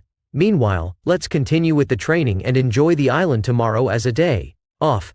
I plan to have Kuina's answer in 2 days, after that, we'll leave, whether she wants to stay in the crew or not," Luffy explained, outlining the plan for the group. Luffy's decision was accepted without questioning, demonstrating the trust placed in the captain. With calm settling on the island, people returned to their daily routines, while the pirates seemed to have established a friendly relationship with Master Kushiru. Luffy led the group to an undeveloped side of the island, choosing that location to continue the training. The day passed with moments of intense activity and regular breaks, while the Black Pearl rested there, providing rooms for the crew to rest overnight. A day later, Luffy enjoyed the break granted to the entire crew, wandering through the streets of the small town that, in the eyes of the young captain, had transformed from a modest village into a vibrant city before his eyes. This place was known as a small village in the work, but I believe it just kept growing, and the population increased to the point of becoming the city before my eyes, Luffy contemplated as he watched the movement in the streets. The local population now observed the pirate walking alone, without the initial apprehension that marked the first day of his arrival. Shops were open, and despite the cautious looks of the citizens, no one dared to bother the pirate crew. Luffy wandered alone, leaving the girls, accompanied by Megalo, exploring the shops in search of new clothes with the money the captain generously released for everyone. Reiju, on the other hand, dedicated herself to acquiring ingredients in the market. Zoro dueled with his old friends, while Usopp and Chachu carried out activities in the forest. Hugo, Hachi, and Beppo remained dedicated to training on a deserted beach. Deciding to dine at a local restaurant, Luffy immersed himself in the city experience. He appreciated the luxury of having time to himself, choosing to walk alone while exploring. Upon entering the restaurant through the main door, he headed to one of the empty tables, receiving cautious looks from both customers and staff. His imposing presence of 2.1 meters in height, accompanied by the iconic straw hat on his back, stood out, followed by the muscles and tattoos under the pirate mantle. Although he had lost his saber, the pistol on his waist and his distinctive style screamed his identity to everyone in the room. Everything about him betrayed his pirate nature, and he was not surprised by the cautious looks of the people around. Although the group had gained Master Kushiru's sympathy without them knowing the real reason, everyone remained cautious. Soon, Luffy noticed a shadow over his table in the restaurant. "How may I help you, sir?" A shy and nervous voice made Luffy raise his head to face a young waitress in her mid-20 seconds. She was not devoid of beauty, but neither was it something that would surprise Luffy. "Let me see." Luffy picked up the menu and quickly scanned it. "I'll have the special of the day with a wheat beer," he casually commented. "Yes, I'll get that for you," she replied, but remained in place. "Can I still help you with anything else?" Despite her shyness, she did not divert her gaze from him. "I don't think that's necessary," Luffy responded, a bit perplexed. "I see. Shouldn't you go get my food?" Luffy asked with a hint of amusement, intrigued by why the woman still remained there staring at him. "I'm sorry." She hurried to take the order, her face blushing. "Man, I've become so handsome that it's even a bit uncomfortable. This girl isn't unpleasant, but I have 3 women satisfying me every day, so I don't need to act like a horny animal," Luffy declared internally, deciding not to pay any more attention to the waitress. While the young lady, enchanted by Luffy's appearance, headed to the kitchen to fetch the food for the infamous pirate, Luffy caught snippets of conversations from customers in the restaurant. "It's him. The captain of the worst pirate group in this sea, isn't it?" The man in dark attire murmured, with a sharp gaze and a serious expression. "Yes." His companion agreed, casting a dark look in Luffy's direction. Luffy turned his attention to the 2 discreet men on the other side of the restaurant. They dressed somberly, like government agents. Although it wasn't the first time he had heard such comments, he didn't like the presence of those 2 in particular.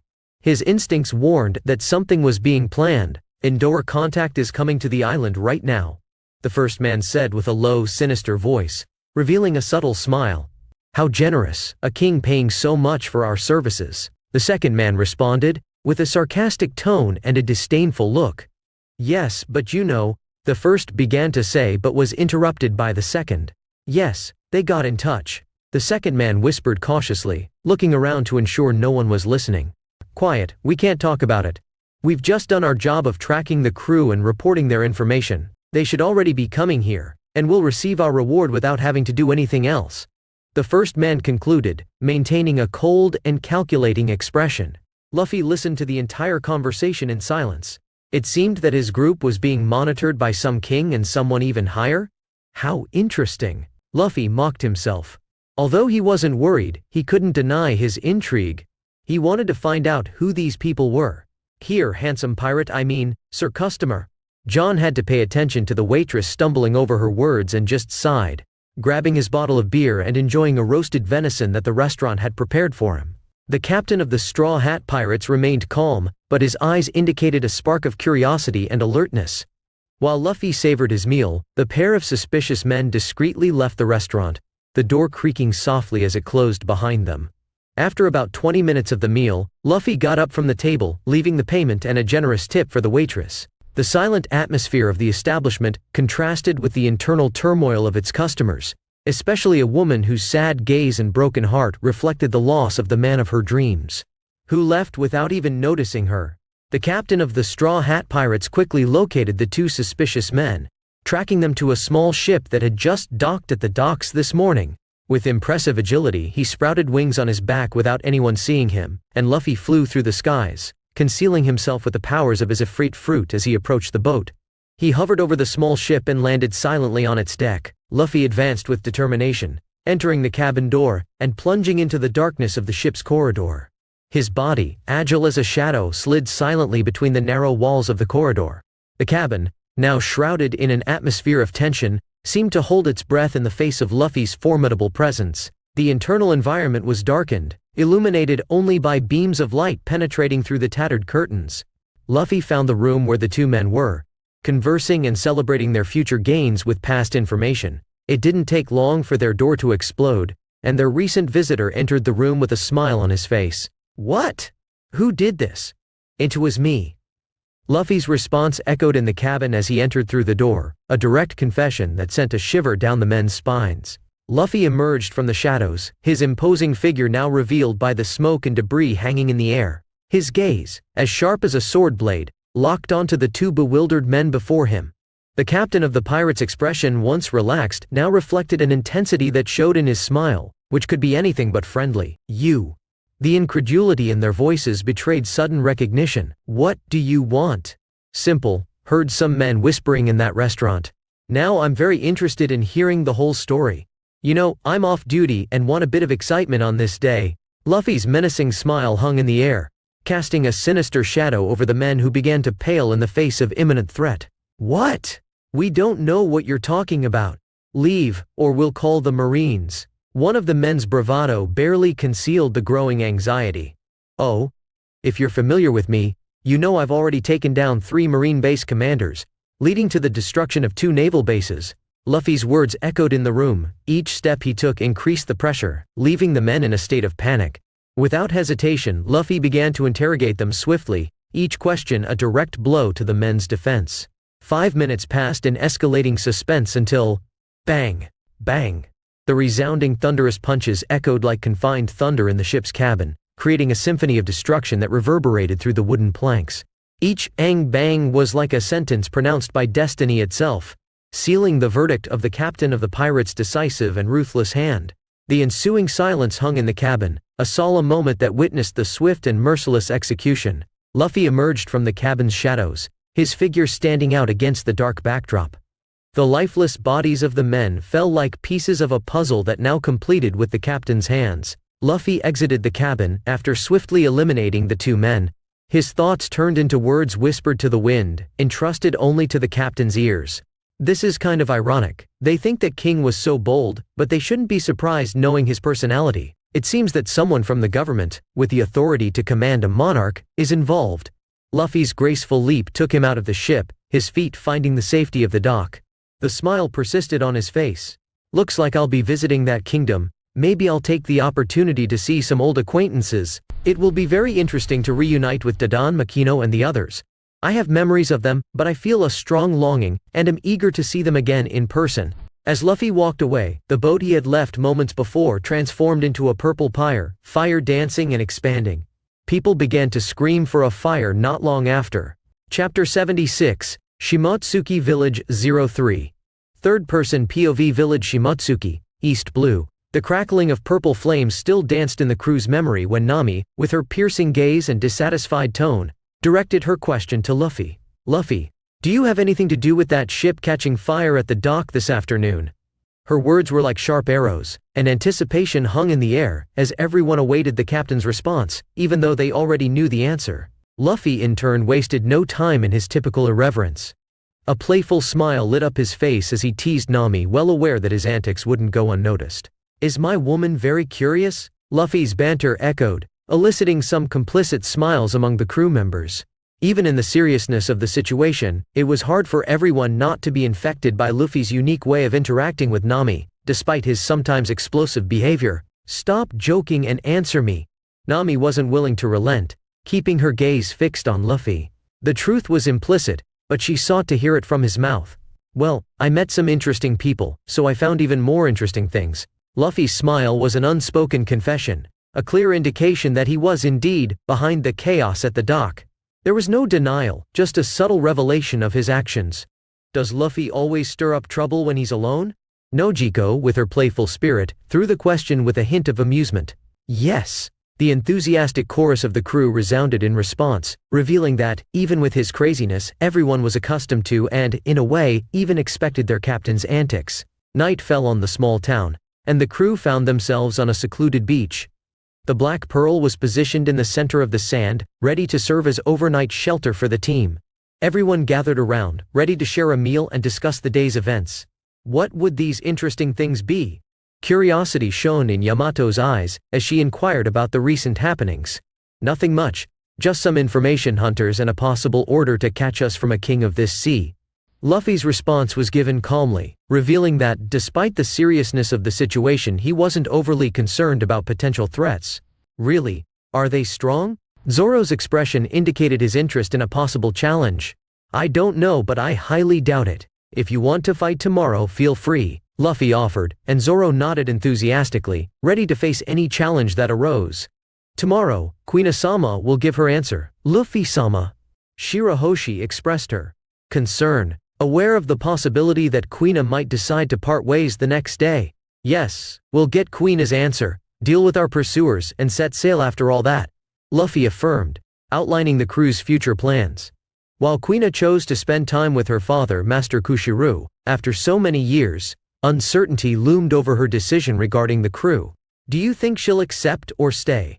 Reiju's question revealed anxiety about Queen's choice. I don't know, but regardless of what she chooses, I hope she becomes strong in the future, Luffy's statement echoed, finding agreement among those present. Respect for the girl's choice was evident, regardless of the path she decided to follow. Expectation hung over Luffy regarding Queen's decision. Although he was optimistic that she might join the crew, there was an awareness that other options were in play. The night unfolded with lively conversations between Luffy and the rest of the crew, covering various topics before retiring to their cabins on the Black Pearl. The atmosphere was light, but the tension regarding Queen's response persisted in the air. Upon waking up the next day, Luffy found himself surrounded by his women, ready to start a day that, unlike the previous one, would be dedicated to heavy training. Rest was left behind, replaced by preparation for future challenges. As they devoted themselves to morning training and had lunch in the middle of the day, a boat appeared on the horizon, displaying the flag of a specific kingdom. Apprehension grew in the crew as they spotted the luxurious ship with the Goa Kingdom flag approaching. Confusion set in when Hugo expressed his perplexity, questioning the identity of the newcomers. Who are? Hugo murmured, echoing everyone's uncertainty. This isn't the Goa Kingdom, Usopp exclaimed, using a magnifying glass to observe the symbol on the approaching ship's sail. It seems so. Luffy, do you know why they're coming our way? Lami inquired, seeking clarification alongside Luffy. Simple, they are the ones hunting us. A member among us, to be more specific. Luffy's revelation was delivered with a calmness that surprised some members of the crew. And who would that be, Captain? Beppo asked with curiosity. Our mermaid. What? The princess? Hachi was alarmed. Me? Shirahoshi exclaimed, covering her mouth. Sharky. Megalo protested quickly. There's nothing to worry about. I doubt there are people who can pose a challenge to us in this sea, so relax. Luffy tried to reassure the crew, but the tension persisted. Why are they after me, Luffy-sama? Shirahoshi questioned, seeking answers. Damn humans! Hachi expressed his discontent beside her. As much as I dislike your prejudice, Hachi, you're right about these specific people, but you can't speak for an entire race, Lamy added, bringing a broader perspective. She's right, Hachi and Shirahoshi, people are greedy by nature, you'll have to learn from this. We'll see a lot of it on this journey. Luffy spoke calmly, anticipating the arrival of the boat on the beach. As Zoro wanted to fight, he quickly prepared after Luffy increased his recovery due to the training before the ship arrived. The atmosphere on the beach was tense as the group of 14 people, the Straw Hats, remained clustered next to the imposing Black Pearl, which rested in the middle of the sand. With the arrival of the official ship from the Goa Kingdom, all eyes turned to the vessel. 3 imposing men, clad in elaborate armor, disembarked from the ship. A second group, made up of more common knights, carried a plank and descended from the boat more slowly. The first 3 men advanced toward the Straw Hat crew with an arrogant posture, standing out as the main forces of the royal group. Every step they took in the sand made it clear that they were confident in their authority. The sound of waves breaking in the background seemed to accompany the tense advance of the situation. Luffy, leading his crew, remained unshaken, his piercing gaze taking in every detail of the newcomers. So, you're the feared Straw Hats? You don't seem that impressive, taunted one of the newcomers, his voice dripping with disdain. But look, Commander, they have beautiful women, added another man beside him, wielding a massive sword with disdain. It's true, we're here to capture the mermaid, but who says we can't enjoy other prey along the way? He, taunted the third. As they spoke, they adjusted their helmets, partially obscuring their faces in the dim light. Men around 35 years old, their features remained obscured, but a hostile atmosphere surrounded the group. The women in Luffy's group stared at the newcomers with contempt, the tension in the air indicating that they were ready to act at any moment. Luffy, standing at the forefront of his crew, cast a curious glance at the newcomers. And you want our mermaid, don't you? Tell me, what gives you the courage to think you can just pass through us and take her like that? Luffy asked, his expression reflecting curiosity in the face of these men, considering his crew was the most dangerous in these waters. We are in the service of His Royal Majesty, Starry, the first of his name, declared the man who seemed to be the commander, his voice echoing with an air of authority. We are the Royal Knights, we are here to fulfill the orders of our king, asserted the others, while the gleam of their armor shone in the sunlight. Starry is Sabo's brother. Luffy pondered and spoke to the men in front of him. What made your king interested in our group? I heard the request came from someone above him, Luffy questioned, keeping his arms crossed. Yes, our king is recognized by higher forces, and as representatives of that request, we are here to fulfill his orders, explained the commander, while a group of 20 knights, armed with swords and shields, lined up behind the leaders, ready for battle. Do you know who we are? Why so much courage? Luffy persisted in his quest for answers. Just a pirate crew with a captain valued at 50 million. I've captured a pirate with 120 million in the Grand Line before King Starry recruited me. Don't overestimate yourself, little pirate, challenged the commander, eliciting an amused smile from Luffy. Zoro, Hugo, Lamy, and Beppo, take care of them, ordered Luffy, turning to watch the spectacle from a distance.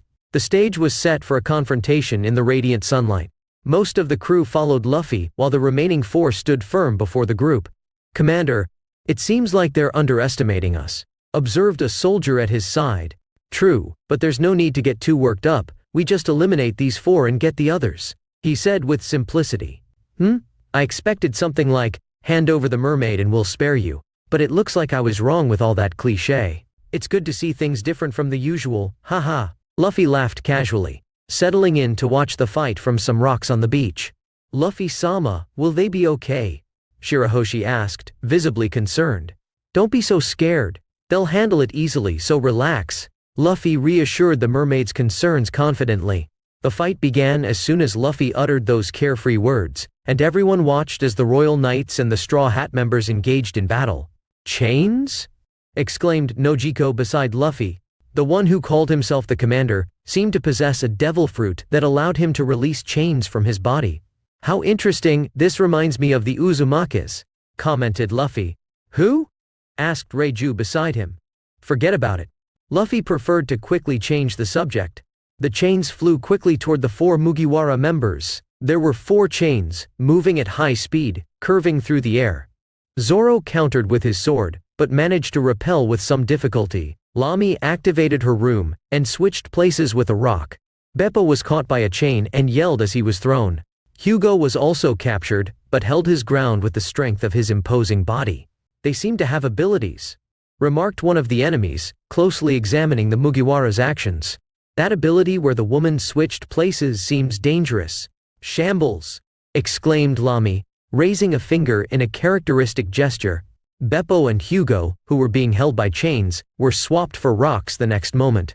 Thanks. Thank you, Lami. Both expressed gratitude, returning to the same initial position where the two groups faced each other again.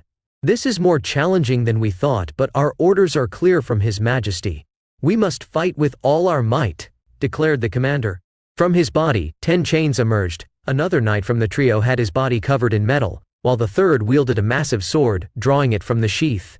2 devil fruits, how interesting. I wonder if there were these original knights to protect Sabo's brother in the Goa Kingdom. Luffy murmured internally, watching the fight unfold in total chaos in that area. Beppo faced a tide of 20 knights, executing kicks in the air, and launching Rankyaku to repel his opponents. Hugo exchanged punches with the man covered in iron, but despite his strength, he was at a disadvantage against the user of the strange fruit. Zoro engaged in an intense sword exchange with the swordsman, trying to incorporate Soru into his movements. Meanwhile, Lami seemed to be having fun in her blue space against the opponent, dodging the chains and occasionally using Soru. Although his Soru wasn't perfect, Luffy had trained them for a week, counting on the group bonus from the system, totaling 2 weeks, and if we add the effect of the devil fruit multiplication, Luffy provided 6 weeks of training in the time of 1. They quickly began to develop the techniques, and even though they were still at an initial level, it was only a matter of time until they completely mastered the abilities. The first to emerge victorious was Zoro, using his Soru to cut down the enemy, who fell dead shortly afterward. "Sorturen!" shouted the alarmed soldiers, but they were quickly hit by Beppo's kicks. Using kung fu style, he kicked blades into the air through Rankyaku. "Damn! End this quickly, Sor Lynx!" "Yes, Commander," replied the man fighting against Hugo, clad in iron. "You should be paying attention to our fight." The commander heard the female voice escaping from his chains, but was interrupted by the sound of a cut. His chains were cut in front of him. "Impossible!" he exclaimed, surprised. Why impossible? It was very simple," Lami said with her sword in hand, revealing an air of nonchalance. She didn't even exert effort against this pirate, and decided to end the fight right there. The man felt his arm being severed from his body, his expression changing to immediate shock. "What? Before he could fully react to the dismemberment of his arm, his neck met a sharp line from Lami's weapon, and his head was removed in a precise motion, without the aid of the Opope no Mi. A jet of blood immediately spurted, marking the abrupt end of his life. "That commander!" Sor Lynx was visibly frightened by his leader's quick defeat. The supreme knights of the Goa Kingdom, those who took pride in following their king, were being massacred, and he was the only one remaining alive. Even with his strength, he couldn't overcome Hugo's iron fruit, and seemed quite battered. However, he showed no signs of giving up the fight. "I have to get out of here." He decided to run, being the sole survivor.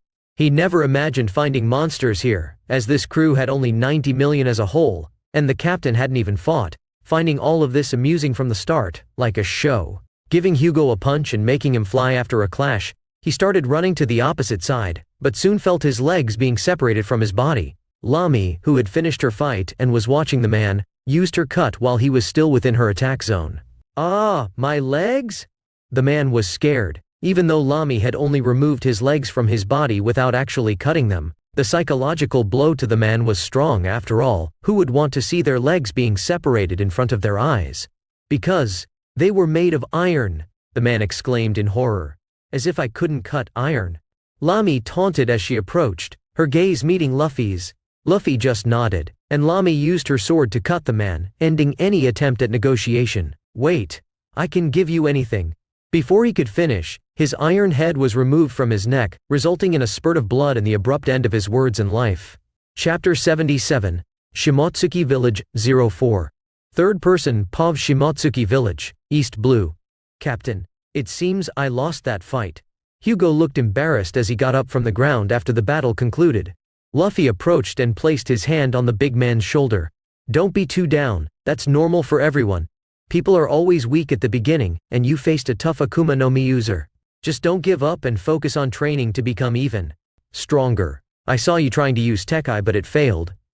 I won't blame you since you started training ahead of most. Your body hasn't adapted yet, Luffy said calmly to his companion. Yes, thank you for those words, Captain, Hugo muttered, thinking about the next training session and his strengthening with the idea of getting stronger and developing this technique.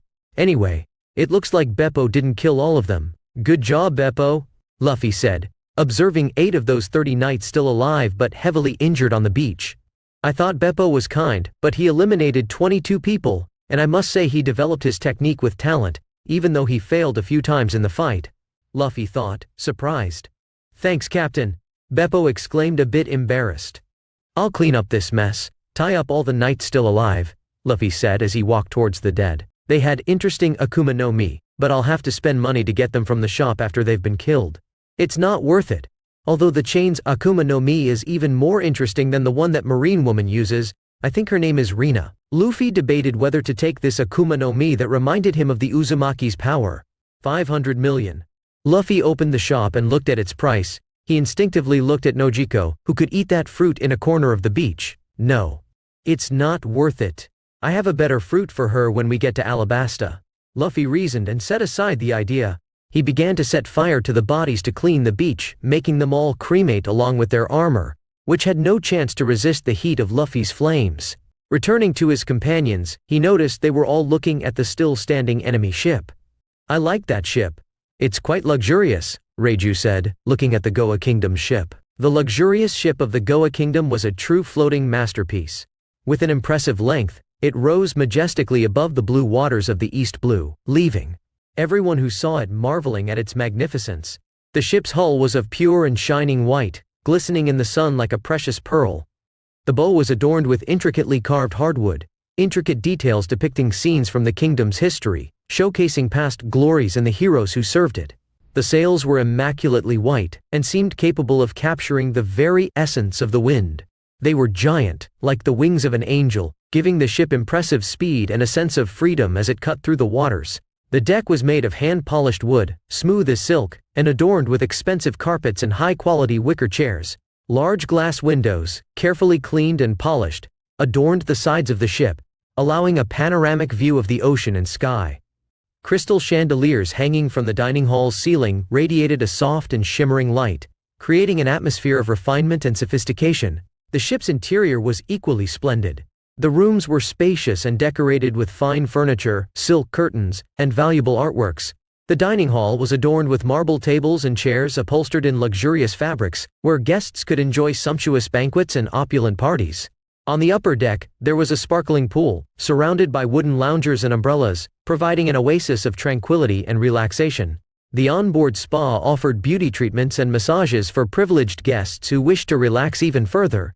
In summary, the luxurious ship of the Goa Kingdom was a symbol of wealth and power. Its splendor and elegance made it a refuge for the privileged, offering an unparalleled travel experience amid the splendor of the waters of the East Blue. Probably the ship used by the king himself, Lamy commented with the same reasoning as the captain. Great, we have a beautiful ship now, and we'll keep it to sell as soon as possible. I'm sure it'll be worth a few $100 million, Luffy commented, but he was surprised when he approached these two. And they spoke one after the other without starting a fight. Is the Goa Kingdom trying to capture me, Luffy-sama? Shirahoshi asked with a bit of concern. Yes, but don't worry. We'll pay them a visit after we sail from here. We're going to attack a king? Usopp shouted in surprise. No. We're going to attack a kingdom, Luffy said calmly. Captain, can you repeat that? I think I heard it wrong, Hugo said. What? I said we're going to attack the Goa Kingdom. Luffy spoke again. Luffy. You can't be serious, can you? Nojiko said with wide eyes. Ha ha ha. It seems you don't know me. I said we're going to attack a kingdom, and that's what we're going to do, Luffy said. Wait a minute. You're not from this kingdom? Zoro opened his eyes when he remembered the time he and his captain met. Luffy mentioned that he was born and raised in Goa. Yes, But that doesn't stop me from attacking their king when he decided to target us. Luffy spoke calmly. So, are we really going to attack the Goa Kingdom? Yes. Since this is an order from the captain, I will follow him. Yes, I trust you, Luffy. Yes, I agree with Luffy. If they want to be our enemies, we should respond to that. They, who were initially surprised that Luffy planned to attack a kingdom, ended up agreeing, as Luffy always said that his goal is to conquer the seas, and what is a kingdom compared to that? Especially one that decided to make them their enemies by trying to capture Shirahoshi. Yes, but let's first train for the rest of the day. I intend to see Queena's response by the end of the day, and we'll set sail shortly after, Luffy announced. With everyone agreeing to that, there were 8 prisoners placed in a small cage, and everyone went to train in the next moment, with some even more determined after the fight against the knights. During the rest of the afternoon, the team trained for 2 more sessions until just before the sun began to set in the west.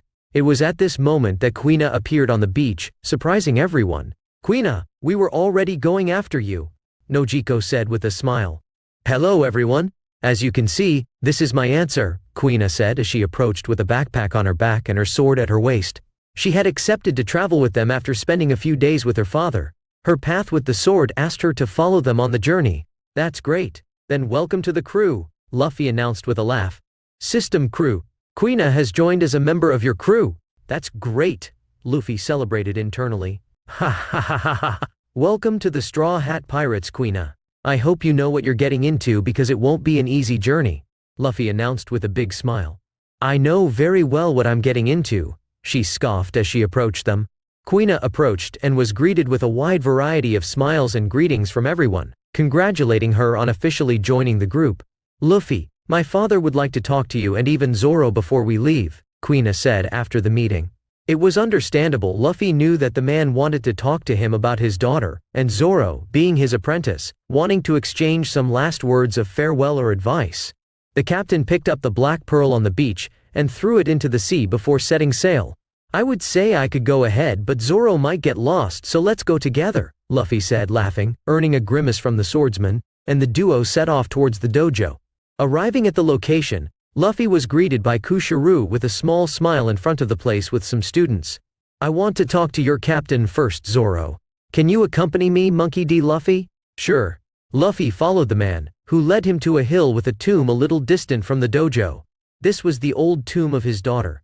The sun was setting at that moment, creating a strange atmosphere, but Luffy broke the silence between the two as soon as he arrived at the location. Did you open it?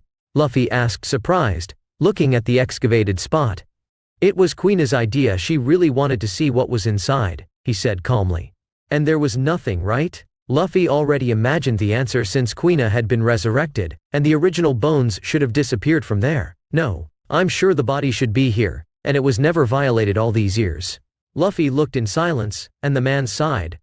I must thank you for bringing my girl back, even though it's so unbelievable. She's here again, and I know it's her, he said. Luffy didn't know what to say. He had stated his motivations for this many times. I tried to convince her to stay here, you know? He said with a small smile.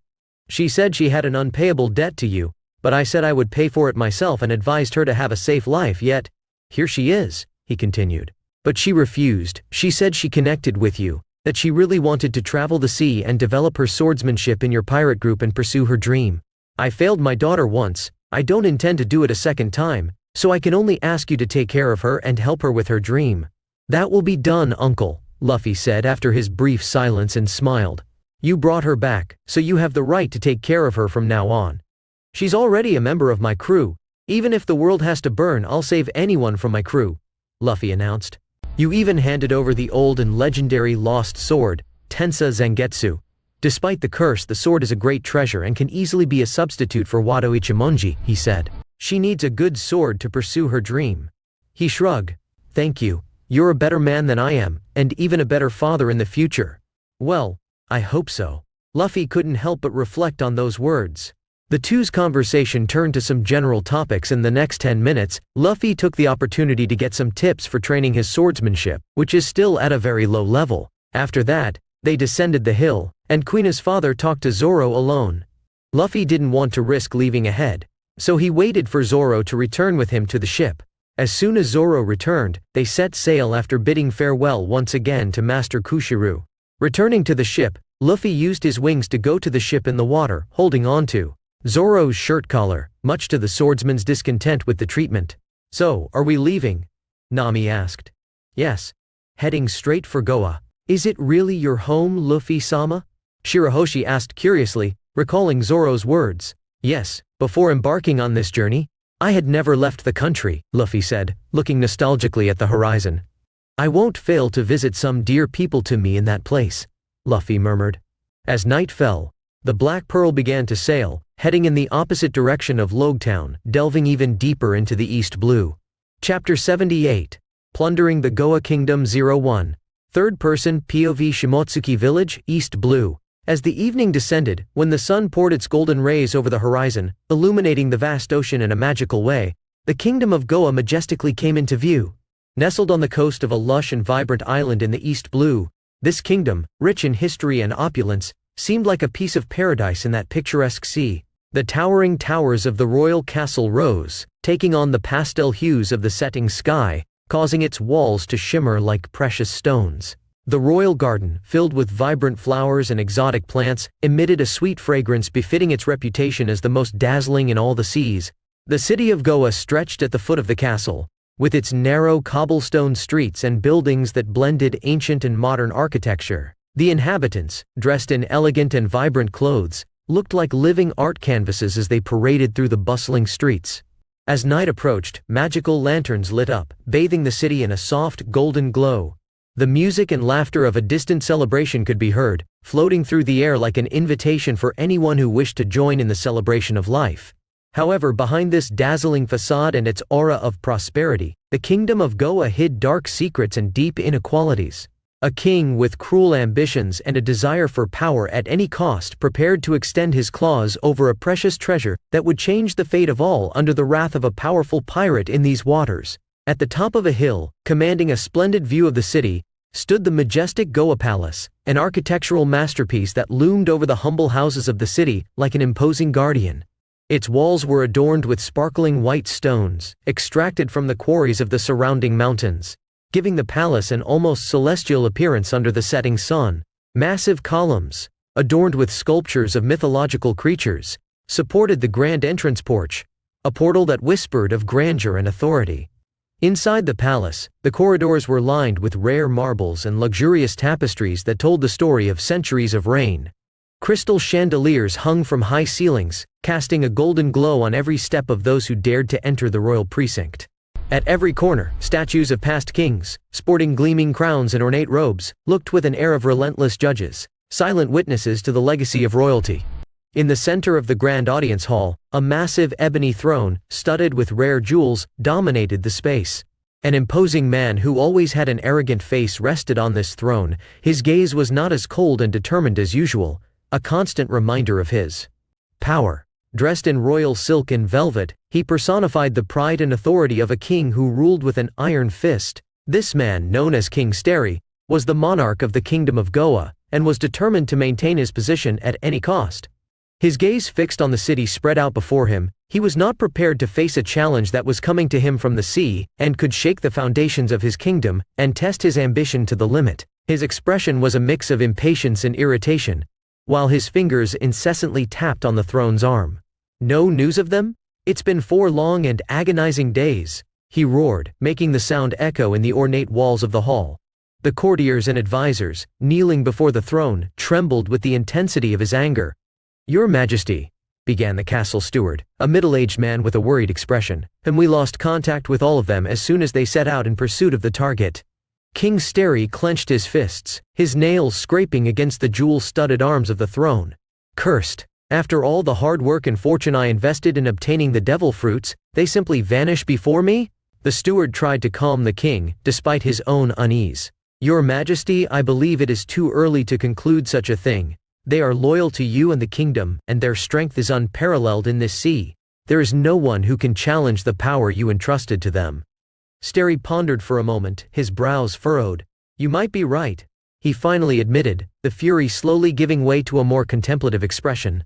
"They would never betray me or let a bunch of pirates prevail over them." "Yes, my king," the steward agreed.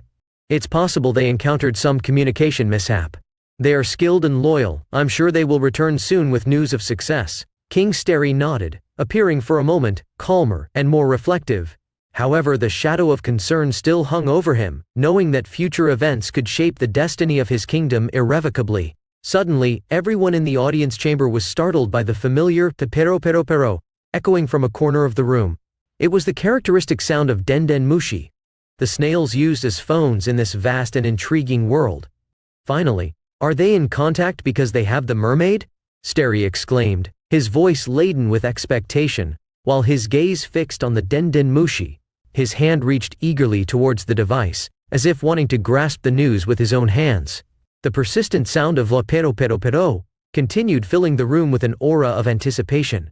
The courtiers and advisors present could barely contain their emotions, whispering to each other with looks of expectation. Then, the sound of the den den mushi was abruptly interrupted by an audible thud. Kacha! Silence fell over the room, and everyone prepared to hear the awaited news. Are you the king of the Goa kingdom? The unfamiliar voice sounded from the other end of the connection, defiant and undisturbed. The room quickly plunged into a strange and ominous atmosphere, with the attentive eyes of the courtiers fixed on King Sterry. The monarch's hopes, which had been raised with the possibility of good news, were shaken by this unexpected response. His fingers clenched tightly on the ebony throne as he struggled to contain the tension that seized him, leaving him tense and filled with countless questions. Who are you, cursed one? Sterry roared at the unknown, his voice echoing through the luxurious hall, shattering all his expectations of favorable news. His face twisted in an expression of fury and challenge. I am Monkey D. Luffy, the captain of the mermaid you are trying to capture, Luffy responded calmly, challenging the Goa King with his fearless voice. You damn pirate and insolent, hand over that mermaid for your own good, Sterry vociferated, his voice laden with authority. What are you threatening me based on? If you think a bunch of knights can stop us, you're deeply mistaken, Luffy retorted, maintaining his calm as he defied the Goa King. I am the king of Goa. Do not insult me, pirate, Sterry insisted, his unyielding arrogance despite Luffy's challenging presence. What happened to the Lord Commander and the others? Sterry questioned again, his expression revealing genuine concern for his knights whom he had spent a fortune cultivating. They are all dead. Luffy's response came like a sharp blade, cutting through the tense air of the room. You wretch, I will hunt you down, Sterry declared with determination, his voice turning into thunder that echoed through the hall. Don't worry, I'll save you some time. I'm coming to your kingdom right now. The pirate responded with a sinister promise, leaving a heavy silence hanging over the room as the darkness of uncertainty loomed over the future. Kacha. As soon as the snail device was disconnected, a momentary silence fell over the palace's audience chamber. Sterry, like the courtiers and advisors, held his breath, aware that a storm was approaching. It was at that exact moment that the clear sound of the city bells began to echo through the palace corridors, breaking the silence with palpable urgency.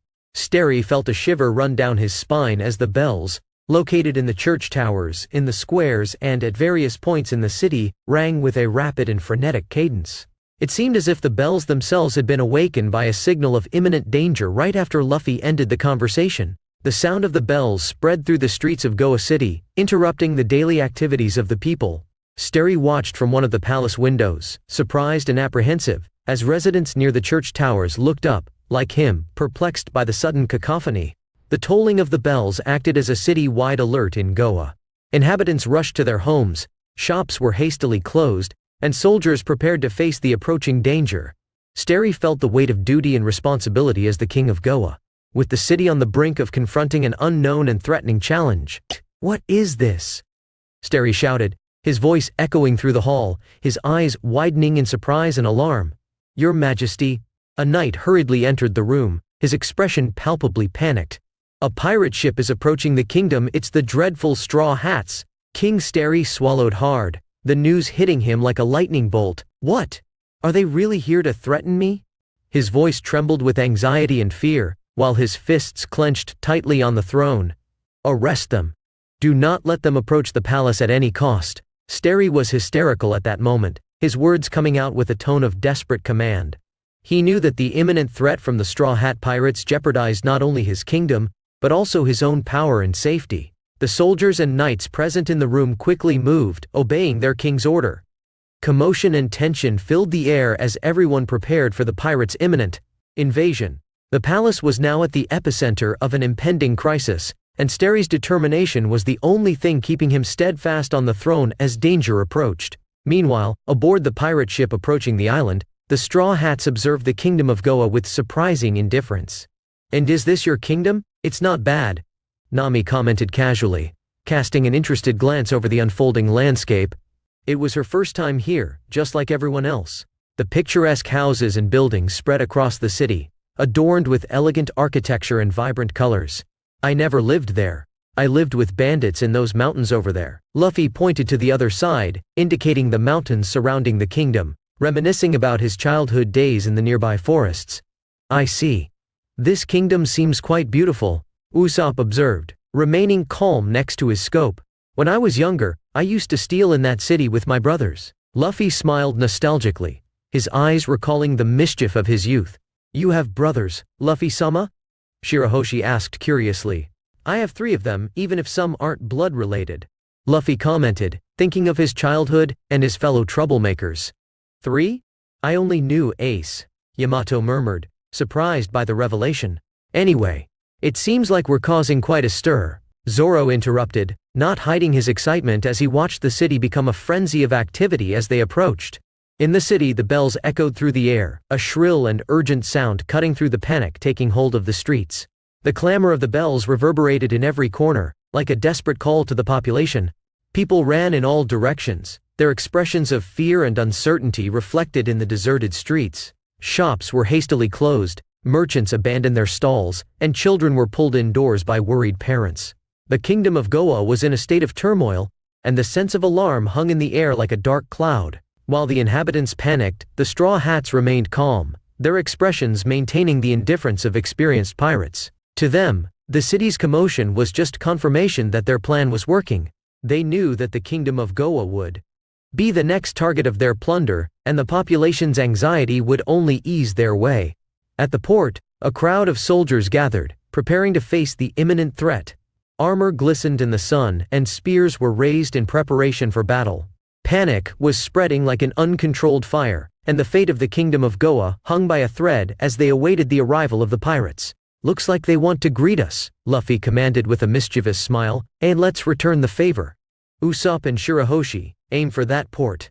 The duo quickly headed for the shooting cabins inside the ship, ready to cause more chaos. "You really don't miss a chance to cause chaos, do you?"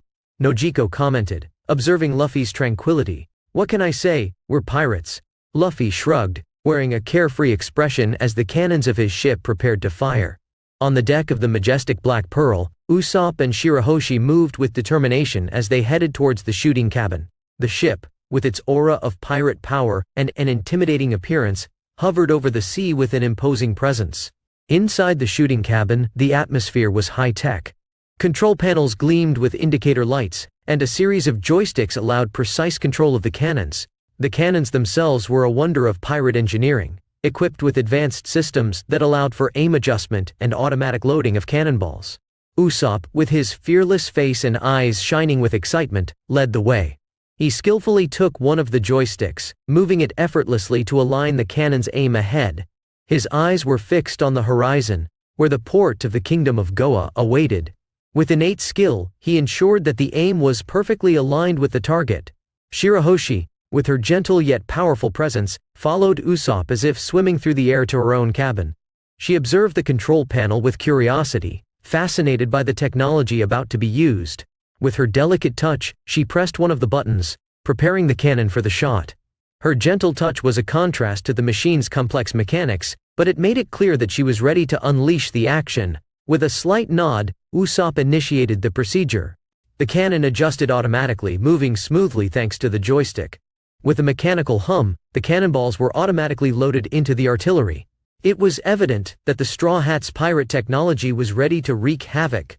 As the Black Pearl advanced toward the panicked port of the Kingdom of Goa, Usopp and Shirahoshi used the advanced technology of the cannons to launch an explosive greeting that would shake the foundations of the kingdom and signal the imminent arrival of the Straw Hats.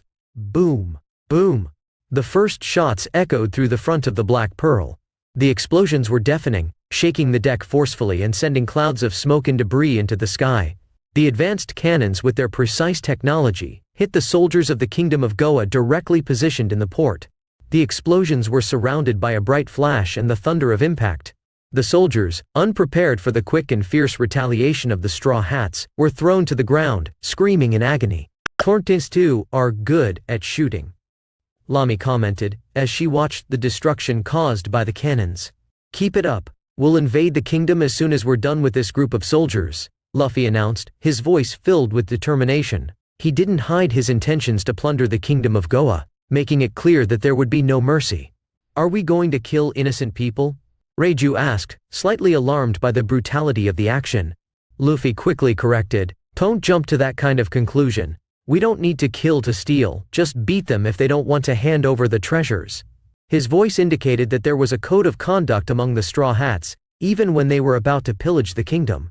While the port was in flames, the Black Pearl continued to approach with its destructive arsenal, leaving a trail of chaos and destruction in its wake, preparing for its imminent invasion. Chapter 79. Plundering the Goa Kingdom 02. Third-person POV Goa Kingdom, East Blue.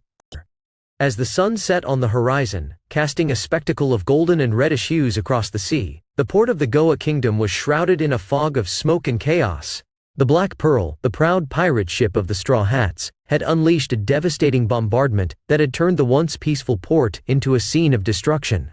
The cannons of the Black Pearl roared like beasts, launching salvos of explosive projectiles that erupted in flames and smoke. Once untouched buildings were reduced to rubble, while anchored ships were ablaze, their structures burning in a terrifying display. The imposing arrival of the Black Pearl had instilled panic, and local residents and soldiers were in full retreat. The port, once a site of tranquil commerce, was now ablaze and in chaos, with the sea waters reflecting the destruction the pirate ship had unleashed. The deafening noise of the cannons was replaced by the crackling of flames, and the screams of people running for cover. The scene bore witness to the brutality of the imminent invasion by the Straw Hats, as the Black Pearl remained anchored in the center of the chaos, ready for the next phase of its attack. With the smoke and chaos of the port bombardment as a backdrop, Luffy disembarked from the Black Pearl alongside Yamato, Nami, Lami, Reiju, and Zoro. The ship's deck was warm beneath their feet, and the atmosphere was electrically charged with anticipation.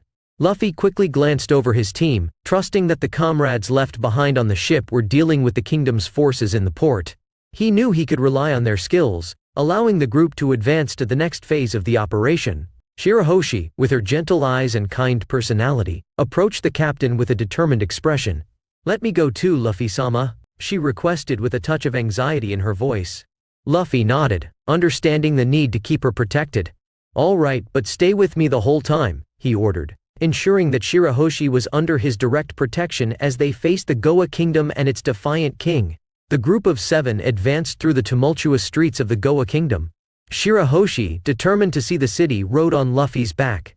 Her kind and concerned gaze mixed with determination as she observed the destruction caused by the port bombardment. Luffy led the way, his determined expression as he headed toward the city center, where the imposing castle of the king stood. The rest of the group followed, staying alert as they watched the panic unfold around them. People in the streets were in a state of panic, their voices exuding fear and uncertainty. The nobles walking the streets of the Goa Kingdom were dressed in extravagant and ostentatious attire, an effort to display their status and wealth. Their clothing reflected the opulence that the reign of Goa represented, as Luffy recalled from his memories. Nobles always wore clothes made of fine and luxurious fabrics, often adorned with expensive jewels and elaborate details. Many of them flaunted flowing cloaks that trailed to the ground, with gold and silver embroideries shining in the light of the setting sun. Previously, these nobles paraded through these streets, their pomp and display of wealth starkly contrasting with the chaotic situation that the invasion of the Straw Hats had created. Now, they seemed like frightened rabbits, their expensive clothes not enough to mask the restlessness and fear hanging in the air. As the group passed by, words of disdain and hostility were thrown their way. "Accursed pirates! Go away, you scum! Do you have any idea what you're doing, robbing a kingdom?" Luffy commanded, recognizing that confronting the hostile crowd directly was unnecessary. Nami assumed a defensive stance at this point, gracefully channeling her wind powers. She created a swirl of gray and green wind in her hand. This cyclone of air was unleashed over the tumultuous crowd, acting as an effective hurricane that pushed away the hostile protesters. The wind under Nami's controlled force swept through the streets, lifting the protesters off the ground and tossing them away, unable to resist the fury of the storm. "Ah! Help!" Screams and pleas echoed as people were uprooted from the ground. Although the impact was powerful, most would survive the fall. The wind explosion not only startled the hostile noble protesters but also the rest of the population, who watched the display of power with astonishment and fear. Witnessing wind manipulated by a devil fruit, people began running in shock and horror, fearing the presence of the dreaded pirates. With the path temporarily cleared, the Straw Hats continued their journey towards the castle of the King of Goa. After dispersing the hostile crowd, the path to the royal palace became notably easier. On the horizon, the grandiose Goa castle began to emerge, imposing and majestic, contrasting with the turmoil unfolding in the city streets. When they finally spotted the castle's entrance, they were surprised to see a massive wall separating the castle from the city. This obstacle only confirmed the careful and defensive nature of the Goa kings. Lami commented, "Kings are quite cautious, aren't they?" Luffy nodded. "True, but nothing we can't handle." At that moment, one of the 200 guards stationed in front of the castle stood out, shouting accusations against the intruders. "Pirates! Do you have any idea what you're doing?"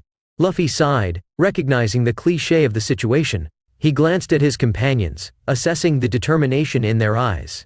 "Do you want to end this?" Luffy asked. "Of course," Zoro replied, drawing his sword from his waist with a determined expression. "That's easy," Lami commented, eager to join the action and prove her skill. Reiju, with a shrewd smile, suggested, "So can stay with the captain, we can handle them without you." Lami raised an eyebrow, surprised by the proposal. "Huh? I thought you would be the one to step aside." Reiju chuckled softly. "How about a competition? This will prove I'm better than you." Lami accepted the challenge, facing Reiju with determination. "So, who takes down more? Let's see if you're really useful, my rival." Reiju and Lami quickly advanced toward the 200 soldiers positioned in front of them. Both women were determined to showcase their skills and prove who was the better fighter. Reiju demonstrated her unique agility by launching a series of devastating kicks executed with grace and precision. Her movements were a dance of destruction as she neutralized opponents with her agile and powerful legs. Lami, on the other hand, brandished her sword and invoked the powers of her devil fruit, the Opope no Mi. With a single movement, she altered the space around her and delivered swift, precise strikes, cutting through the space in front of her and creating invisible blades that affected the soldiers. Her combination of fencing skills and spatial manipulation made her a formidable opponent. The competition between the two was fierce, with Reiju showcasing her prowess with lethal kicks, similar to Sanji's fighting style, while Lami exerted her mastery over the Opope no Mi and her sword skills. Each sought to outdo the other, and the count of fallen soldiers remained balanced as the fight continued. Hey, wait for me," Zoro exclaimed with a touch of anger in his voice, frustrated at being left out, and eager to show his own skill. Reiju and Lami continued their intense competition, demonstrating their abilities with each bold move. The scene around them was filled with incapacitated soldiers, many still trying to recover from Reiju's powerful kicks and Lami's precise attacks. Spectators, including the other Straw Hat members, watched in admiration as the two women fought, driven by their fierce rivalry. Shirahoshi, watching the scenes on Luffy's back, exclaimed with enthusiasm, "Like as Lami-sama and Reiju-sama are so competitive." Luffy, still somewhat perplexed by the intensity of the competition between the two, commented, "Something like that." Yamato, beside Luffy, asked, "What do we do now?" Luffy responded with determination, Let's see the king, they're already dealing with all the enemies." Nami, excited about the prospect of looting the royal palace, commented eagerly, "Let's go, I can't wait to check out the treasures in that palace." As they advanced along the path dotted with incapacitated soldiers, it became evident that the competition between Lami and Reiju had wreaked considerable havoc on the palace guard. The ground was littered with fallen men, primarily due to the rivalry between the two women, leaving a trail of destruction in their wake. Luffy entered the palace with calm confidence, moving through the corridors now populated by knocked-out soldiers. The interior of the palace seemed like an extension of his home, filled with grandeur and opulence. Shirahoshi, noting the resemblance between royal palaces and her home in the deep sea, commented with a touch of surprise, "It looks like my home." Nami, following closely, pondered the repetitive nature of royal palaces, and I believe all kings have castles that resemble each other. Yamato, however, found a notable difference between the royal castle and the residence of her adoptive father, Kaido. In a murmur, she expressed her opinion. "Doesn't look anything like the old man's castle, bastard." Shirahoshi's curiosity was piqued, and she asked with interest, "Sin still wonder who this old bastard is that Yamato always talks about." Luffy, avoiding going into details on the matter, changed the subject and directed his attention to a large door rising before them. It was evident that this door led to the audience chamber of the King of Goa. Before the imposing door, Luffy focused his energy, and purple flames began to dance around his hand. His fist turned into a blazing torrent of amethyst flames, enveloping it in a threatening aura. With a determined look, Luffy muttered to himself, "It's time to face this bastard king." The purple flames flickered, illuminating the dark corridor as Luffy pushed open the palace doors, ready for the confrontation that would change the Kingdom of Goa. Chapter 80, Plundering the Goa Kingdom 03. Third-person POV Kingdom of Goa, East Blue. In the heart of the Goa Palace, the majestic throne room stood imposingly, waiting to house a strong and powerful monarch who would lead his subjects with unwavering authority. However, instead, a frightened young king occupied the throne, shouting orders incessantly. "What do these pirates think they're doing, invading my kingdom? This is an outrage. Guards, protect my treasure at all costs. No matter what happens, do not let them get close to it. My own well-being is at stake here. These soldiers are expendable. They are here to protect me after all. You soldiers are useless. Why aren't you doing anything to stop these pirates? These damn pirates. They have no respect for royalty. They're about to destroy my kingdom. Go, end these pirates. Don't let them reach the palace. Your Grace, the pirates are already here," said a soldier, trying to keep calm. "Useless. You can't let them reach the throne. And my life is more important. You must protect it." The king was visibly terrified, his pale face reflecting the fear consuming him with every word that escaped his mouth. The soldier's words had caused his courage to crumble, and he trembled on his throne. "Please, sir, we must find a way out of this situation," pleaded a noble, bowing before the king. "They're about to enter the palace. We must consider surrender." Another noble, even more distressed, joined in the plea. "King, please, think of our lives and the safety of the kingdom. Don't let your pride lead us to destruction." He was about to respond to his subjects, but the brief tense moment that had previously dominated the throne room was abruptly shattered, giving way to something much more terrifying. A deafening roar echoed through the chambers, making the chandeliers sway and the tapestries flutter, as if the very room were writhing in fear. The massive door guarding the entrance to the throne room was being brutally attacked. At the epicenter of this chaos was Monkey D. Luffy, the imposing figure leading the invasion of the Kingdom of Goa. His face, now stern and mature, radiated fierce determination, and the amethyst flames enveloping his left fist intensified with each passing second. With a powerful strike, Luffy shattered the door in an explosion of wood and iron. Fragments flew through the air, filling the room with a cloud of dust as if destiny itself were being challenged. Now the throne room was vulnerable, and the impending confrontation was about to begin. Luffy was determined to face the King of Goa and claim what he believed was rightfully his. B0000000000M. The door exploded with undeniable violence, shattering into pieces that scattered through the air. Smoke and dust filled the air, momentarily obscuring everyone's vision. As the mist of debris settled, Luffy entered the throne room, accompanied by Shirahoshi and the other members of his group. The impact of the pirates' entrance was immediately felt, leaving King Sterry in panic and horror at what was happening in his own palace. In the throne room, Luffy saw Sterry, who was seated in the main chair, his expression betraying all the fear consuming him. Beside him, a noble-looking blonde woman seemed equally surprised and concerned. Ministers and high nobles clustered around them, surrounded by what seemed to be royal guards, all of them now facing the pirates' invasion. "King Sterry." Luffy spoke amicably, displaying a smile that couldn't hide his defiant intent. Luffy approached Sterry, his gaze serious and determined. The king, though terrified, still tried to maintain a facade of arrogance. "What do you think you're doing, pirate?" Sterry tried to keep his voice steady, despite the evident fear in his eyes. Luffy wasted no time on empty words. "I'm here to teach you a lesson. You can't just steal people and sell them as slaves, especially not my own people." The king nervously chuckled. "You don't understand, pirate. The mermaid is worth a fortune. I was only thinking of the good of my kingdom. Luffy tightened the fist wrapped in amethyst flames, causing the purple glow to intensify. Money is not an excuse for what you've done. Shirahoshi is not a commodity, and I won't allow you to hurt her. Starry swallowed hard, feeling the weight of the situation bearing down on him. What are you going to do? Luffy looked at the king seriously. I'm going to show you what happens when someone messes with the people I love. You, pirate, do you know what you're doing? Starry shouted in panic. You know, Starry, Luffy commented as he walked with the women behind him, I've always wanted to meet you. You have such a ridiculous face. Who are you to speak of the king, scum? The woman next to him arrogantly shouted. What can I say? Always wanted to meet Sabo's brother, Luffy said. Sabo? That unworthy, you knew that, scum. Why should I be surprised? Good riddance that he died horribly, he said with arrogance and madness. Bang! The gunshot echoed through the throne room. Ah! Your Majesty! King Starry! How dare you shoot a king, pirate? It hurts, my shoulder. Who hurt someone? Make the pain stop! Starry screamed like a wounded animal, his face contorted in agony. Luffy quickly drew his weapon and shot the man when he uttered those arrogant words about Sabo. The bullet hit the king in the shoulder, making him scream even louder as he fell to the ground with the bleeding wound.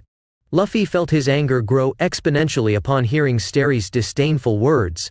It was thanks to this little shit and his parents that Sabo had to run away, he thought with fury, all the memories and emotions of his past life flooding into him at that moment. His hatred for Starry intensified even more, and hearing the king speak of Sabo in such a disrespectful manner infuriated him deeply. Look, I don't care if you're a king, you should know we're pirates, and we do what we want. You should be aware of that when you sent your dogs after us.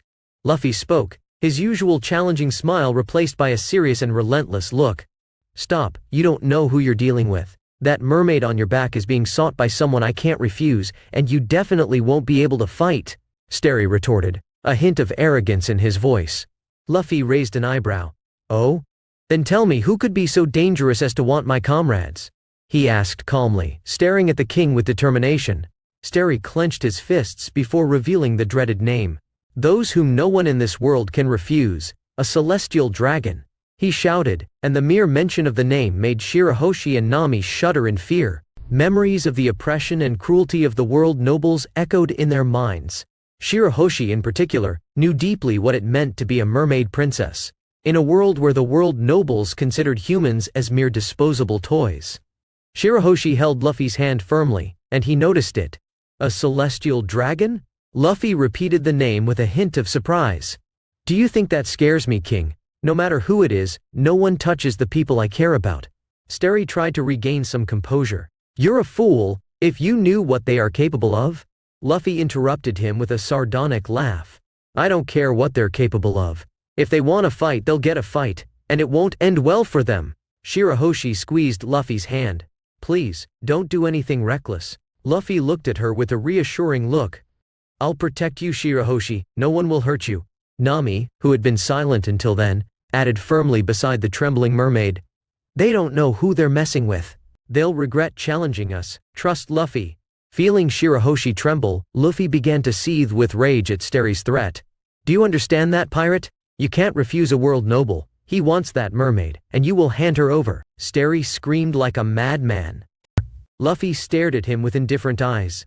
You have no idea of the power of the world nobles, pirate. They rule the world, and when they find out you dared to interfere in their affairs, they'll come after you with all their might. Do you think you can face the world nobles and win? They have entire armies at their disposal. If you oppose them, your crew and everyone you love will be in danger. Just hand over the mermaid, Luffy.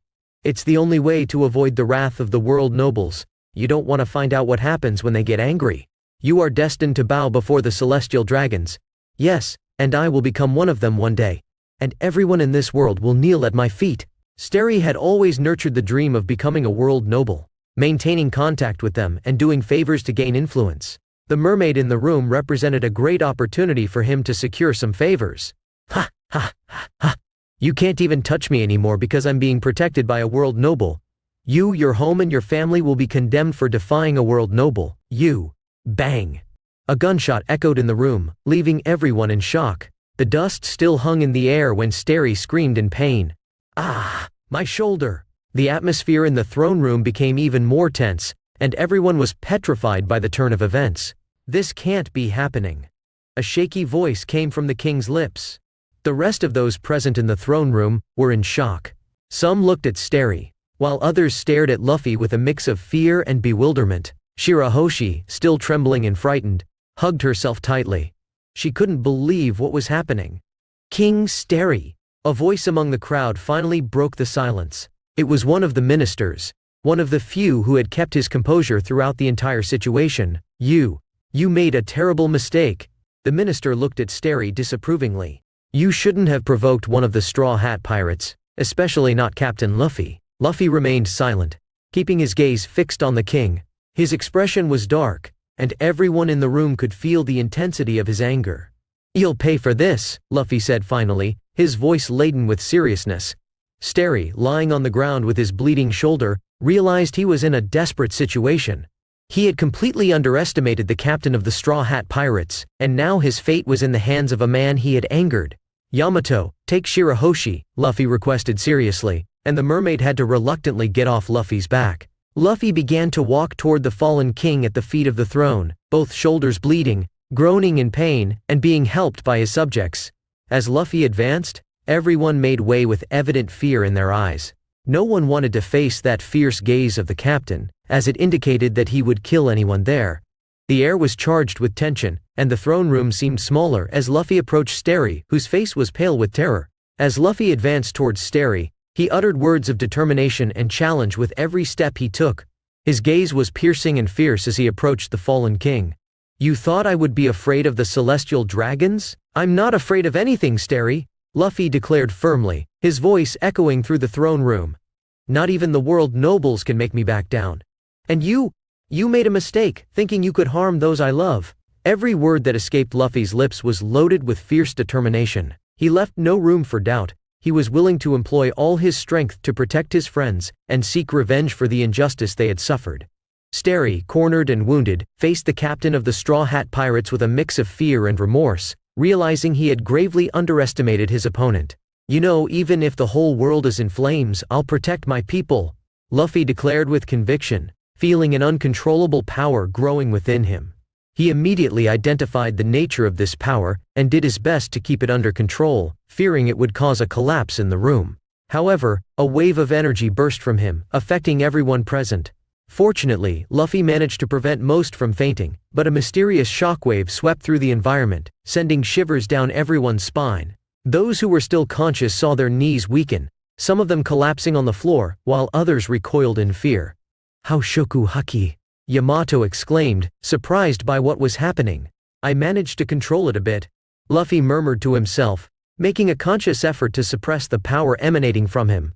He refocused his attention on the King of Goa, relieved to see that he was trembling in fear but still conscious. To Luffy, killing someone unconscious was not something he would do, even when it came to the worst enemy. Luffy advanced ruthlessly towards Starry, his hand holding the gun with determination.